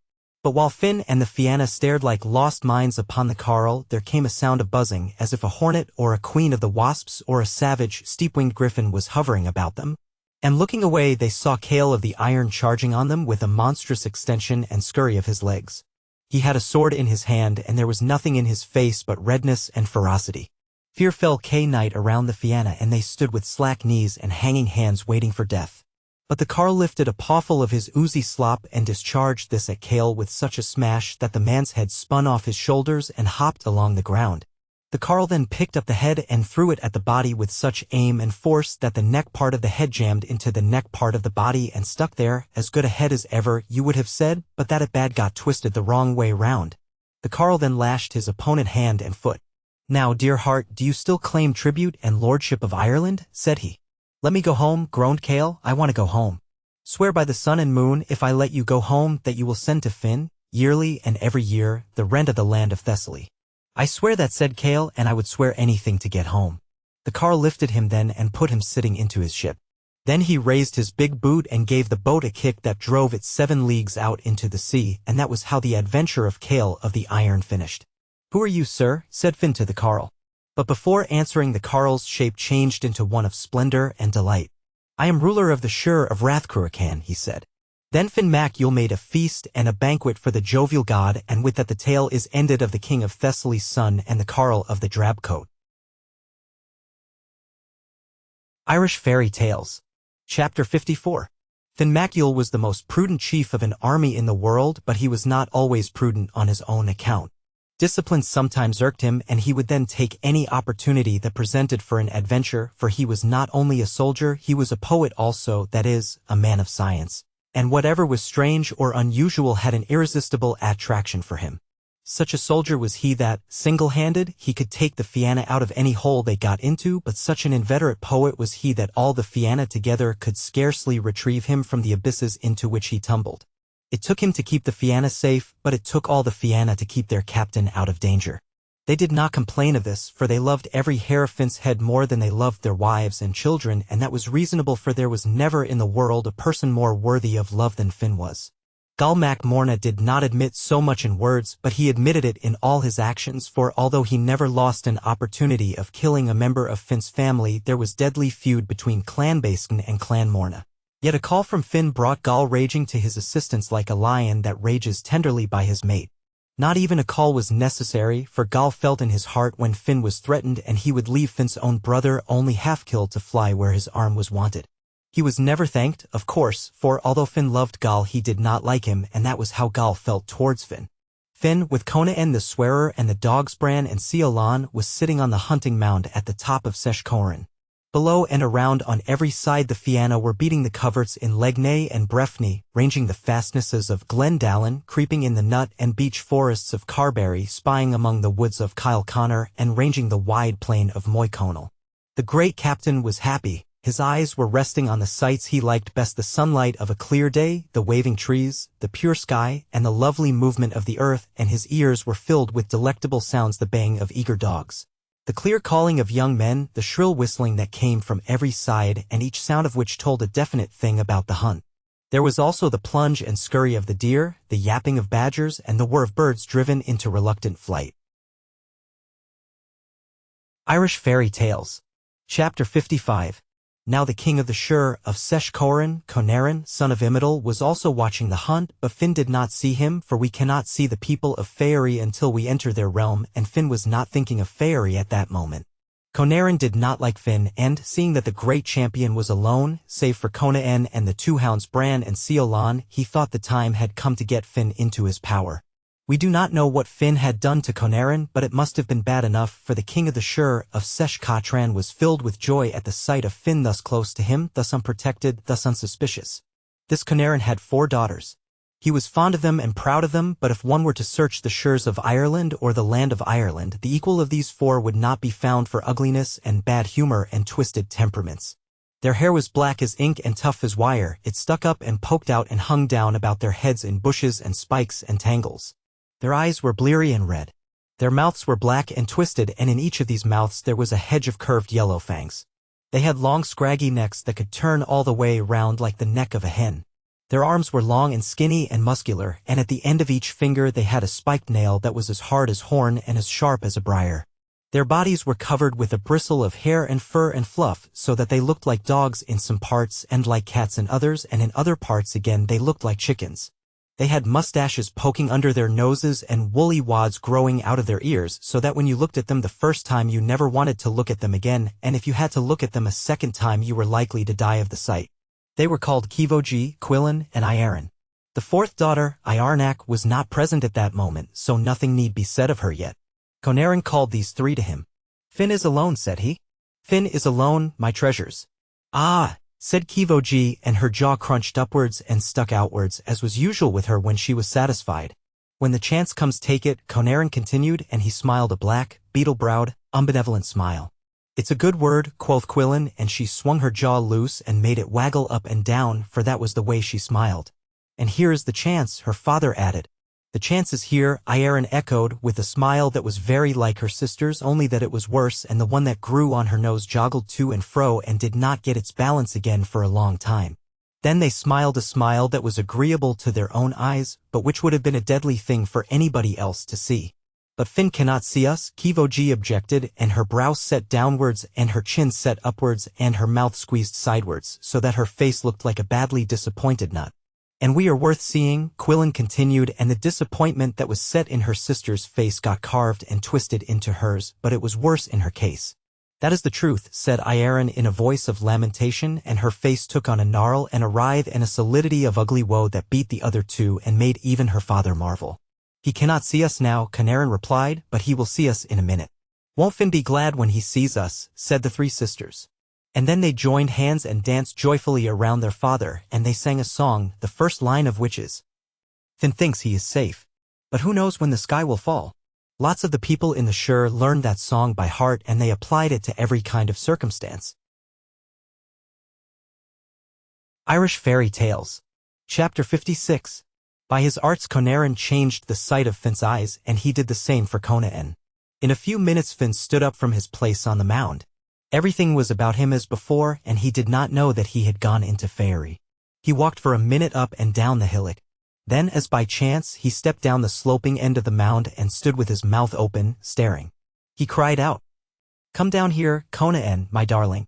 Conan stepped down to him. "Am I dreaming?" Finn demanded, and he stretched out his finger before him. "If you are dreaming," said Kong, "I'm dreaming too. They weren't here a minute ago," he stammered. Finn looked up at the sky and found that it was still there. He stared to one side and saw the trees of Kyle Connor waving in the distance. He bent his ear to the wind and heard the shouting of hunters, the yapping of dogs, and the clear whistles which told how the hunt was going. "Well," said Finn to himself. "By my hand," quoth Conan to his own soul. And the two men stared into the hillside as though what they were looking at was too wonderful to be looked away from. "Who are they?" said Finn.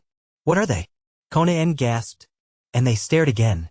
For there was a great hole like a doorway in the side of the mound, and in that doorway the daughters of Conarin sat spinning.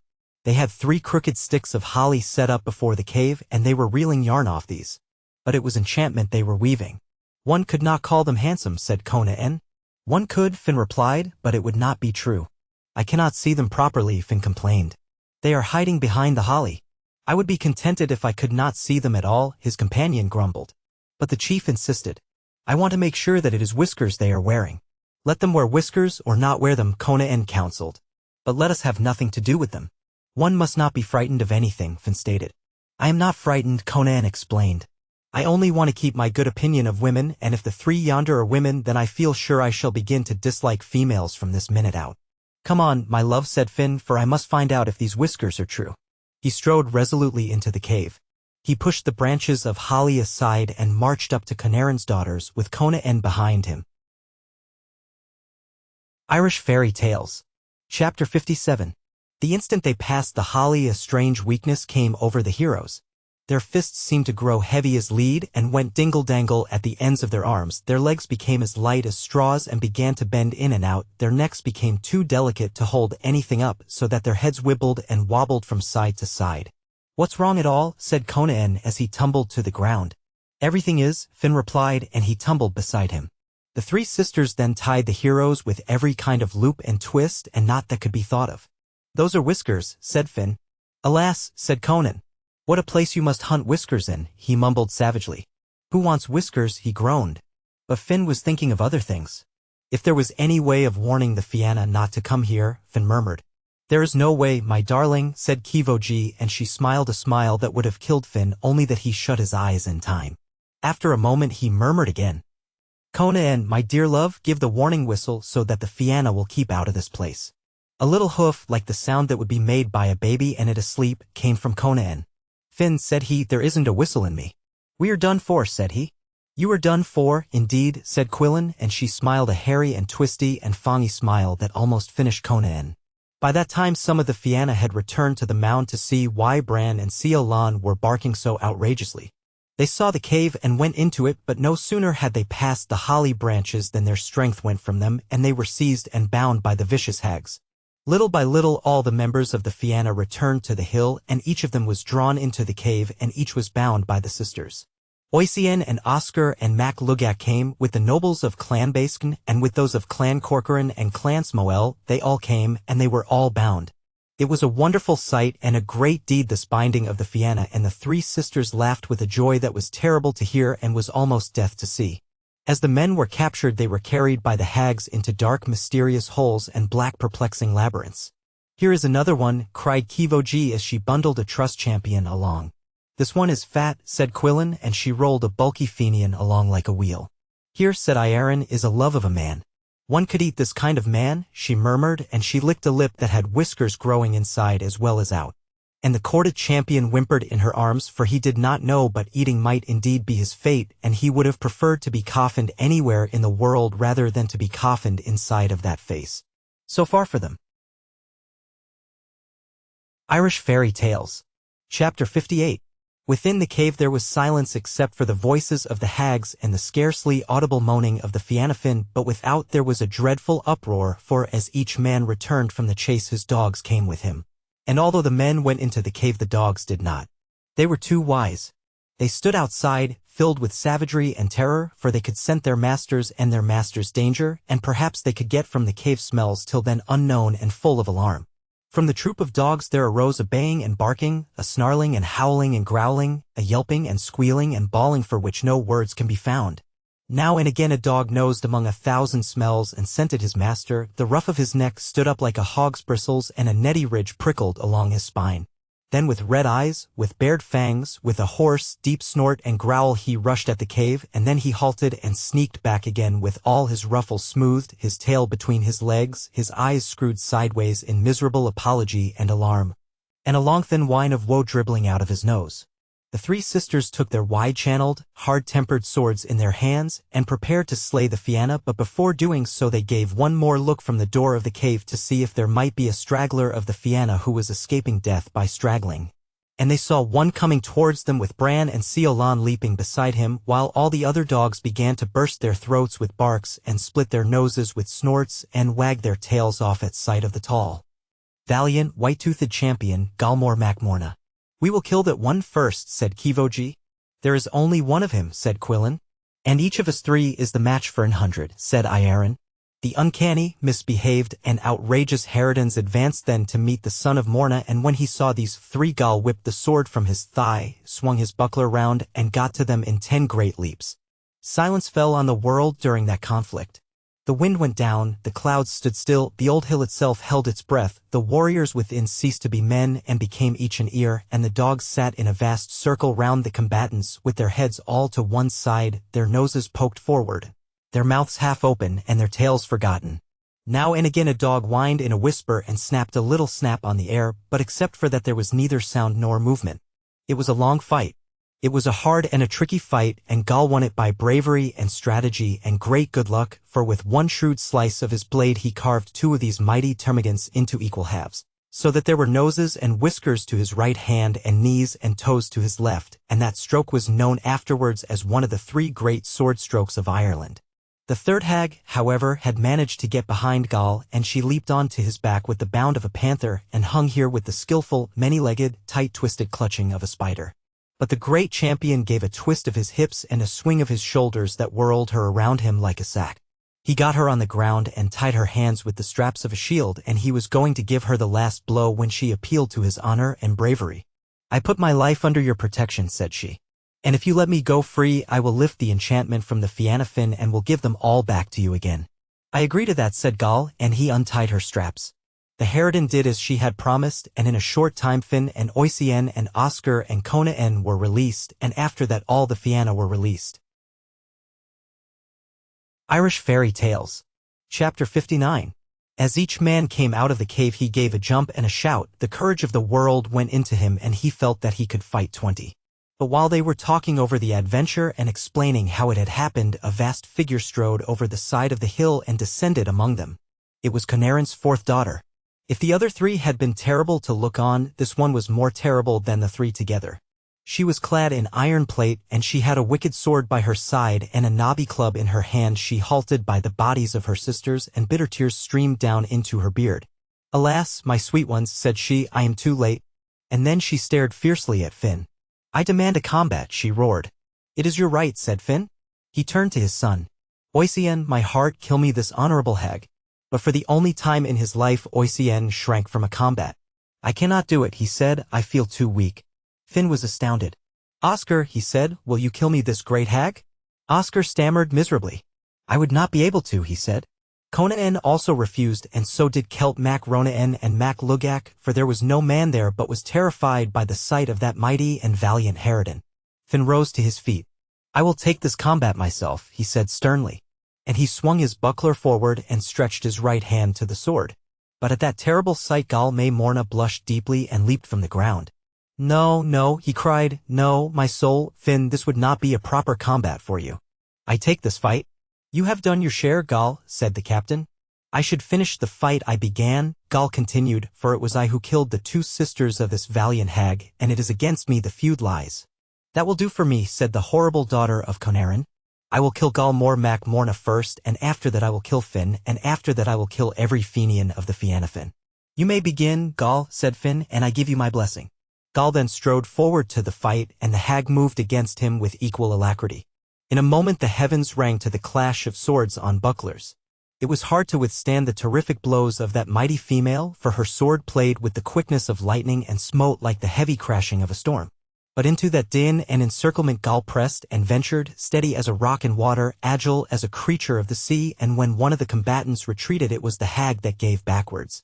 As her foot moved a great shout of joy rose from the Fianna. A snarl went over the huge face of the monster and she leaped forward again, but she met Gal's point in the road, it went through her, and in another moment Gal took her head from its shoulders and swung it on high before Finn.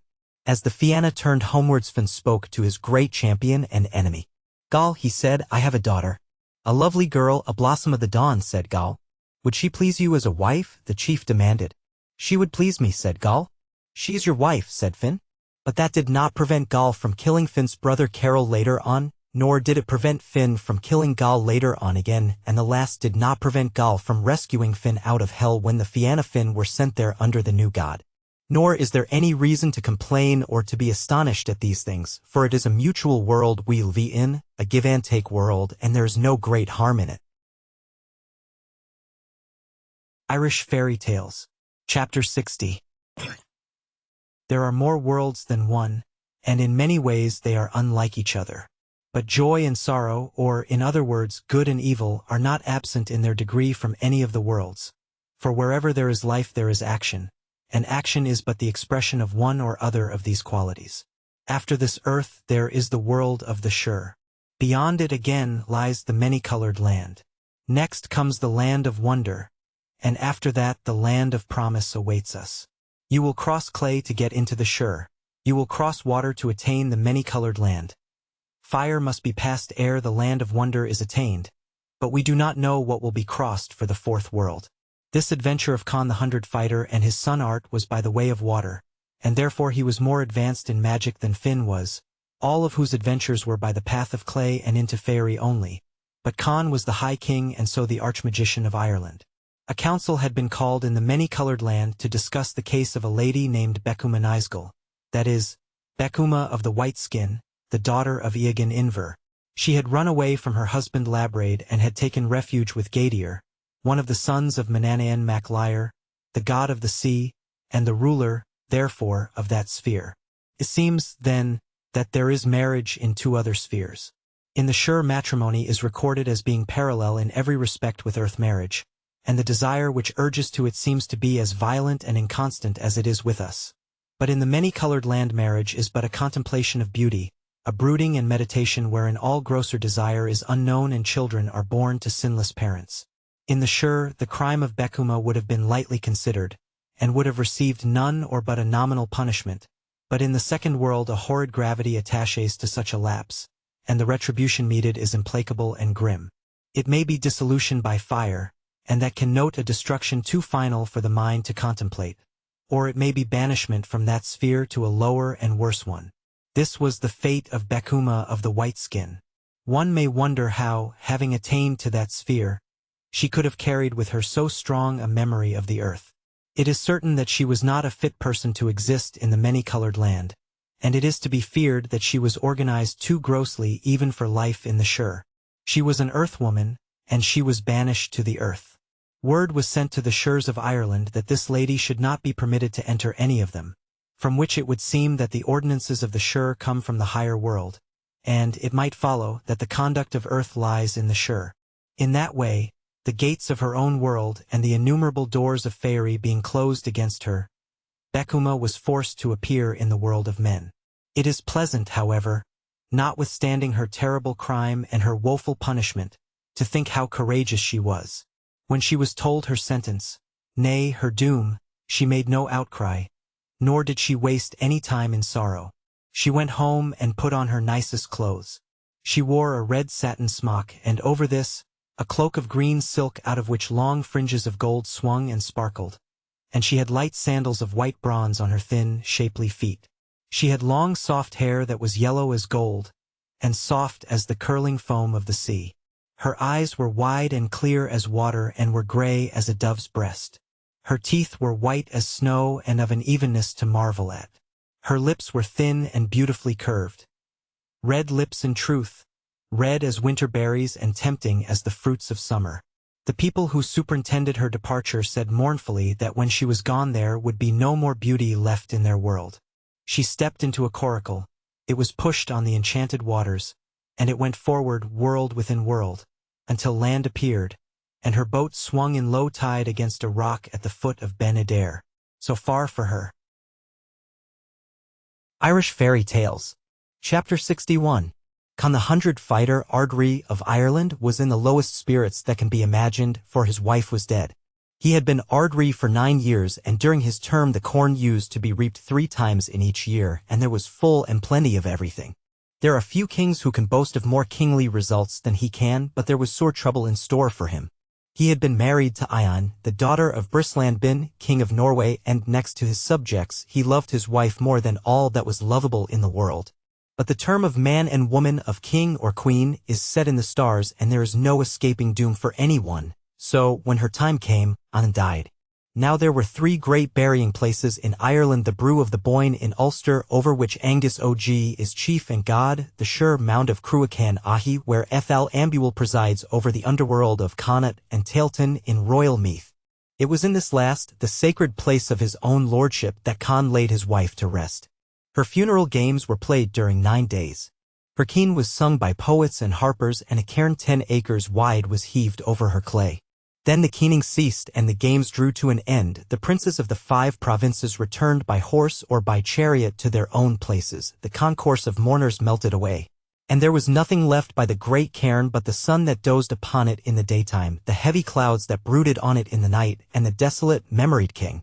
For the dead queen had been so lovely that Con could not forget her. She had been so kind at every moment that he could not but miss her at every moment, but it was in the council chamber and the judgment hall that he most pondered her memory. For she had also been wise, and lack ing her guidance, all grave affairs seemed graver, shadowing each day and going with him to the pillow at night. The trouble of the king becomes the trouble of the subject, for how shall we live if judgment is withheld, or if faulty decisions are promulgated? Therefore, with the sorrow of the king, all Ireland was in grief, and it was the wish of every person that he should marry again. Such an idea, however, did not occur to him, for he could not conceive how any woman should fill the place his queen had vacated. He grew more and more despondent, and less fitted to cope with affairs of state, and one day he instructed his son Art to take the rule during his absence, and he set out for Ben Adair. For a great wish had come upon him to walk beside the sea, to listen to the roll and boom of long, grey breakers, to gaze on an unfruitful, desolate wilderness of waters, and to forget in those sights all that he could forget. And if he could not forget, then to remember all that he should remember. He was thus gazing and brooding when one day he observed a coracle drawing to the shore. A young girl stepped from it and walked to him among black boulders and patches of yellow sand. Irish Fairy Tales. Chapter 62. Being a king, he had authority to ask questions. Con asked her, therefore, all the questions that he could think of, for it is not every day that a lady drives from the sea, and she wearing a golden-fringed cloak of green silk, through which a red satin smock peeped at the openings. She replied to his questions, but she did not tell him all the truth, for, indeed, she could not afford to. She knew who he was, for she retained some of the powers proper to the worlds she had left, and as he looked on her soft yellow hair and on her thin red lips, Con recognized, as all men do, that one who is lovely must also be good. And so he did not frame any inquiry on that count, for everything is forgotten in the presence of a pretty woman, and a magician can be bewitched also. She told Con that the fame of his son Art had reached even the many-colored land, and that she had fallen in love with the boy. This did not seem unreasonable to one who had himself ventured much in faery, and who had known so many of the people of that world leave their own land for the love of a mortal.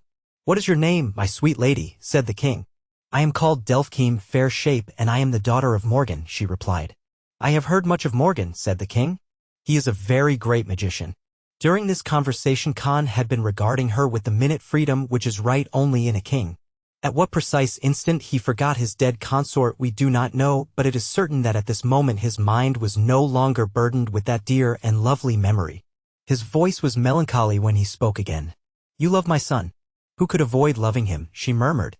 "When a woman speaks to a man about the love she feels for another man, she is not liked. And," he continued, "when she speaks to a man who has no wife of his own about her love for another man, then she is disliked." "I would not be disliked by you," Beckham murmured. "Nevertheless," said he regally, "I will not come between a woman and her choice." "I did not know you lacked a wife," said Bekuma, but indeed she did. "You know it now," the king replied sternly. "What shall I do?" she inquired. "Am I to wed you or your son?" "You must choose," Khan answered. "If you allow me to choose, it means that you do not want me very badly," said she with a smile. "Then I will not allow you to choose," cried the king, "and it is with myself you shall marry." He took her hand in his and kissed it. "Lovely is this pale thin hand. Lovely is the slender foot that I see in a small bronze shoe," said the king.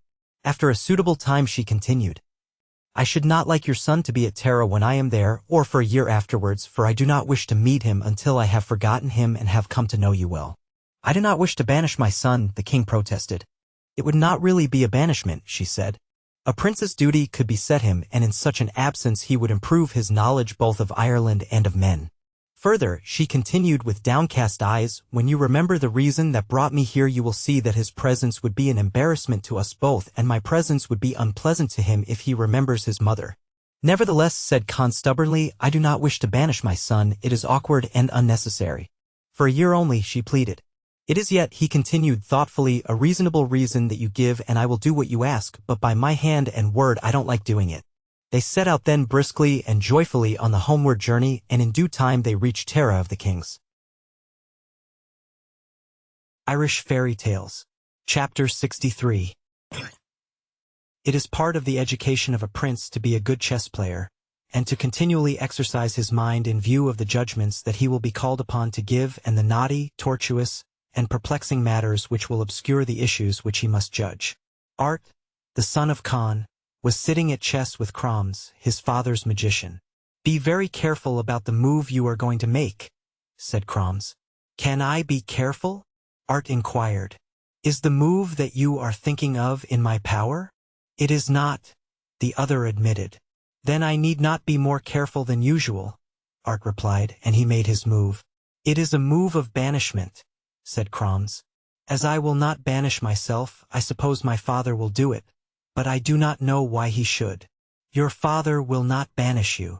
"Who then?" "Your mother." "My mother is dead." "You have a new one," said the magician. "Here is news," said Art. "I think I shall not love my new mother." "You will yet love her better than she loves you," said Kroms, meaning thereby that they would hate each other. While they spoke, the king and Bekuma entered the palace. "I had better go to greet my father," said the young man. "You had better wait until he sends for you," his companion advised, and they returned to their game. In due time a messenger came from the king directing Art to leave Tara instantly, and to leave Ireland for 1 full year. He left Tara that night, and for the space of a year he was not seen again in Ireland. But during that period things did not go well with the king nor with Ireland. Every year before that time 3 crops of corn used to be lifted off the land. But during Art's absence there was no corn in Ireland and there was no milk. The whole land went hungry. Lean people were in every house, lean cattle in every field. The bushes did not swing out their timely berries or seasonable nuts. The bees went abroad as busily as ever, but each night they returned languidly, with empty pouches, and there was no honey in their hives when the honey season came. People began to look at each other questioningly, meaningly, and dark remarks passed between them. For they knew that a bad harvest means, somehow, a bad king, and although this belief can be combated, it is too firmly rooted in wisdom to be dismissed. The poets and magicians met to consider why this disaster should have befallen the country, and by their arts they discovered the truth about the king's wife, and that she was Bekuma of the white skin, and they discovered also the cause of her banishment from the many-colored land that is beyond the sea, which is beyond even the grave. They told the truth to the king, but he could not bear to be parted from that slender-handed, gold-haired, thin-lipped, blithe enchantress, and he required them to discover some means whereby he might retain his wife and his crown. There was a way, and the magicians told him of it. "If the son of a sinless couple can be found, and if his blood be mixed with the Saul of Tara, the blight and ruin will depart from Ireland," said the magicians. "If there is such a boy, I will find him," cried the 100 fighter. At the end of a year Art returned to Tara. His father delivered to him the scepter of Ireland, and he set out on a journey to find the son of a sinless couple, such as he had been told of. Irish Fairy Tales. Chapter 64. The High King did not know where exactly he should look for such a savior, but he was well educated and knew how to look for whatever was lacking. This knowledge will be useful to those upon whom a similar duty should ever devolve. He went to Benadir. He stepped into a coracle and pushed out to the deep, and he permitted the coracle to go as the winds and the waves directed it. In such a way he voyaged among the small islands of the sea until he lost all knowledge of his course and was adrift far out in ocean. He was under the guidance of the stars and the great luminaries. He saw black seals that stared and barked and dived dancingly with the round turn of a bow and the forward onset of an arrow. Great whales came heaving from the green-hued void, blowing a wave of the sea high into the air from their noses and smacking their wide flat tails thunderously on the water. Porpoises went snorting past in bands and clans. Small fish came sliding and flickering, and all the outlandish creatures of the deep rose by his bobbing craft and swirled and sped away. Wild storms howled by him so that the boat climbed painfully to the sky on a mile-high wave, balanced for a tense moment on its level top and sped down the glassy side as a stone goes furiously from a sling. Or, again, caught in the chop of a broken sea, it stayed shuddering and backing, while above his head there was only a low sad sky, and around him the lap and wash of gray waves that were never the same and were never different.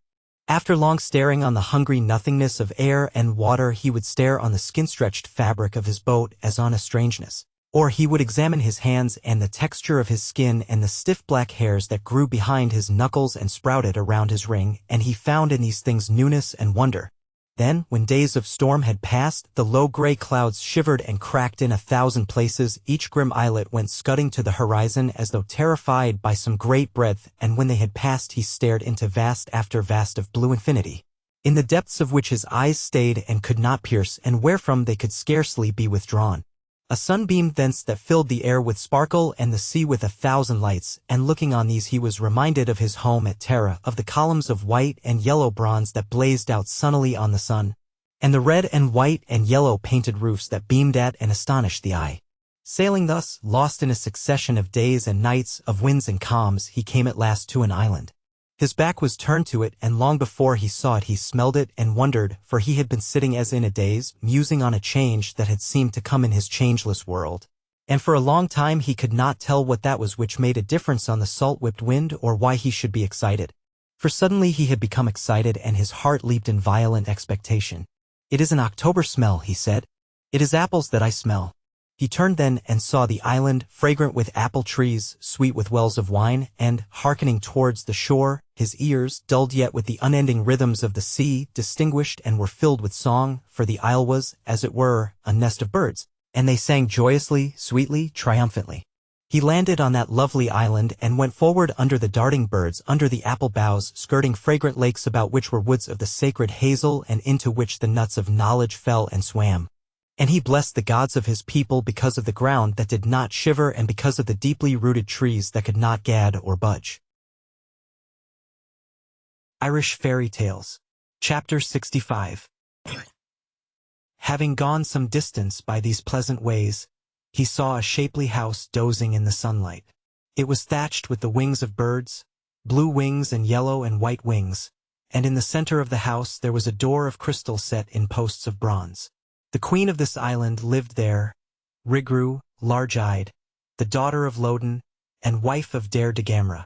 She was seated on a crystal throne with her son Segda by her side, and they welcomed the High King courteously. There were no servants in this palace, nor was there need for them.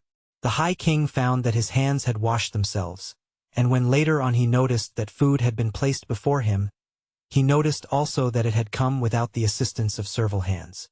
A cloak was laid gently about his shoulders, and he was glad of it, for his own was soiled by exposure to sun and wind and water, and was not worthy of a lady's eye. Then he was invited to eat. He noticed, however, that food had been set for no one but himself, and this did not please him, for to eat alone was contrary to the hospitable usage of a king, and was contrary also to his contract with the gods. "Good, my hosts," he remonstrated, "it is Gisa taboo for me to eat alone." "But we never eat together," the queen replied. "I cannot violate my Gisa," said the High King. "I will eat with you," said Segda, sweet speech.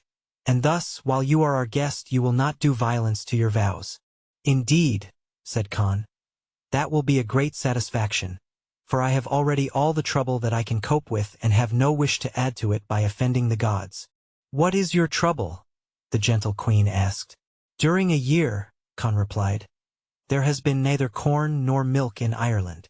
The land is parched, the trees are withered, the birds do not sing in Ireland, and the bees do not make honey." "You are certainly in trouble," the queen assented. "But," she continued, "for what purpose have you come to our island?" "I have come to ask for the loan of your son." "A loan of my son?" "I have been informed," Con explained, "that if the son of a sinless couple is brought to Tara and is bathed in the waters of Ireland, the land will be delivered from those ills." The king of this island, Dare, had not hitherto spoken, but he now did so with astonishment and emphasis. "We would not lend our son to anyone, not even to gain the kingship of the world," said he.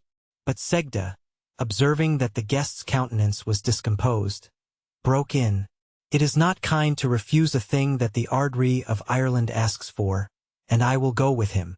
"Do not go, my pulse," his father advised. "Do not go, my one treasure," his mother pleaded. "I must go indeed," the boy replied, "for it is to do good I am required, and no person may shirk such a requirement." "Go then," said his father, "but I will place you under the protection of the High King and of the 4 provincial kings of Ireland, and under the protection of Art, the son of Con, and of Finn, the son of Yule, and under the protection of the magicians and poets and the men of art in Ireland." And he thereupon bound these protections and safeguards on the Ardri with an oath. "I will answer for these protections," said Con. He departed then from the island with Segda, and in 3 days they reached Ireland, and in due time they arrived at Tara. Irish Fairy Tales. Chapter 66. On reaching the palace, Con called his magicians and poets to a council, and informed them that he had found the boy they sought, the son of a virgin.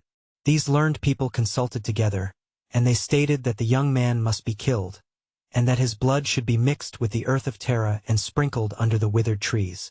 When Segda heard this, he was astonished and defiant. Then, seeing that he was alone and without prospect of succor, he grew downcast and was in great fear for his life. But remembering the safeguards under which he had been placed, he enumerated these to the assembly, and called on the High King to grant him the protections that were his due. Con was greatly perturbed, but, as in duty bound, he placed the boy under the various protections that were in his oath, and, with the courage of one who has no more to gain or lose, he placed Segda, furthermore, under the protection of all the men of Ireland. But the men of Ireland refused to accept that bond, saying that although the Ardri was acting justly towards the boy, he was not acting justly towards Ireland. "We do not wish to slay this prince for our pleasure," they argued, "but for the safety of Ireland he must be killed."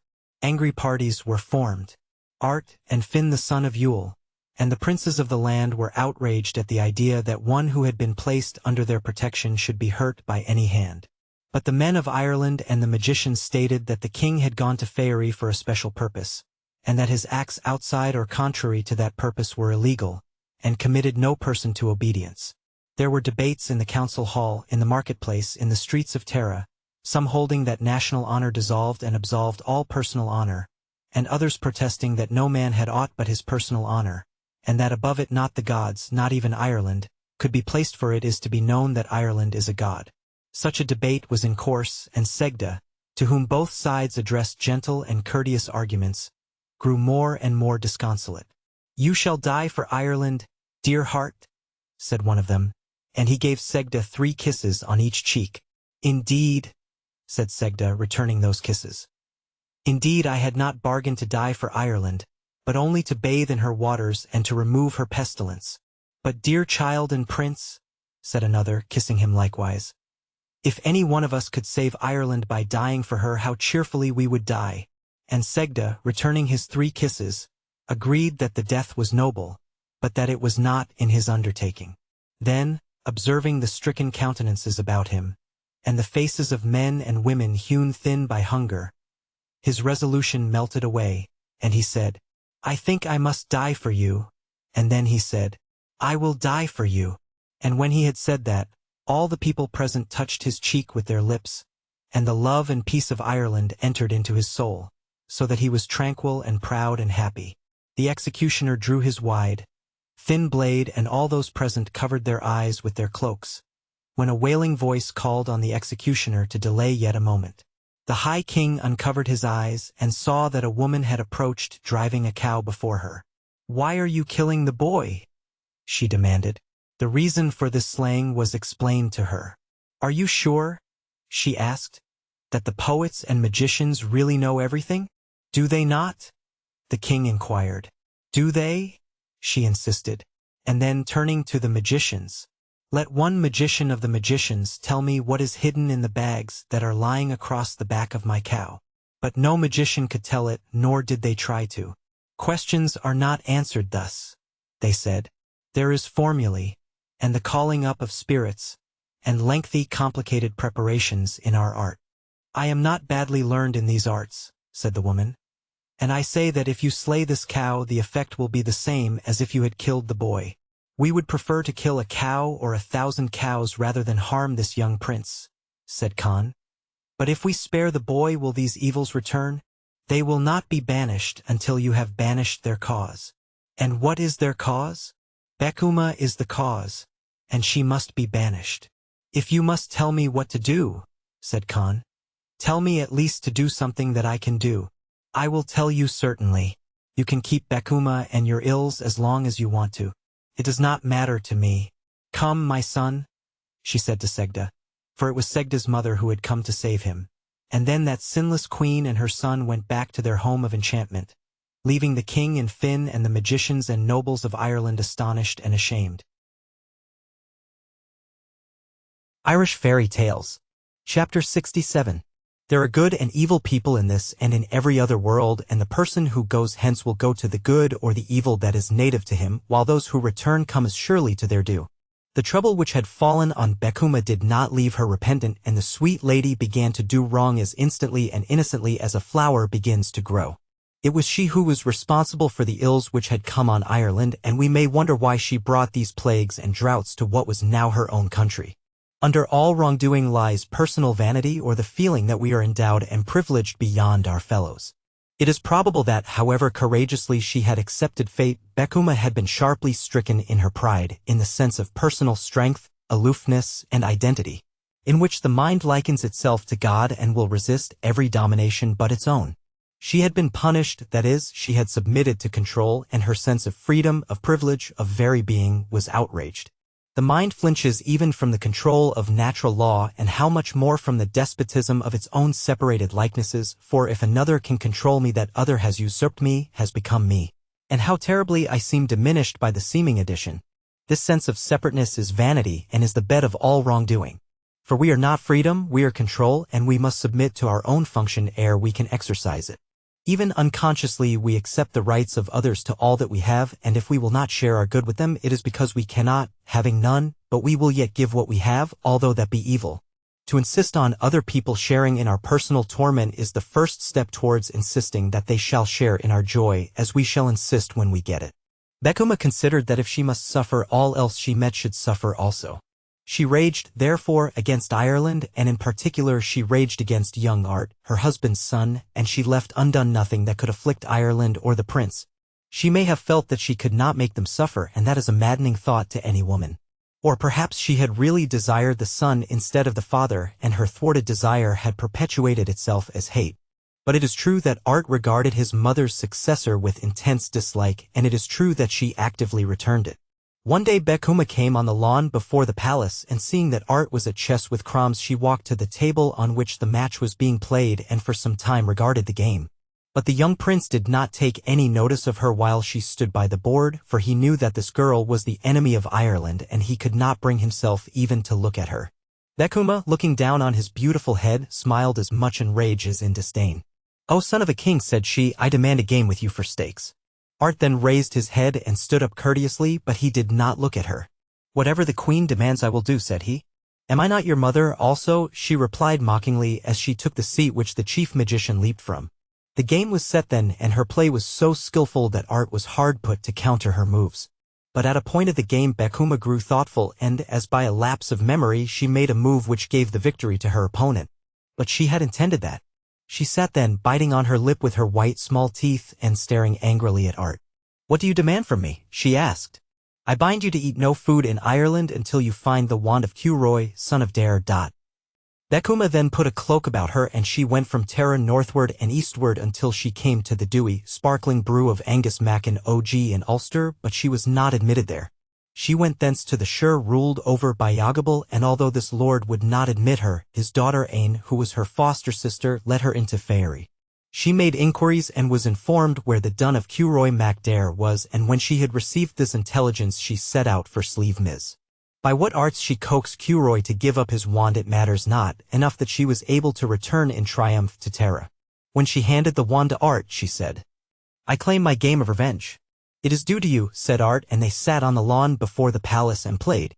A hard game that was, and at times each of the combatants sat for an hour staring on the board before the next move was made, and at times they looked from the board and for hours stared on the sky seeking as though in heaven for advice. But Becuma's foster sister, Aine, came from the shire, and, unseen by any, she interfered with Art's play so that, suddenly, when he looked again on the board, his face went pale, for he saw that the game was lost. "I didn't move that piece," said he sternly. "Nor did I," Becuma replied, and she called on the onlookers to confirm that statement. She was smiling to herself secretly, for she had seen what the mortal eyes around could not see.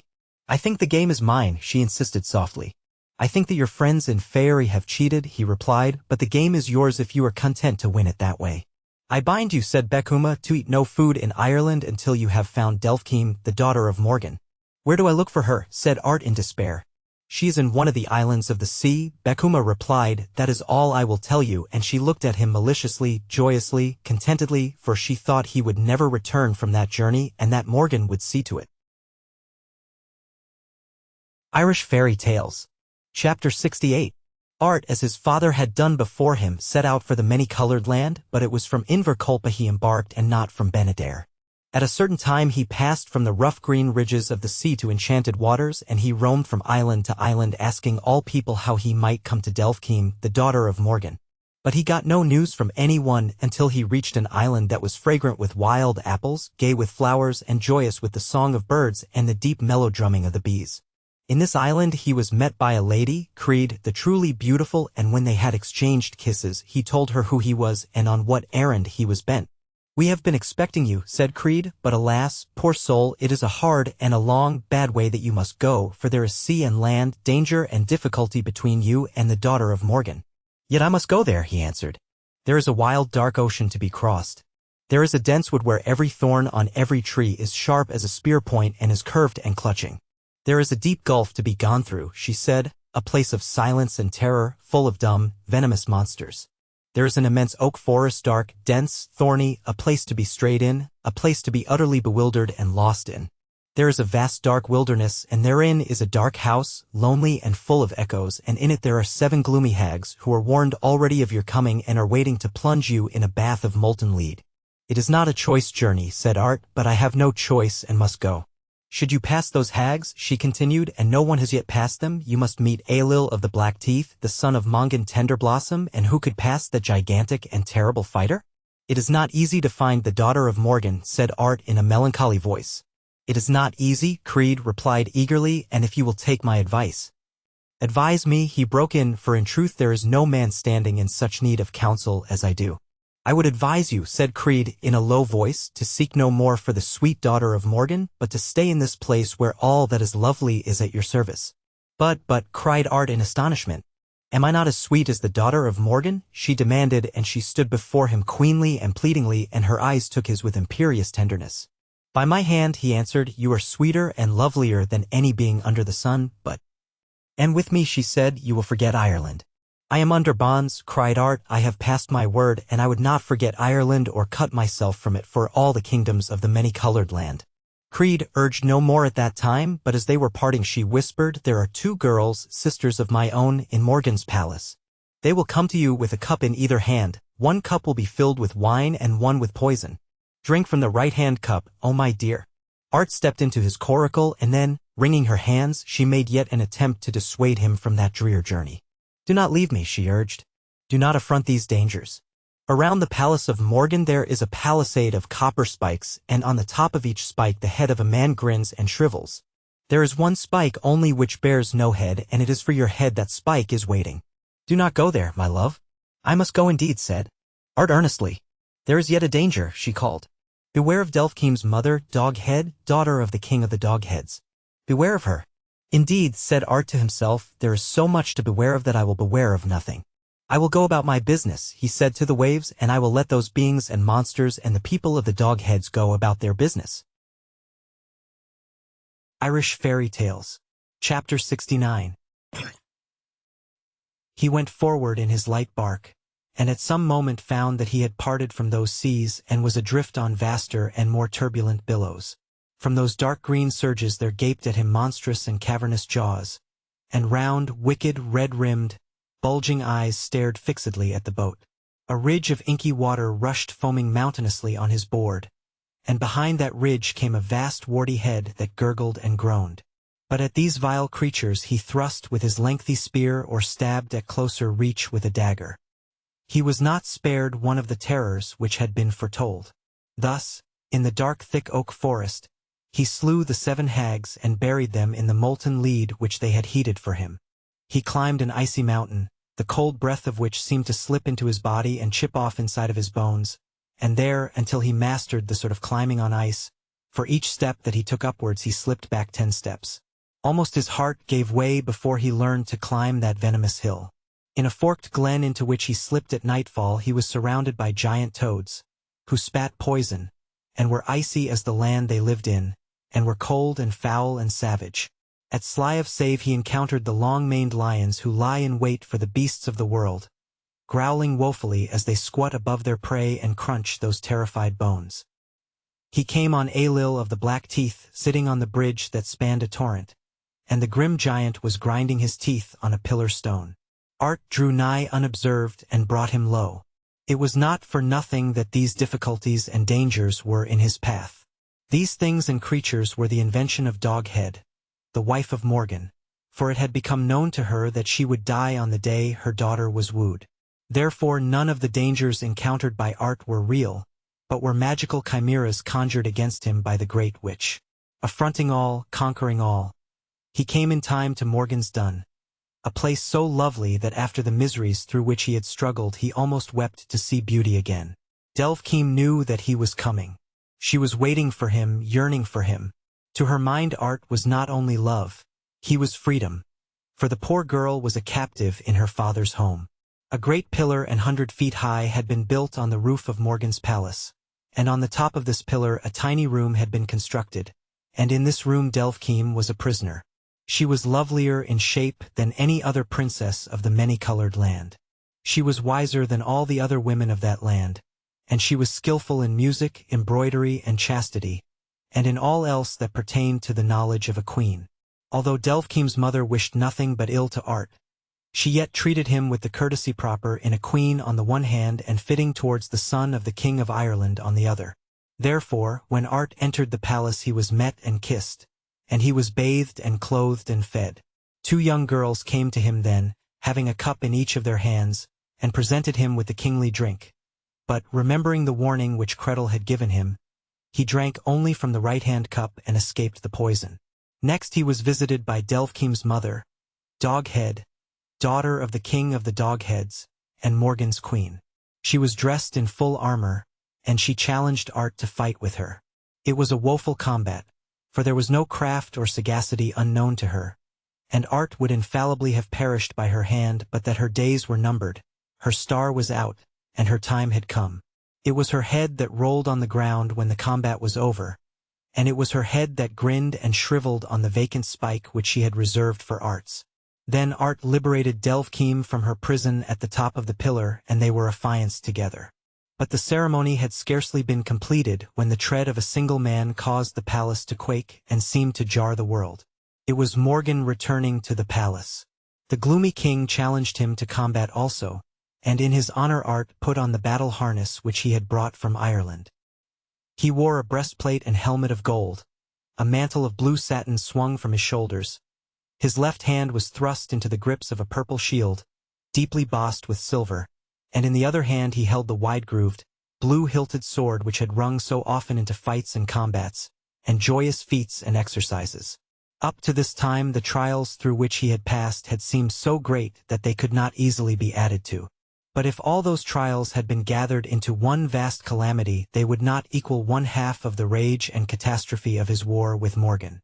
For what he could not effect by arms Morgan would endeavor by guile, so that while art drove at him or parried a crafty blow, the shape of Morgan changed before his eyes, and the monstrous king was having at him in another form, and from a new direction. It was well for the son of the Ard-Ri that he had been beloved by the poets and magicians of his land, and that they had taught him all that was known of shape-changing and words of power. He had need of all these, at times, for the weapon must change with the enemy. They fought with their foreheads as two giant stags, and the crash of their monstrous onslaught rolled and lingered on the air long after their skulls had parted. Then as two lions, long-clawed, deep-mouthed, snarling, with rigid mane, with red-eyed glare, with flashing, sharp white fangs, they prowled lithely about each other seeking for an opening. And then as two green-ridged, white-topped, broad-swung, overwhelming vehement billows of the deep, they met and crashed and sunk into and rolled away from each other. And the noise of these two waves was as the roar of all ocean when the howl of the tempest is drowned in the league-long fury of the surge. But when the wife's time has come the husband is doomed. He is required elsewhere by his beloved, and Morgan went to rejoin his queen in the world that comes after the many-colored land, and his victor shore that knowledgeable head away from its giant shoulders. He did not tarry in the many-colored land, for he had nothing further to seek there. He gathered the things which pleased him best from among the treasures of its grisly king, and with Delvkeem by his side they stepped into the coracle. Then, setting their minds on Ireland, they went there as it were in a flash. The waves of all the world seemed to whirl past them in one huge, green cataract. The sound of all these oceans boomed in their ears for one eternal instant. Nothing was for that moment but a vast roar and pour of waters. Thence they swung into a silence equally vast, and so sudden that it was as thunderous in the comparison as was the elemental rage they quitted. For a time they sat panting, staring at each other, holding each other, lest not only their lives but their very souls should be swirled away in the gusty passage of world within world. And then, looking abroad, they saw the small bright waves creaming by the rocks of Ben-Adair, and they blessed the power that had guided and protected them, and they blessed the comely land of Iar. On reaching Tara, Delvkeem, who was more powerful in art and magic than Bekuma, ordered the latter to go away, and she did so. She left the king's side. She came from the midst of the counselors and magicians. She did not bid farewell to anyone. She did not say goodbye to the king as she set out for Ben-Adair, where she could go to no man knew, for she had been banished from the many-colored land and could not return there. She was forbidden entry to the Shire by Angus Og, and she could not remain in Ireland. She went to Sasana and she became a queen in that country, and it was she who fostered the rage against the Holy Land which has not ceased to this day. Irish Fairy Tales. Chapter 70. The abbot of the monastery of Moville sent word to the storytellers of Ireland that when they were in his neighborhood they should call at the monastery, for he wished to collect and write down the stories which were in danger of being forgotten. These things also must be told, said he. In particular he wished to gather tales which told of the deeds that had been done before the gospel came to Ireland. For, said he, there are very good tales among those ones, and it would be a pity if the people who come after us should be ignorant of what happened long ago and of the deeds of their fathers. So, whenever a storyteller chanced in that neighborhood he was directed to the monastery, and there he received a welcome and his fill of all that is good for man. The abbot's manuscript boxes began to fill up, and he used to regard that growing store with pride and joy. In the evenings, when the days grew short and the light went early, he would call for some one of these manuscripts and have it read to him by candlelight in order that he might satisfy himself that it was as good as he had judged it to be on the previous hearing. One day a storyteller came to the monastery and, like all the others, he was heartily welcomed and given a great deal more than his need. He said that his name was Kyride and that he had a story to tell which could not be bettered among the stories of Ireland. The abbot's eyes glistened when he heard that. He rubbed his hands together and smiled on his guest. "What is the name of your story?" he asked. "It is called Mongan's Frenzy." "I never heard of it before," cried the abbot joyfully. "I am the only man that knows it," Kyride replied. "But how does that come about?" the abbot inquired. "Because it belongs to my family," the storyteller answered. There was a Kyride of my nation with Mongan when he went into Faerie. This Kyride listened to the story when it was first told. Then he told it to his son, and his son told it to his son, and that son's great-great-grandson's son told it to his son's son, and he told it to my father, and my father told it to me. And you shall tell it to me, cried the abbot triumphantly. I will indeed, said Kyride. Vellum was then brought and quills. The copyists sat at their tables. Ale was placed beside the storyteller, and he told this tale to the abbot. Irish Fairy Tales. Chapter 71. Said Kyride. Mongan's wife at that time was Bedtimearna, the Flame Lady. She was passionate and fierce, and because the blood would flood suddenly to her cheek, so that she who had seemed a lily became, while you looked upon her, a rose, she was called Flame Lady. She loved Mongan with ecstasy and abandon, and for that also he called her Flame Lady. But there may have been something of calculation even in her wildest moment, for if she was delighted in her affection she was tormented in it also, as are all those who love the great ones of life and strive to equal themselves where equality is not possible. For her husband was at once more than himself and less than himself. He was less than himself because he was now Mongan. He was more than himself because he was one who had long disappeared from the world of men. His lament had been sung and his funeral games played many, many years before, and Bedtimearna sensed in him secrets, experiences, knowledges in which she could have no part and for which she was greedily envious. So she was continually asking him little, simple questions apropos of every kind of thing. She weighed all that he said on whatever subject, and when he talked in his sleep she listened to his dream. The knowledge that she gleaned from those listenings tormented her far more than it satisfied her, for the names of other women were continually on his lips, sometimes in terms of dear affection, sometimes in accents of anger or despair. And in his sleep he spoke familiarly of people whom the storytellers told of, but who had been dead for centuries. Therefore she was perplexed and became filled with a very rage of curiosity. Among the names which her husband mentioned there was one which, because of the frequency with which it appeared and because of the tone of anguish and love and longing in which it was uttered, she thought of oftener than the others. This name was Dovlaka.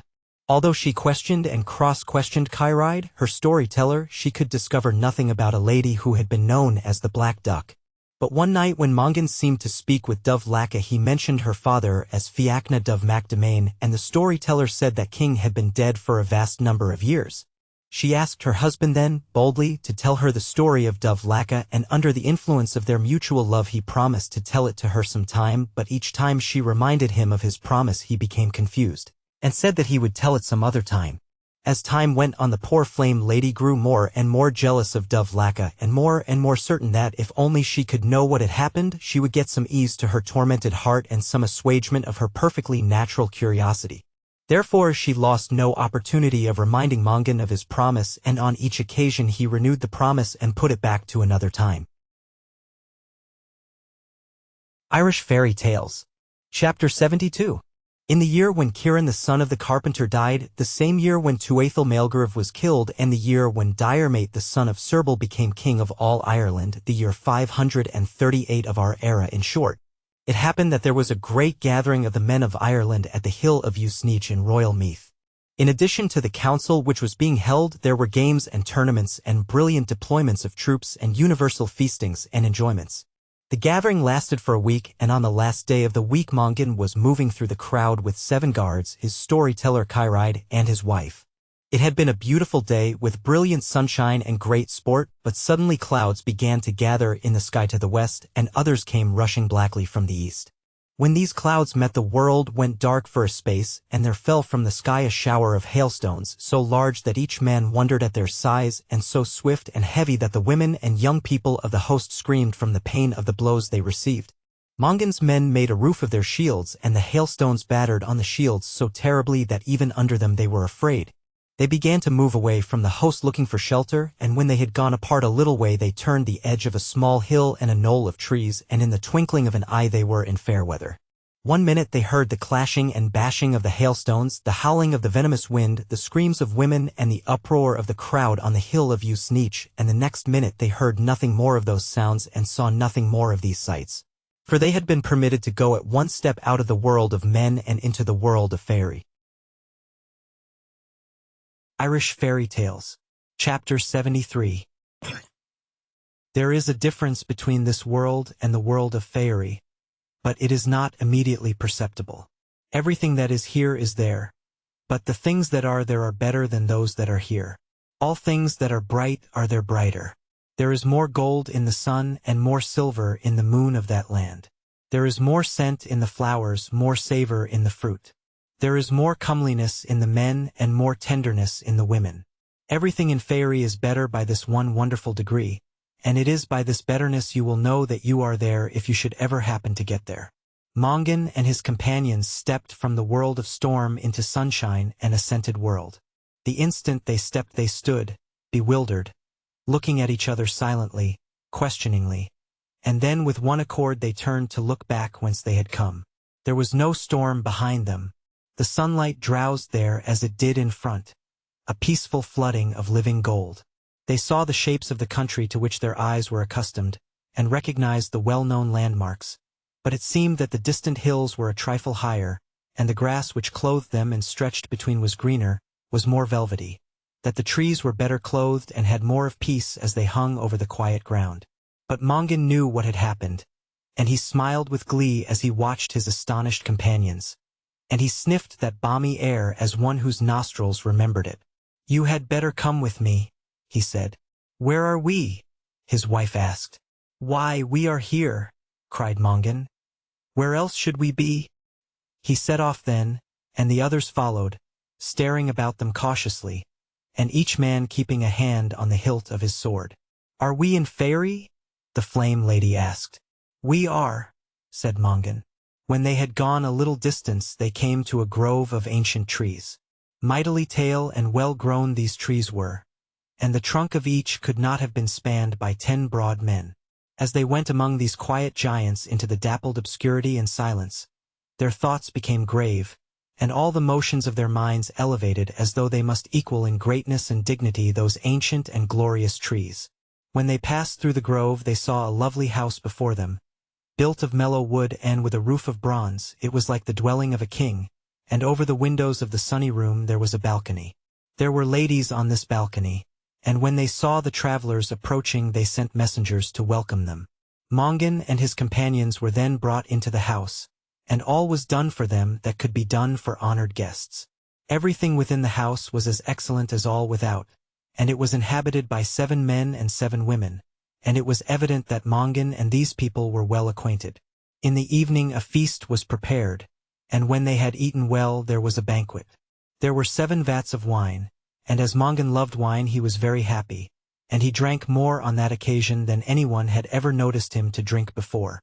It was while he was in this condition of glee and expansion that the flame lady put her arms about his neck and begged he would tell her the story of Dovlaka, and, being boisterous then and full of good spirits, he agreed to her request, and he prepared to tell the tale. The 7 men and 7 women of the fairy palace then took their places about him in a half-circle. His own 7 guards sat behind them. His wife, the flame lady, sat by his side, and at the back of all Kairid, his storyteller sat, listening with all his ears, and remembering every word that was uttered. Irish Fairy Tales. Chapter 74. Said Mongan, "In the days of long ago and the times that have disappeared forever, there was one Fiachna Finn the son of Baltan, the son of Murchertach, the son of Murdak, the son of Eoghan, the son of Neil. He went from his own country when he was young, for he wished to see the land of Lachlan, and he knew that he would be welcomed by the king of that country, for Fiachna's father and Ealgarg's father had done deeds in common and were obliged to each other. He was welcomed, and he stayed at the court of Lachlan in great ease and in the midst of pleasures. It then happened that Ealgarg more fell sick and the doctors could not cure him. They sent for other doctors, but they could not cure him, nor could anyone say what he was suffering from, beyond that he was wasting visibly before their eyes, and would certainly become a shadow and disappear in air unless he was healed and fattened and made visible. They sent for more distant doctors, and then for others more distant still, and at last they found a man who claimed that he could make a cure if the king were supplied with the medicine which he would order. "What medicine is that?" said they all. "This is the medicine," said the doctor. "Find a perfectly white cow with red ears, and boil it down in the lump, and if the king drinks that rendering he will recover." Before he had well said it, messengers were going from the palace in all directions looking for such a cow. They found lots of cows which were nearly like what they wanted, But it was only by chance they came on the cow which would do the work, and that beast belonged to the most notorious and malicious and cantankerous female in Lachlan, the Black Hag. Now the Black Hag was not only those things that have been said. She was also whiskered and warty and one-eyed and obstreperous, and she was notorious and ill-favored in many other ways also. They offered her a cow in the place of her own cow, but she refused to give it.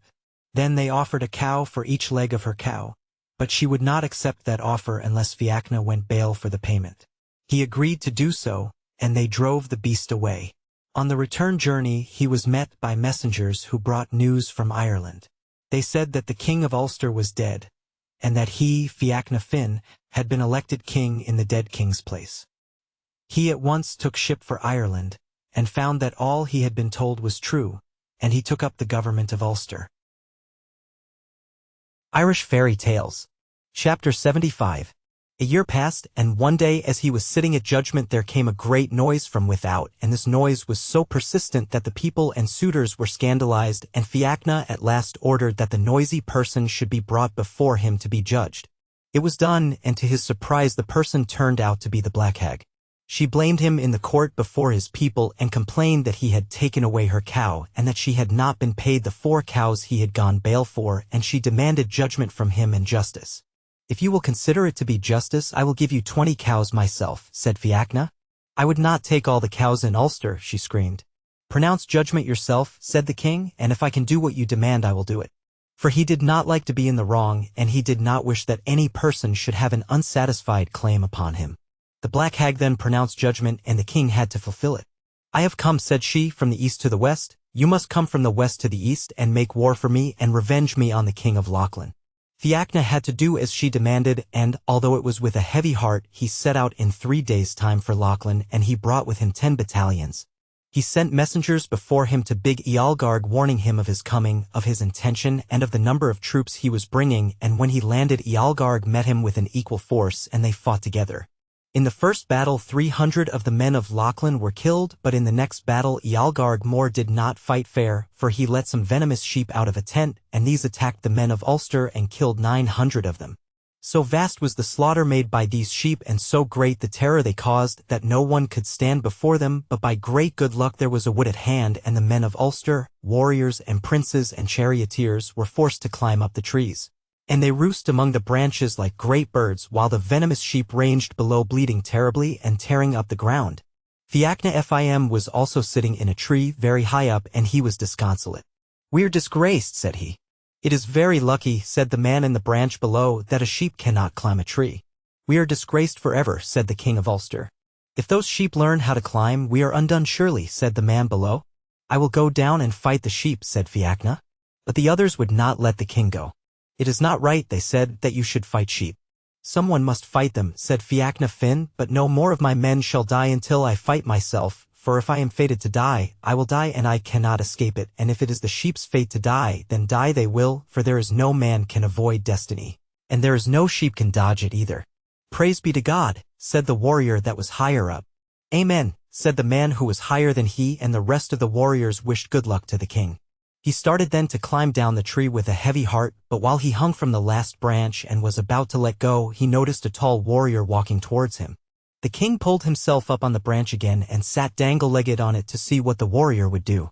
The stranger was a very tall man, dressed in a green cloak with a silver brooch at the shoulder. He had a golden band about his hair and golden sandals on his feet, and he was laughing heartily at the plight of the men of Ireland. Irish Fairy Tales. Chapter 76. "It is not nice of you to laugh at us," said Fiachna Finn. "Who could help laughing at a king hunkering on a branch and his army roosting around him like hens?" said the stranger. "Nevertheless," the king replied, "it would be courteous of you not to laugh at misfortune." "We laugh when we can," commented the stranger, "and are thankful for the chance." "You may come up into the tree," said Fiachna, "for I perceive that you are a mannerly person, and I see that some of the venomous sheep are charging in this direction. I would rather protect you," he continued, "than see you killed, for," said he lamentably, "I am getting down now to fight the sheep." "They will not hurt me," said the stranger. "Who are you?" the king asked. "I am Manannán, the son of Liar." Fiachna knew then that the stranger could not be hurt. "What will you give me if I deliver you from the sheep?" asked Manannán. "I will give you anything you ask if I have that thing." I ask the rights of your crown and of your household for one day." Fiachna's breath was taken away by that request, and he took a little time to compose himself. Then he said mildly, "I will not have one man of Ireland killed if I can save him. All that I have they give me, all that I have I give to them, and if I must give this also, then I will give this, although it would be easier for me to give my life." "That is agreed," said Manannán. He had something wrapped in a fold of his cloak, and he unwrapped and produced this thing. It was a dog. Now if the sheep were venomous, this dog was more venomous still, for it was fearful to look at.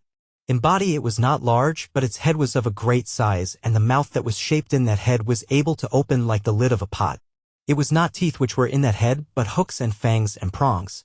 Dreadful was that mouth to look at, terrible to look into, woeful to think about, and from it, or from the broad, loose nose that waggled above it, there came a sound which no word of man could describe, for it was not a snarl, nor was it a howl. Although it was both of these. It was neither a growl nor a grunt, although it was both of these. It was not a yowl nor a groan, although it was both of these, for it was one sound made up of these sounds, and there was in it, too, a whine and a yelp, and a long-drawn snoring noise, and a deep purring noise, and a noise that was like the squeal of a rusty hinge, and there were other noises in it also. "The gods be praised," said the man who was in the branch above the king. "What for this time?" said the king. "Because that dog cannot climb a tree," said the man. And the man on a branch yet above him groaned out, "Amen." "There is nothing to frighten sheep like a dog," said Manannán, "and there is nothing to frighten these sheep like this dog." He put the dog on the ground then. "Little Dojin, little treasure," said he, "go and kill the sheep." And when he said that, the dog put an addition and an addendum on to the noise he had been making before, so that the men of Ireland stuck their fingers into their ears and turned the whites of their eyes upwards, and nearly fell off their branches with the fear and the fright which that sound put into them. It did not take the dog long to do what he had been ordered. He went forward, at first, with a slow waddle, and as the venomous sheep came to meet him in bounces, he then went to meet them in wriggles, so that in a while he went so fast that you could see nothing of him but a head and a wriggle. He dealt with the sheep in this way, a jump and a chop for each, and he never missed his jump and he never missed his chop. When he got his grip, he swung round on it as if it was a hinge. The swing began with the chop, and it ended with the bit loose and the sheep giving its last kick. At the end of 10 minutes all the sheep were lying on the ground, and the same bit was out of every sheep, and every sheep was dead. "You can come down now," said Manannán. "That dog can't climb a tree," said the man in the branch above the king warningly. "Praise be to the gods," said the man who was above him. "Amen," said the warrior who was higher up than that. And the man in the next tree said, "Don't move a hand or a foot until the dog chokes himself to death on the dead meat." The dog, however, did not eat a bit of the meat. He trotted to his master, and Manannán took him up and wrapped him in his cloak. "Now you can come down," said he. "I wish that dog was dead," said the king. But he swung himself out of the tree all the same, for he did not wish to seem frightened before Manannán. "You can go now and beat the men of Lochlann," said Manannán. "You will be king of Lochlann before nightfall." "I wouldn't mind that," said the king. "It's no threat," said Manannán. The son of Liar turned then and went away in the direction of Ireland to take up his one-day rights, and Fiachna continued his battle with the Lochlannics. He beat them before nightfall, and by that victory he became king of Lochlann and king of the Saxons and the Britons. He gave the Black Hag 7 castles with their territories, and he gave her 100 of every sort of cattle that he had captured. She was satisfied. Then he went back to Ireland, and after he had been there for some time his wife gave birth to a son. Irish Fairy Tales. Chapter 77. "You have not told me one word about Dovlaka," said the Flame Lady reproachfully. "I am coming to that," replied Mongan. He motioned towards one of the great vats, and wine was brought to him, of which he drank so joyously and so deeply that all people wondered at his thirst, his capacity, and his jovial spirits. "Now I will begin again," said Mongan. There was an attendant in Fiachna Finn's palace who was called Ndevi, and the same night that Fiachna's wife bore a son, the wife of Ndevi gave birth to a son also. This latter child was called Mac Ndevi, but the son of Fiachna's wife was named Mongan. "Ah!" murmured the Flame Lady. The queen was angry. She said it was unjust and presumptuous that the servant should get a child at the same time that she got one herself. But there was no help for it, because the child was there and could not be obliterated. Now this also must be told. There was a neighboring prince called Fiachna Dove, and he was the ruler of the Dal Fiatak. For a long time he had been at enmity and spiteful warfare with Fiachna Finn, and to this Fiachna Dove there was born in the same night a daughter, and this girl was named Dovlaka of the White Hand. "Ah!" cried the Flame Lady. "You see," said Mongan, and he drank anew and joyously of the fairy wine. In order to end the trouble between Fiachna Finn and Fiachna Dov, the babies were affianced to each other in the cradle on the day after they were born, and the men of Ireland rejoiced at that deed and at that news. But soon there came dismay and sorrow in the land. For when the little Mongan was 3 days old, his real father, Mananayan the son of Lyre, appeared in the middle of the palace. He wrapped Mongan in his green cloak and took him away to rear and train in the land of promise, which is beyond the sea, that is at the other side of the grave. When Fiachna Dov heard that Mongan, who was affianced to his daughter Dovlaka, had disappeared, he considered that his compact of peace was at an end, and one day he came by surprise and attacked the palace. He killed Fiachna Finn in that battle, and becrowned himself king of Ulster. The men of Ulster disliked him, and they petitioned Mananayan to bring Mongan back. But Mananayan would not do this until the boy was 16 years of age and well reared in the wisdom of the land of promise. Then he did bring Mongan back, and by his means peace was made between Mongan and Fiachna Dov, and Mongan was married to his cradle bride, the young Dovlaka. Irish Fairy Tales. Chapter 78. One day Mongan and Dovlaka were playing chess in their palace. Mongan had just made a move of skill, and he looked up from the board to see if Dovlaka seemed as discontented as she had a right to be. He saw then over Dovlaka's shoulder a little black-faced, tufty-headed cleric leaning against the doorpost inside the room. "What are you doing there?" said Mongan. "What are you doing there yourself?" said the little black-faced cleric. "Indeed, I have a right to be in my own house," said Mongan. "Indeed, I do not agree with you," said the cleric. "Where ought I be then?" said Mongan.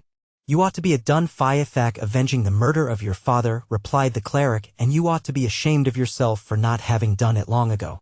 You can play chess with your wife when you have won the right to leisure. But how can I kill my wife's father?" Mongan exclaimed. "By starting about it at once," said the cleric. "Here is a way of talking," said Mongan. "I know," the cleric continued, "that Dovlaka will not agree with a word I say on this subject, and that she will try to prevent you from doing what you have a right to do, for that is a wife's business, but a man's business is to do what I have just told you. So come with me now, and do not wait to think about it, and do not wait to play any more chess. Fiachna Dov has only a small force with him at this moment, and we can burn his palace as he burned your father's palace, and kill himself as he killed your father, and crown you king of Ulster rightfully the way he crowned himself wrongfully as a king. I begin to think that you own a lucky tongue, my black-faced friend," said Mongan, "and I will go with you." He collected his forces then, and he burned Fiachna Dov's fortress, and he killed Fiachna Dov, and he was crowned king of Ulster.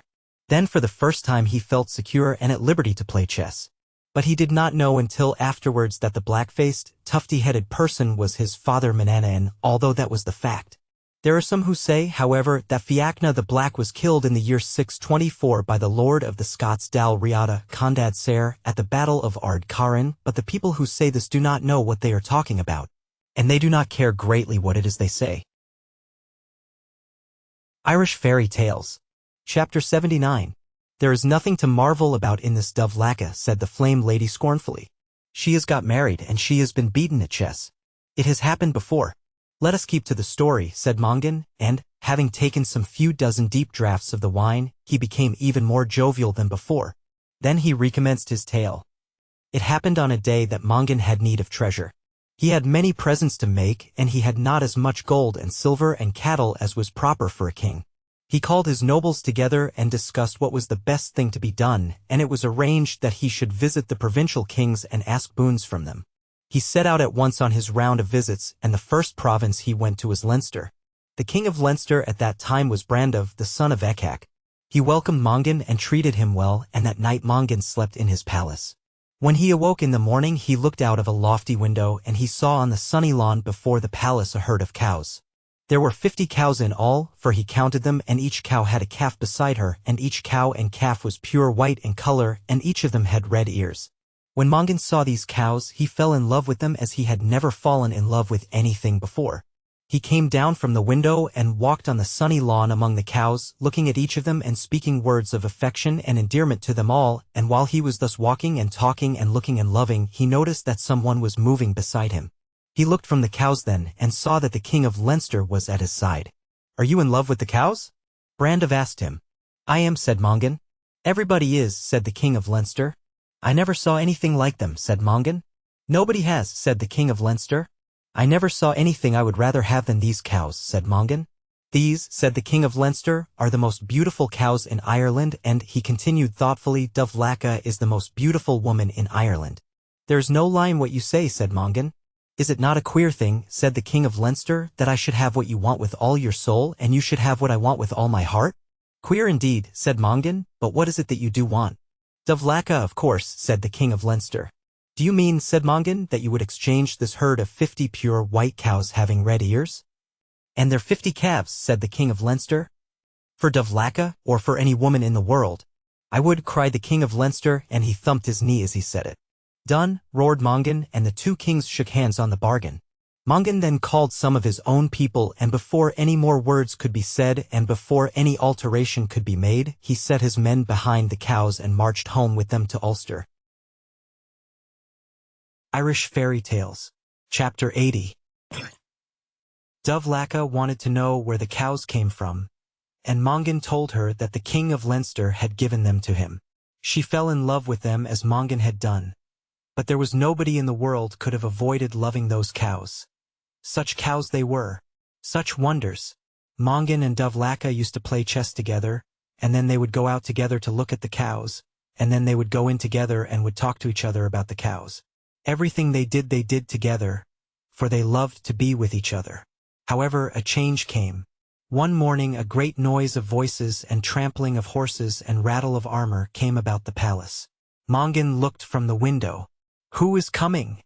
asked Dubhlaca. But he did not answer her. "The noise must announce the visit of a king," Dubhlaca continued. But Mongan did not say a word. Dubhlaca then went to the window.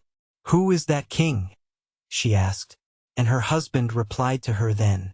"That is the king of Leinster," said he mournfully. "Well," said Dubhlaca surprised, "is he not welcome?" "He is welcome indeed," said Mongan lamentably.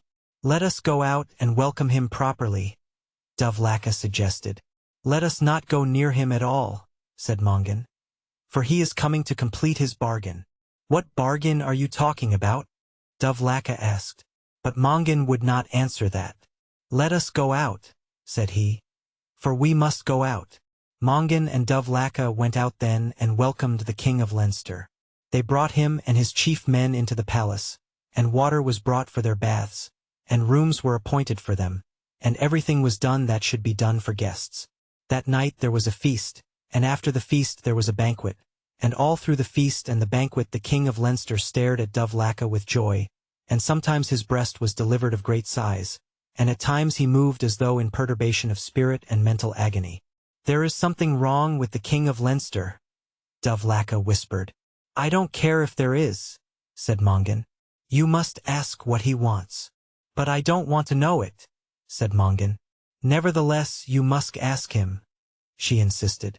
So Mongan did ask him, and it was in a melancholy voice that he asked it. "Do you want anything?" said he to the king of Leinster. "I do indeed," said Brandiv. "If it is in Ulster I will get it for you," said Mongan mournfully. "It is in Ulster," said Brandiv. Mongan did not want to say anything more then.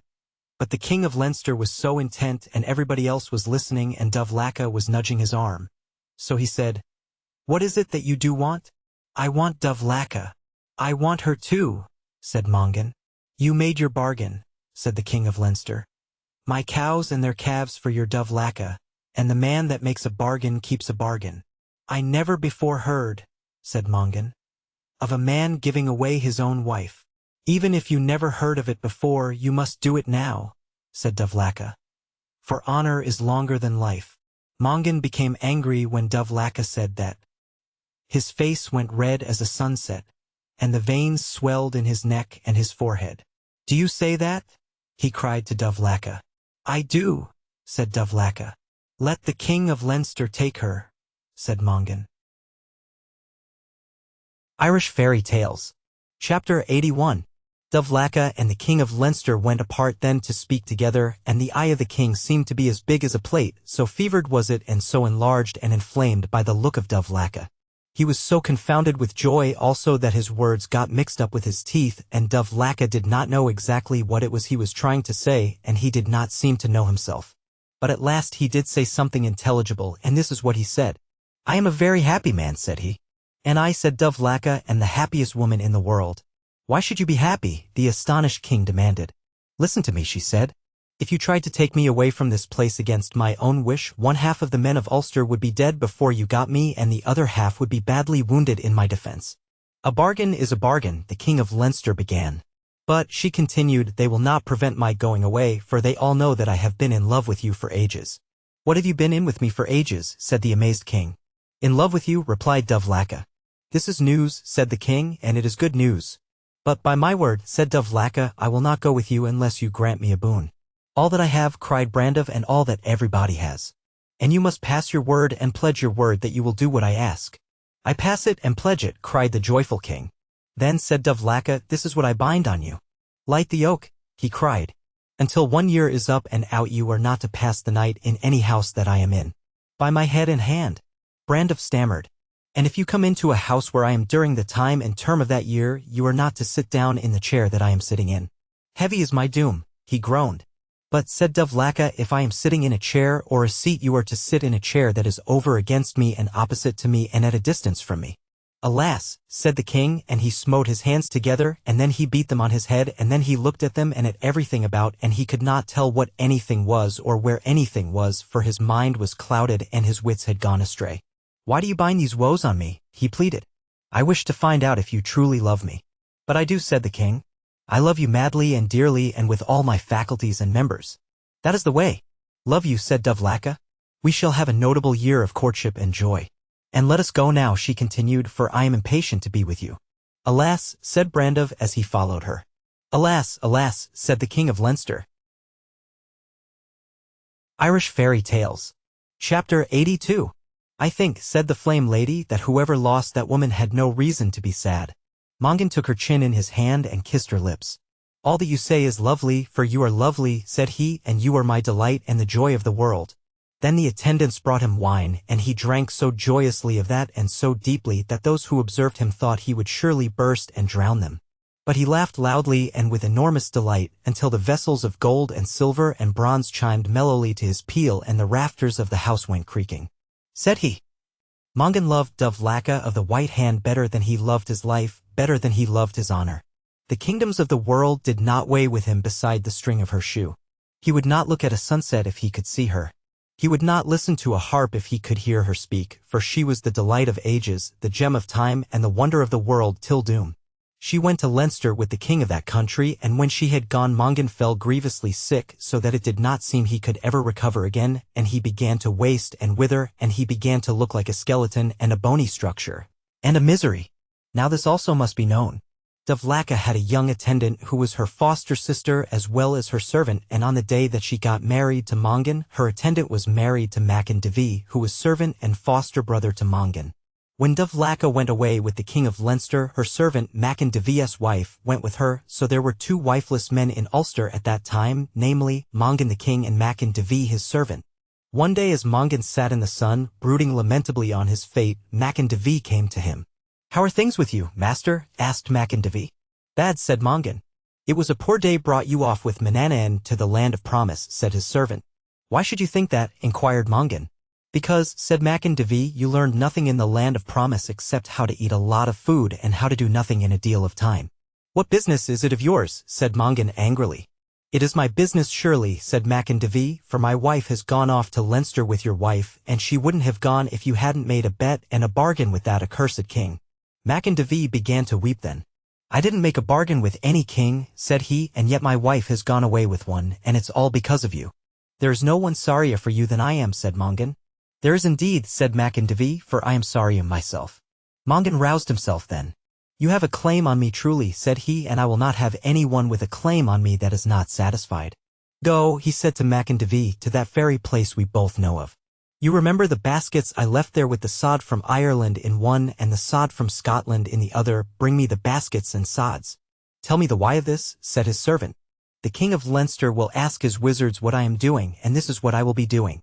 I will get on your back with a foot in each of the baskets, and when Brandov asks the wizards where I am, they will tell him that I have one leg in Ireland and one leg in Scotland, and as long as they tell him that, he will think he need not bother himself about me. And we will go into Leinster that way." "No bad way either," said Macandevie. They set out then. Irish Fairy Tales. Chapter 83. It was a long, uneasy journey, for although Macandevie was of stout heart and goodwill, yet no man can carry another on his back from Ulster to Leinster and go quick. Still, if you keep on driving a pig or a story, they will get at last to where you wish them to go, and the man who continues putting one foot in front of the other will leave his home behind, and will come at last to the edge of the sea and the end of the world. When they reached Leinster, the feast of Moy Life was being held, and they pushed on by forced marches and long stages so as to be in time, and thus they came to the Moy of Selcamine, and they mixed with the crowd that were going to the feast. A great and joyous concourse of people streamed about them. There were young men and young girls, and when these were not holding each other's hands, it was because their arms were round each other's necks. There were old, lusty women going by, and when these were not talking together, it was because their mouths were mutually filled with apples and meat pies. There were young warriors with mantles of green and purple and red flying behind them on the breeze, and when these were not looking disdainfully on older soldiers, it was because the older soldiers happened at the moment to be looking at them. There were old warriors with yard-long beards flying behind their shoulders like wisps of hay, and when these were not nursing a broken arm or a cracked skull, it was because they were nursing wounds in their stomachs or their legs. There were troops of young women who giggled as long as their breaths lasted and beamed when it gave out.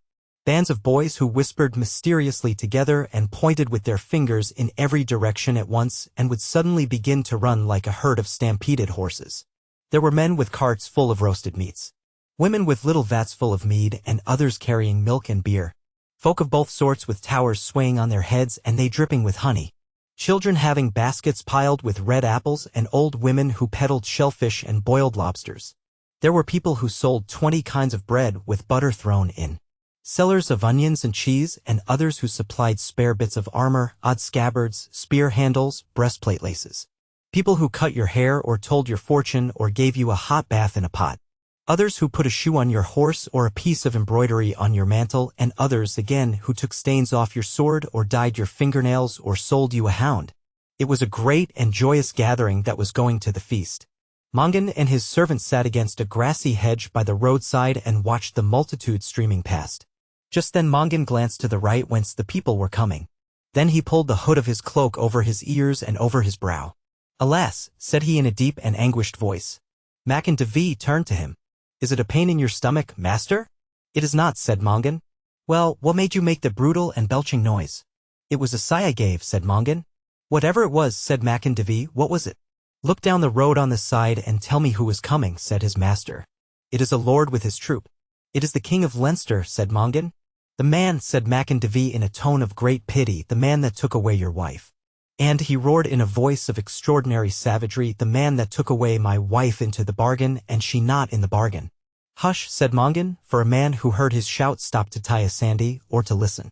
"Master," said Macandevie as the troop drew abreast and moved past. "What is it, my good friend?" "Let me throw a little small piece of a rock at the King of Leinster." "I will not." "A little bit only, a small bit about twice the size of my head." "I will not let you," said Mongan. When the king had gone by, Macandevie groaned a deep and dejected groan. "Okoen," said he.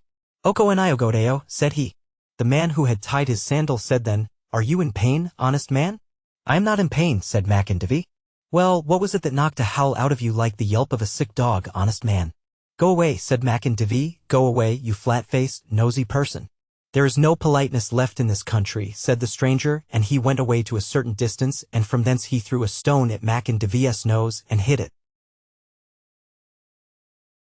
Irish Fairy Tales. Chapter 84. The road was now not so crowded as it had been. Minutes would pass and only a few travelers would come, and minutes more would go when nobody was in sight at all. Then 2 men came down the road. They were clerics. "I never saw that kind of uniform before," said Macandevie. "Even if you didn't," said Mongan, "there are plenty of them about." "They are men that don't believe in our gods," said he. "Do they not, indeed?" said Macandevie. "The rascals," said he. What would Mananayan say to that?" "The one in front carrying the big book is Tybraid. He is the priest of Selcamine, and he is the chief of those 2. "Indeed and indeed," said Macandevie. The one behind must be his servant, for he has a load on his back. The priests were reading their offices, and Mac and Devi marveled at that. What is it they are doing? Said he. They are reading. Indeed, and indeed they are, said Mac and Devi. I can't make out a word of the language except that the man behind says Amen, Amen, every time the man in front puts a grunt out of him. And they don't like our gods at all, said Mac and Devi. They do not, said Mongan. Play a trick on them, master, said Mac and Devi. Mongan agreed to play a trick on the priests. He looked at them hard for a minute and then he waved his hand at them. The two priests stopped and they stared straight in front of them, and then they looked at each other, and then they looked at the sky. The clerk began to bless himself, and then Tybraid began to bless himself, and after that they didn't know what to do. For where there had been a road with hedges on each side and fields stretching beyond them, there was now no road, no hedge, no field, but there was a great broad river sweeping across their path, a mighty tumble of yellowy-brown waters, very swift, very savage, churning and billowing and jockeying among rough boulders and islands of stone. It was a water of villainous depth and of detestable wetness, of ugly hurrying and of desolate cavernous sound. At a little to their right there was a thin, uncomely bridge that waggled across the torrent. Tybraid rubbed his eyes, and then he looked again. Do you see what I see? Said he to the clerk. I don't know what you see, said the clerk, but what I see I never did see before, and I wish I did not see it now. I was born in this place, said Tybraid. My father was born here before me, and my grandfather was born here before him, but until this day and this minute I never saw a river here before, and I never heard of one. What will we do at all? Said the clerk. What will we do at all? We will be sensible, said Tybraid sternly, and we will go about our business, said he. If rivers fall out of the sky, what has that to do with you? And if there is a river here, which there is, why, thank God, there is a bridge over it too. Would you put a toe on that bridge? Said the clerk.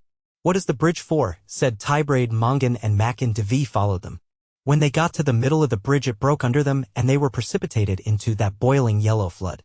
Mongan snatched at the book as it fell from Tybraid's hand. Won't you let them drown, master? Asked Mac and Devi.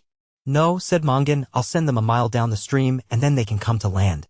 Mongan then took on himself the form of Tybraid, and he turned Mac and Devi into the shape of the clerk. My head has gone bald, said the servant in a whisper. That is part of it, replied Mongan. So long as we know, said Mac and Devi. They went on then to meet the King of Leinster.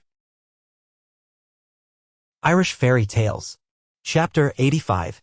They met him near the place where the games were played. Good my soul, Tybraid, cried the King of Leinster, and he gave Mongan a kiss. Mongan kissed him back again. Amen, amen, said Mac and Devi. What for? Said the King of Leinster. And then Mac and Devi began to sneeze, for he didn't know what for. It is a long time since I saw you, Tybraid, said the king, but at this minute I am in great haste and hurry. Go you on before me to the fortress, and you can talk to the queen that you'll find there, she that used to be the King of Ulster's wife. Kevin Cocklack, my charioteer, will go with you, and I will follow you myself in a while. The King of Leinster went off then, and Mongan and his servant went with the charioteer and the people. Mongan read away out of the book, for he found it interesting, and he did not want to talk to the charioteer, and Mac and Devi cried Amen, Amen, every time that Mongan took his breath. The people who were going with them said to one another that Mac and Devi was a queer kind of clerk, and that they had never seen anyone who had such a mouthful of amens. But in a while they came to the fortress, and they got into it without any trouble, for Kevin Cocklack, the king's charioteer, brought them in. Then they were led to the room where Dove Lacca was, and as he went into that room Mongan shut his eyes, for he did not want to look at Dove Lacca while other people might be looking at him. Let everybody leave this room while I am talking to the queen, said he, and all the attendants left the room, except one, and she wouldn't go, for she wouldn't leave her mistress. Then Mongan opened his eyes, and he saw Dove Lacca, and he made a great bound to her and took her in his arms, and Mac and Devi made a savage and vicious and terrible jump at the attendant, and took her in his arms, and bit her ear and kissed her neck and wept down into her back. Go away, said the girl. Unhand me, villain, said she. I will not, said Mac and Devi, for I'm your own husband, I'm your own Mac, your little Mac, your Macky-Whack-Whack. Then the attendant gave a little squeal, and she bit him on each ear and kissed his neck and wept down into his back, and said that it wasn't true and that it was. Irish Fairy Tales. Chapter 86. But they were not alone, although they thought they were. The hag that guarded the jewels was in the room. She sat hunched up against the whale, and as she looked like a bundle of rags they did not notice her. She began to speak then. Terrible are the things I see, said she. Terrible are the things I see. Mongan and his servant gave a jump of surprise, and their two wives jumped and squealed. Then Mongan puffed out his cheeks till his face looked like a bladder, and he blew a magic breath at the hag so that she seemed to be surrounded by a fog, and when she looked through that breath everything seemed to be different to what she had thought. Then she began to beg everybody's pardon. "I had an evil vision," said she. "I saw crossways. How sad it is that I should begin to see the sort of things I thought I saw." "Sit in this chair, mother," said Mongan, "and tell me what you thought you saw," and he slipped a spike under her, and Macken DeVee pushed her into the seat, and she died on the spike. Just then there came a knocking at the door. Macken DeVee opened it, and there was Tybraid standing outside, and 29 of his men were with him, and they were all laughing. "A mile was not half enough," said Macken DeVee reproachfully. The chamberlain of the fortress pushed into the room, and he stared from one Tybraid to the other. "This is a fine growing year," said he. "There never was a year when Tybraides were as plentiful as they are this year. There is a Tybraid outside and a Tybraid inside, and who knows but there are some more of them under the bed. The place is crawling with them," said he. Mongan pointed at Tybraid. "Don't you know who that is?" he cried. "I know who he says he is," said the chamberlain. "Well, he is Mongan," said Mongan, "and these 29 men are 29 of his nobles from Ulster." At that news the men of the household picked up clubs and cudgels and every kind of thing that was near, and made a violent and woeful attack on Tybraides' men. The king of Leinster came in then, and when he was told Tybraid was Mongan he attacked them as well. And it was with difficulty that Tybraid got away to Selkamine with 9 of his men, and they all wounded. The king of Leinster came back then. He went to Dovlaka's room. "Where's Tybraid?" said he. "It wasn't Tybraid was here," said the hag who was still sitting on the spike and was not half dead. "It was Mongan." "Why did you let him near you?" said the king to Dovlaka. "There is no one has a better right to be near me than Mongan has," said Dovlaka. "He is my own husband," said she. And then the king cried out in dismay, "I have beaten Tybraides' people." He rushed from the room. "Send for Tybraid till I apologize," he cried. "Tell him it was all a mistake. Tell him it was Mongan." Irish Fairy Tales. Chapter 87. Mongan and his servant went home, and for what pleasure is greater than that of memory exercised in conversation? For a time the feeling of an adventure well accomplished kept him in some contentment. But at the end of a time that pleasure was worn out, and Mongan grew at first dispirited and then sullen, and after that as ill as he had been on the previous occasion. For he could not forget Dovlaka of the White Hand, and he could not remember her without longing and despair. It was in the illness which comes from longing and despair that he sat one day looking on a world that was black although the sun shone, and that was lean and unwholesome although autumn fruits were heavy on the earth and the joys of harvest were about him. "Winter is in my heart," quoth he, "and I am cold already." He thought too that some day he would die, and the thought was not unpleasant, for one half of his life was away in the territories of the king of Leinster, and the half that he kept in himself had no spice in it. He was thinking in this way when Macken DeVee came towards him over the lawn, and he noticed that Macken DeVee was walking like an old man. He took little slow steps, and he did not loosen his knees when he walked, so he went stiffly. One of his feet turned pitifully outwards, and the other turned lamentably in. His chest was pulled inwards, and his head was stuck outwards and hung down in the place where his chest should have been, and his arms were crooked in front of him with the hands turned wrongly, so that one palm was shown to the east of the world and the other one was turned to the west. "How goes it, Macken DeVee?" said the king. "Bad," said Macken DeVee. "Is that the sun I see shining, my friend?" the king asked.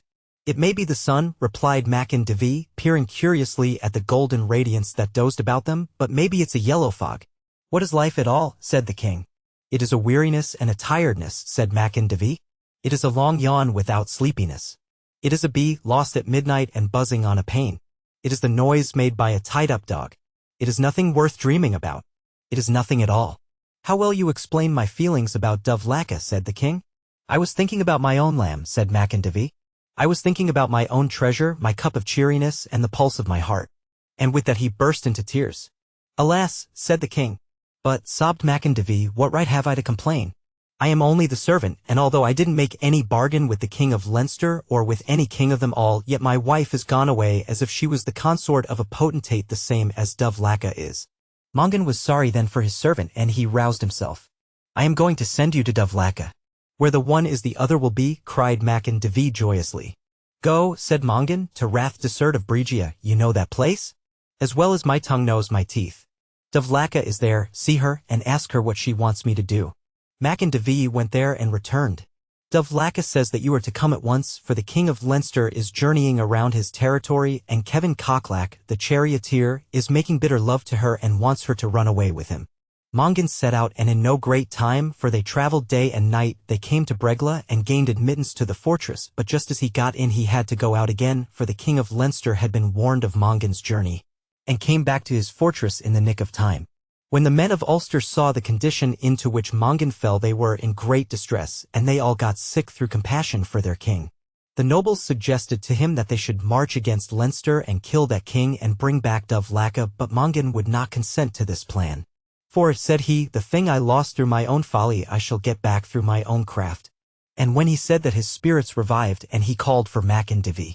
You know, my friend, said Mongan, that I can't get Dovlaka back unless the King of Leinster asks me to take her back, for a bargain is a bargain. That will happen when pigs fly, said Mackin Davy, and said he, I did not make any bargain with any king that is in the world. I heard you say that before, said Mongan. I will say it till doom, cried his servant, for my wife has gone away with that pestilent king, and he has got the double of your bad bargain. Mongan and his servant then set out for Leinster. When they neared that country they found a great crowd going on the road with them, and they learned that the king was giving a feast in honor of his marriage to Dovlaka, for the year of waiting was nearly out and the king had sworn he would delay no longer. They went on, therefore, but in low spirits, and at last they saw the walls of the king's castle towering before them and a noble company going to and fro on the lawn. Irish Fairy Tales. Chapter 88. They sat in a place where they could watch the castle and compose themselves after their journey. How are we going to get into the castle? Asked Mackin Davy. For there were hatchetmen on guard in the big gateway, and there were spearmen at short intervals around the walls, and men to throw hot porridge off the roof were standing in the right places. If we cannot get in by hook, we will get in by crook, said Mongan. They are both good ways, said Mackin Davy, and whichever of them you decide on I'll stick by. Just then they saw the hag of the mill coming out of the mill, which was down the road a little. Now the hag of the mill was a bony, thin pole of a hag with odd feet. That is, she had one foot that was too big for her, so that when she lifted it up it pulled her over, and she had one foot that was too small for her, so that when she lifted it up she didn't know what to do with it. She was so long that you thought you would never see the end of her, and she was so thin that you thought you didn't see her at all. One of her eyes was set where her nose should be, and there was an ear in its place, and her nose itself was hanging out of her chin, and she had whiskers round it. She was dressed in a red rag that was really a hole with a fringe on it, and she was singing, "Oh, hush thee, my one love," to a cat that was yelping on her shoulder. She had a tall skinny dog behind her called Broar. It hadn't a tooth in its head except one, and it had the toothache in that tooth. Every few steps it used to sit down on its hunkers and point its nose straight upwards and make a long, sad complaint about its tooth, and after that it used to reach its hind leg round and try to scratch out its tooth. And then it used to be pulled on again by the straw rope that was round its neck and which was tied at the other end to the hag's heaviest foot. There was an old, knock-kneed, raw-boned, one-eyed, little-winded, heavy-headed mare with her also. Every time it put a front leg forward it shivered all over the rest of its legs backwards, and when it put a hind leg forward it shivered all over the rest of its legs frontwards, and it used to give a great whistle through its nose when it was out of breath. And a big, thin hen was sitting on its croup. Mongan looked on the hag of the mill with delight and affection. This time, said he to Mackin Davy, I'll get back my wife. You will indeed, said Mackin Davy heartily, and you'll get mine back too. Go over yonder, said Mongan, and tell the hag of the mill that I want to talk to her. Mackin Davy brought her over to him. Is it true what the servant man said? She asked. What did he say? Said Mongan. He said you wanted to talk to me. It is true, said Mongan. This is a wonderful hour and a glorious minute, said the hag, for this is the first time in 60 years that anyone wanted to talk to me. Talk on now, said she, and I'll listen to you if I can remember how to do it. Talk gently, said she, the way you won't disturb the animals, for they are all sick. They are sick indeed, said Mackin Davy pityingly. The cat has a sore tail, said she, by reason of sitting too close to a part of the hob that was hot. The dog has a toothache, the horse has a pain in her stomach, and the hen has the pip. Ah, it's a sad world, said Mackin Davy. There you are, said the hag. Tell me, Mongan commenced, if you got a wish, what it is you would wish for. The hag took the cat off her shoulder and gave it to Mackin Davy. Hold that for me while I think, said she. Would you like to be a lovely young girl? Asked Mongan. I'd sooner be that than a skin deal, said she. And would you like to marry me or the King of Leinster? I'd like to marry either of you, or both of you, or whichever of you came first. Very well, said Mongan, you shall have your wish. He touched her with his finger, and the instant he touched her all dilapidation and wryness and age went from her, and she became so beautiful that one dared scarcely look on her, and so young that she seemed but 16 years of age. "You are not the hag of the mill any longer," said Mongan, "you are Ivel of the Shining Cheeks, daughter of the King of Munster." He touched the dog too, and it became a little silky lapdog that could nestle in your palm. Then he changed the old mare into a brisk, piebald palfrey. Then he changed himself so that he became the living image of Ae, the son of the king of Connaught, who had just been married to Ivel of the Shining Cheeks, and then he changed Macan Devi into the likeness of Ae's attendant. And then they all set off towards the fortress, singing the song that begins, "My wife is nicer than anyone's wife, anyone's wife, anyone's wife, my wife is nicer than anyone's wife," which nobody can deny. Irish Fairy Tales. Chapter 89. The doorkeeper brought word to the King of Leinster that the son of the King of Connaught, Ae the Beautiful, and his wife, Ivel of the Shining Cheeks, were at the door, that they had been banished from Connaught by Ae's father, and they were seeking the protection of the King of Leinster. Brandon came to the door himself to welcome them, and the minute he looked on Ivel of the Shining Cheeks it was plain that he liked looking at her. It was now drawing towards evening, and a feast was prepared for the guests with a banquet to follow it. At the feast of Lacca sat beside the King of Leinster, but Mongan sat opposite him with Ivel, and Mongan put more and more magic into the hag, so that her cheeks shone and her eyes gleamed, and she was utterly bewitching to the eye. And when Brandon looked at her she seemed to grow more and more lovely and more desirable, and at last there was not a bone in his body as big as an inch that was not filled with love and longing for the girl. Every few minutes he gave a great sigh as if he had eaten too much, and when Dovlaka asked him if he had eaten too much he said he had, but that he had not drunk enough, and by that he meant that he had not drunk enough from the eyes of the girl before him.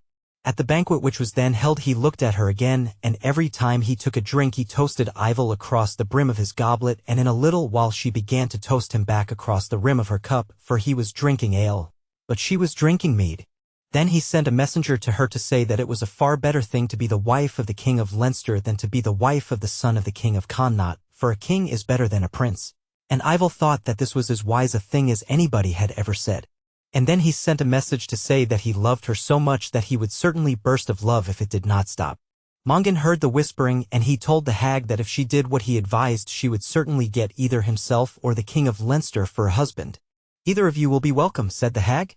"When the king says he loves you, ask him to prove it by gifts. Ask for his drinking horn first." She asked for that, and he sent it to her filled with good liquor. Then she asked for his girdle, and he sent her that. His people argued with him and said it was not right that he should give away the treasures of Leinster to the wife of the King of Connaught's son, but he said that it did not matter, for when he got the girl he would get his treasures with her. But every time he sent anything to the hag, Macan Devi snatched it out of her lap and put it in his pocket. "Now," said Mongan to the hag, "tell the servant to say that you would not leave your own husband for all the wealth of the world." She told the servant that, and the servant told it to the king. When Brandon heard it he nearly went mad with love and longing and jealousy, and with rage also because of the treasure he had given her and might not get back. He called Mongan over to him and spoke to him very threateningly and ragingly. "I am not one who takes a thing without giving a thing," said he. "Nobody could say you were," agreed Mongan. "Do you see this woman sitting beside me?" he continued, pointing to Dovlaka. "I do indeed," said Mongan. "Well," said Brandon, "this woman is Dovlaka of the White Hand that I took away from Mongan. She is just going to marry me, but if you will make an exchange, you can marry this Dovlaka here, and I will marry that Ivel of the Shining Cheeks yonder." Mongan pretended to be very angry then. "If I had come here with horses and treasure you would be in your right to take these from me, but you have no right to ask for what you are now asking." "I do ask for it," said Brandon menacingly, "and you must not refuse a lord." "Very well," said Mongan reluctantly, and as if in great fear, "if you will make the exchange I will make it, although it breaks my heart." He brought Ivel over to the king then and gave her 3 kisses. "The king would suspect something if I did not kiss you," said he, and then he gave the hag over to the king. After that they all got drunk and merry, and soon there was a great snoring and snorting, and very soon all the servants fell asleep also, so that Mongan could not get anything to drink. Macan Devi said it was a great shame, and he kicked some of the servants, but they did not budge, and then he slipped out to the stables and saddled 2 mares. He got on one with his wife behind him, and Mongan got on the other with Dovlaka behind him, and they rode away towards Ulster like the wind, singing the song, "The King of Leinster was married today, married today, married today." The King of Leinster was married today, and every one wishes him joy. In the morning the servants came to waken the king of Leinster, and when they saw the face of the hag lying on the pillow beside the king, and her nose all covered with whiskers, and her big foot and little foot sticking away out at the end of the bed, they began to laugh, and poke one another in the stomachs, and thump one another on the shoulders, so that the noise awakened the king, and he asked what was the matter with them at all. It was then he saw the hag lying beside him, and he gave a great screech and jumped out of the bed. "Aren't you the hag of the mill?" said he. "I am indeed," she replied, "and I love you dearly." "I wish I didn't see you," said Brandov. That was the end of the story, and when he had told it, Mongan began to laugh uproariously and called for more wine. He drank this deeply, as though he was full of thirst and despair and a wild jollity, but when the flame lady began to weep, he took her in his arms and caressed her, and said that she was the love of his heart and the one treasure of the world. After that they feasted in great contentment, and at the end of the feasting they went away from Faerie and returned to the world of men. They came to Mongan's palace at Moylinny, and it was not until they reached the palace that they found they had been away 1 whole year, for they had thought they were only away 1 night. They lived then peacefully and lovingly together, and that ends the story, but Brotai Arna did not know that Mongan was Finn. The abbot leaned forward. "Was Mongan Finn?" he asked in a whisper. "He was," replied Kyride. "Indeed, indeed," said the abbot. After a while he continued, "There is only one part of your story that I do not like." "What part is that?" asked Kyride. "It is the part where the holy man Tybraid was ill-treated by that rabbi by Mongan." Kyride agreed that it was ill done, but to himself he said gleefully that whenever he was asked to tell the story of how he told the story of Mongan, he would remember what the abbot said.